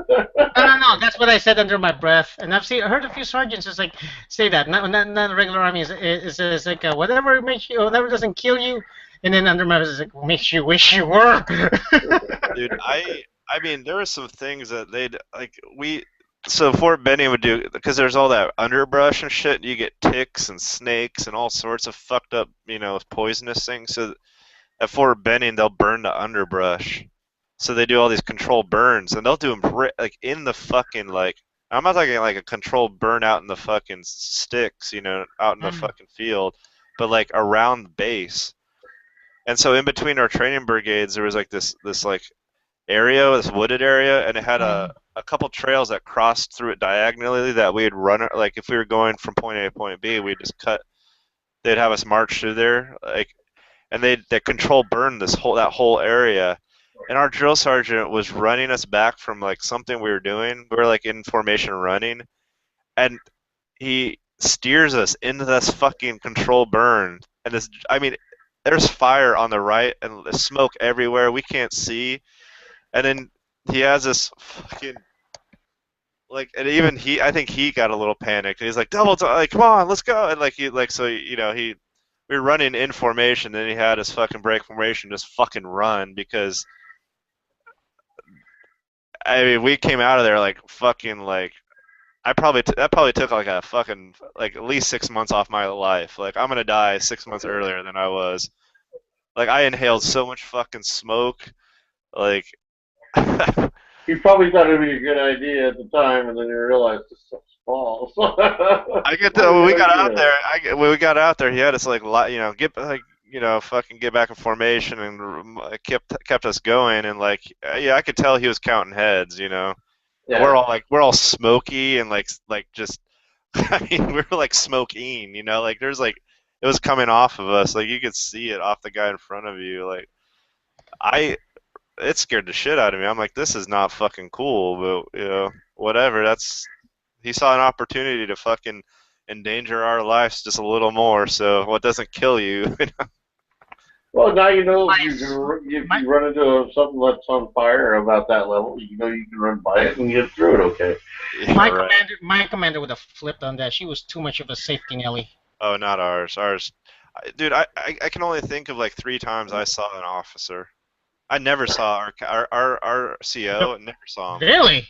We saw our company commander once a week, and it would be a Saturday, and it would be the day of history, and he'd come in and he'd read from the Bible to us. And the Bible, I'm not talking about the Holy Bible, like the Marine Corps Bible, where he'd read through stories of Marines' valor and exploits and things like that, and people who received the CMH or the Bronze or the Silver Star, things like that. Our CO barely made an appearance. Our lieutenants would occasionally be around. Like I only once in my entire time did a lieutenant ever speak to me. They were kind of there. Our drill sergeants did everything, and we had like I said, we had a bunch of drill sergeants. Like, I think overall I had about at least 5 or 6, not at the same time, but like at any given time there'd be at least 4 of them at once. And so like they did everything. The officers were like, I mean, what does a butter bar know about being in the infantry? You know what I mean? Like, what's the difference between an O1 and an E2? An E2's been promoted,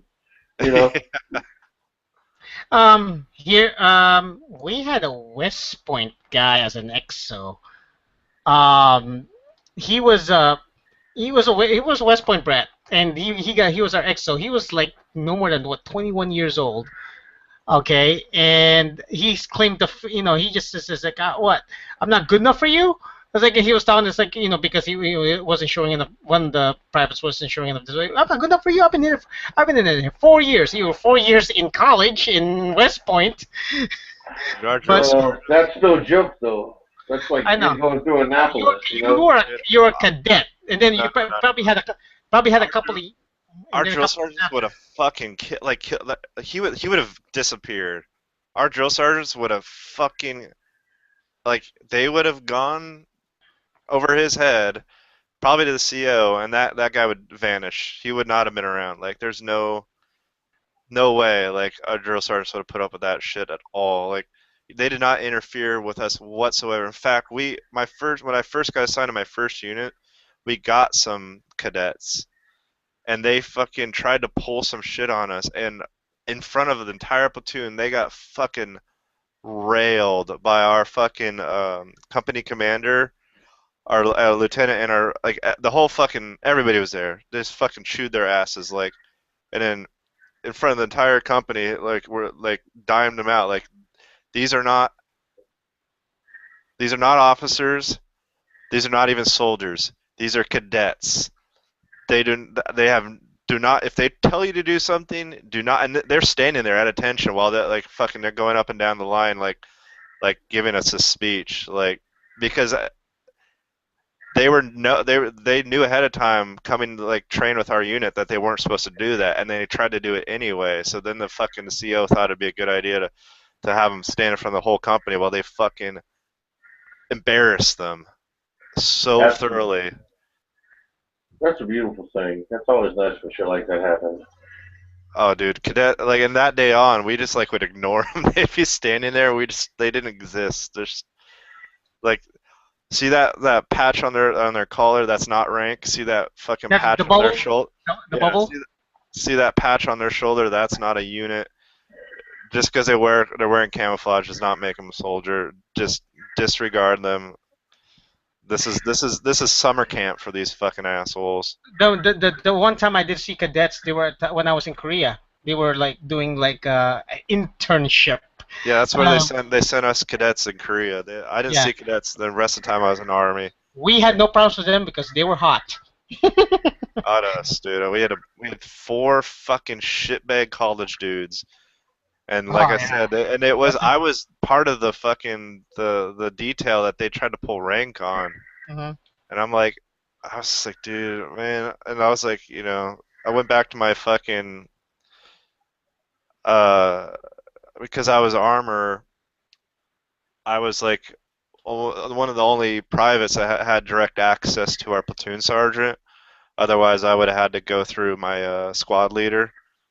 But since I hated my squad leader at that point. I had the shitbag squad leader, so I just went to my platoon sergeant because I was allowed to have access to him, and I was like, Sergeant, Sergeant Thompson. I was like, Sergeant Thompson, I don't know if this is right or wrong, but I thought I might want to bring this to you, and that's when, like I said, the next day we're in front of the company. The whole company's out there, and these guys are getting their fucking asses chewed.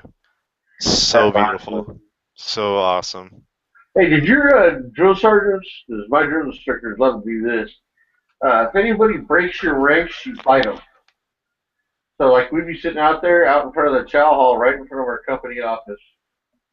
Oh, yeah, cross through your ranks? Yeah, they try to cross through your ranks. Yeah, we fuck people up. We got into big old brawls right outside of our company office. And if the drill instructors knew what was going on, they'd just sit there and they'd wait, and they'd come out there after a few minutes and break it up, and then we'd be all looking ragged and shit and ready to take off and go do our thing.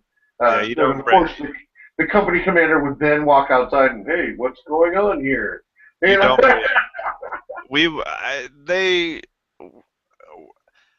would get, I don't want to say fight, but you don't break other people's ranks. You go around and that got.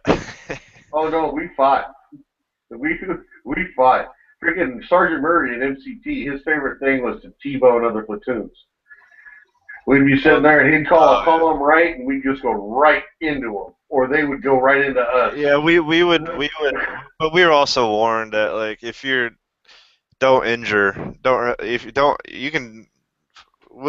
we'll fucking like throw down, but don't hurt. If you hurt somebody, you're gonna be you're gonna be in trouble. Like Yeah, you don't hospitalize them, but you know. yeah, don't break anything. Don't break. Throw some punches, but don't try to kill nobody.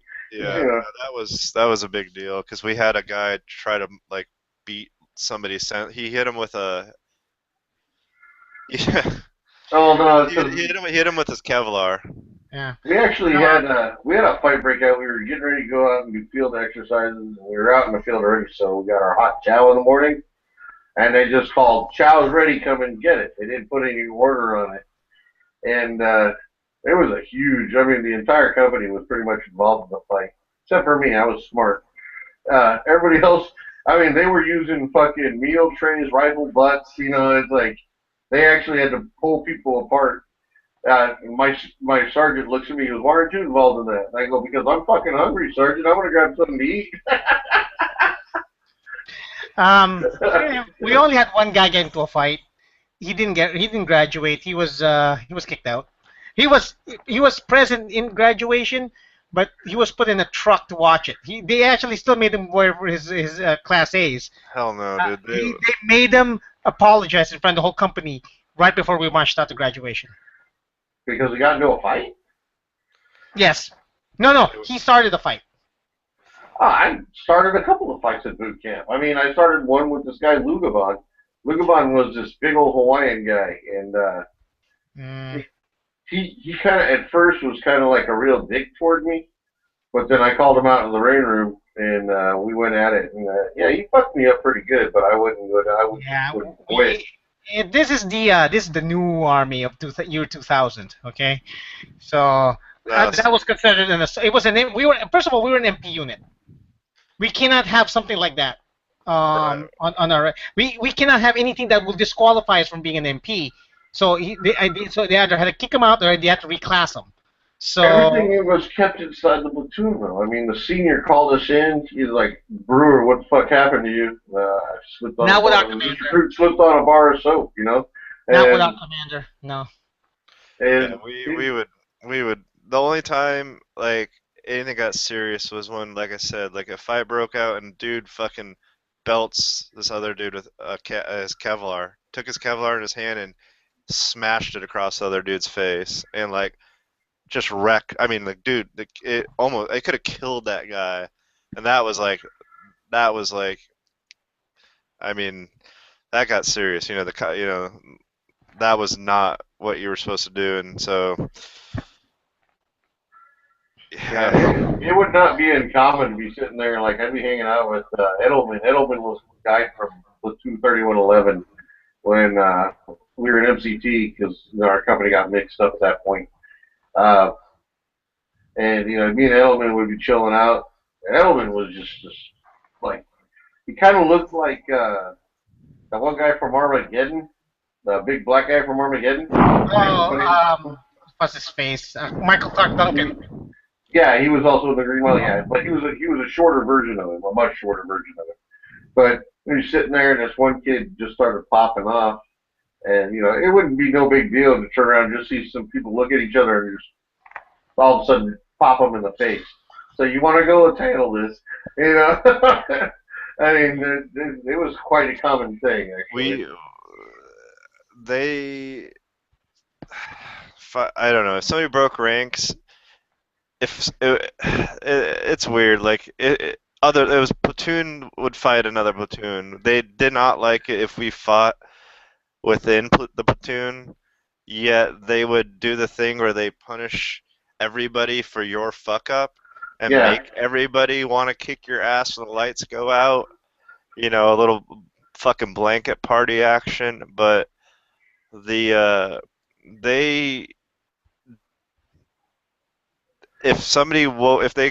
turned on the lights the next day and somebody was fucked up, there'd be hell to pay.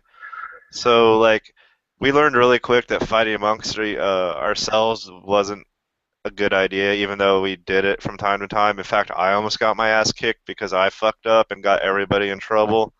I thought I was done. Like, I literally thought I was going to I was going to go to sleep that night. I didn't sleep that night at all. Like, I thought I was going to get jumped at some point. But, I don't know. They did a pretty good job of, like, getting like cohesiveness together. But like when that fucking loose cannon dickhead from the like another platoon would try to break our ranks, holy shit, dude. But at the same time, they'd come out like, get back and get the fuck, and then we'd run back to Of course, they put on the show. You know how many times our DI pitted us for fighting out in front of everybody, and then had us run up into the barracks, and then we ran up and got in our barracks, and we all filed in front of our racks and stuff, paying attention, sweaty and dirty, and ready to get fucked up some more. And then he'd walk in, and he'd have one of the DIs shut the door and stand outside, and he'd look at us. Good job, Tim. Do it again next time. Don't be so light on them. Kick their ass even harder. I mean, they had to for the showmanship of everybody else, But they really wanted you to fight, And they weren't always out there right away to break the fights. They waited a minute or two. Yeah, well, I don't know. It's a different. Oh man, I don't even know. Like I said, we were so fucking like cut off. Like it, I can't even. Like we were so regulated and so cut off from like the rest of the world. It was insane. Like, and I was part of that cusp from the old army to new army. Like the kinder and gentler stuff that Chris brought up a second ago, like that had just become a thing, and they brought out the so-called stress cards. Oh, I heard about those. The very first day, like we're there, and he's like, we're standing in fucking formation, and he comes out, and he's like, so you think you know something, so you think you forget about all that shit, like blah blah blah, that whole fucking speech. And then he reaches in his pocket and he pulls out this red card. And he's like, "You see this?" And he's like, "This is a stress card." And he goes and explaining what it is. He's like, like if you fucking feel like overwhelmed or blah blah blah, you pull this out, and this will be like a timeout, so you can feel better about like. And he's going in, and we're all like, "What the fuck is this shit? Like this is weird." And then he's like, he shut up, let me finish. And then he's like, "This is the first time and the last time you will ever fucking see this card. If I catch any of you," like, and he's like, "Forget about this. This doesn't exist here. This is fucking Sand Hill, and there is no stress card. There is no timeout." And then that's the first and last time I ever saw one of those. I never saw those. They had them. They started issuing them in the Marine Corps like after I graduated boot camp. A couple of years after that. I heard it's like, and then the Marine Corps started to take the guys, the graduating platoons or companies, to baseball games at the San Diego Padres, and I was like, "What the fuck? Where was this shit when I was in? I didn't get none of that." So some of that's a myth. There's some of that I think is a myth, but no. You ever watch the San Diego Padres game? You will see recruits out there. You will see Marine recruits out there watching the game. They actually do take them to the fucking San Diego Padres game. That's why the Padres wear digital camis from time to time as their uniform. Well, I don't know. All I know is like there's definitely a change I went through. Like, I mean, even like the fucking using the ACOG on fucking marksmanship qualification is. Yeah, we were iron sights only. Iron sights. We did our VZO at 36 feet because that was supposed to be the same point of impact as 300 meters. Not in me. VZO is your battle sight 0. Yeah, it's 0. It's the same plane at 36 feet. It's the same plane point of impact. It's the bullet going up in its arc as it would be coming down from its arc at 300 meters. It's the 300 meters and 300 meters and 50 meters is the same 0. Or well, it was 36 feet for us. I don't remember, but maybe I'm wrong. We had to sight in and get a five-shot quarter-size group.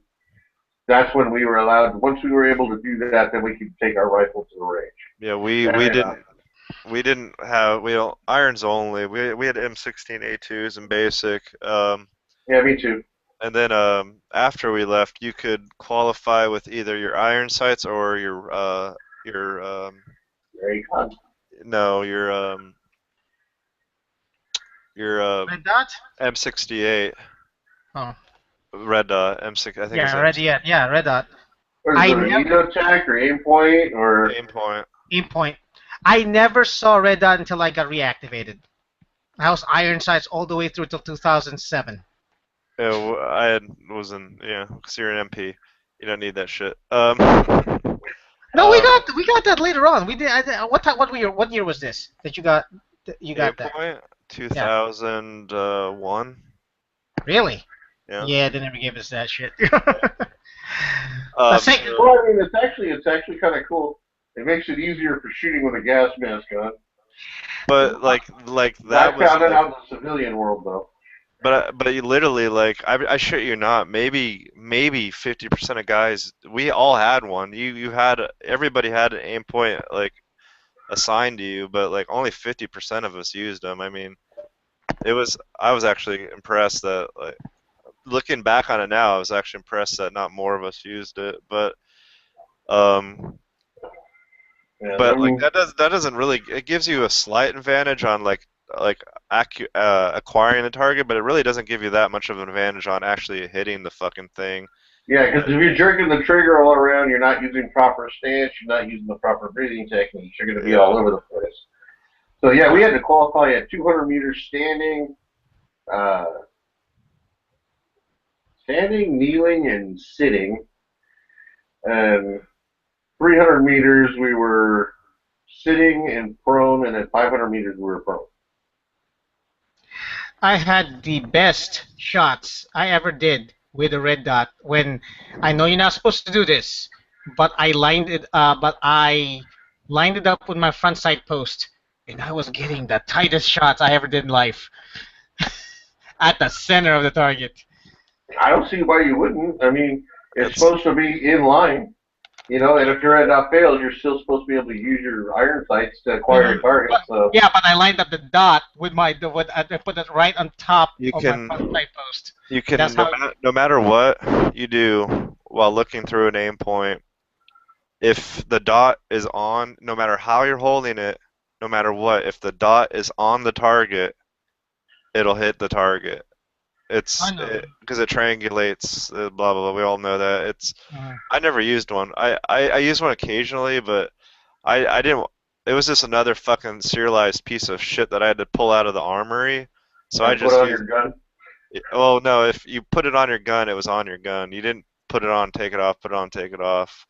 I just never used it because I didn't want to have to check it in and out of the armory. So I just used. I put it on my saw. I just had my carry handle on my M4.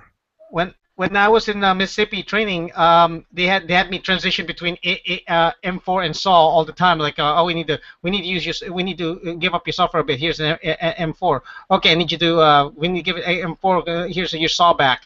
I kept the the red dot and the laser and the front grip. So I keep moving those from each gun. They didn't. Yeah, no. We had saw. Or no, that would not like. That would probably make a saw gunner, one of our saw gunners, lose his fucking mind if that kept happening to him. Yeah, because the saw, that's supposed to be his weapon. That's one he's supposed to master.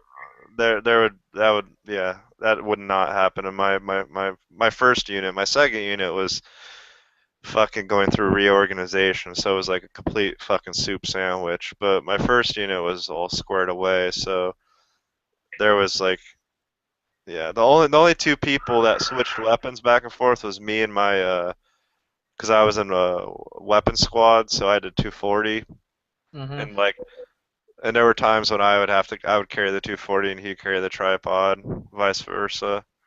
But that was usually. Now, was he your A gunner or A gunner?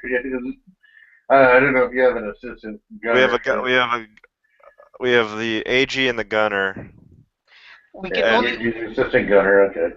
We only can get our units sometimes on all the units I've been to. We can only afford an A gunner if we can spare a guy. Other than that, the gunner has everything. Most of the time, I did not have a fucking A gunner. I was carrying the saw and everything else. Everything's with it. Everything else. What? How big were your fire teams? Mine. Oh fuck. Let me think. Hold on. Team leader, grenadier, saw gunner, and 2 riflemen. So a squad or a team? A team, fire team. 5. Yeah, ours were only 4. We had the fire team leader, automatic rifleman, assistant DA gunner, and then another rifleman. Ours could go between 4 and 5. You'd have a rifleman, a grenadier. 4 to 5 was the normal. Like you could have 2 riflemen, or you'd have 1 rifleman. And no, our grenadier was our team leader. The team leader always had the 203 on the bottom of his M16. It went both ways for us. Our grenadier would either be, it could be either or. It depended. That's the same for us. Unless we can spare 203, then that goes to the driver. Driver.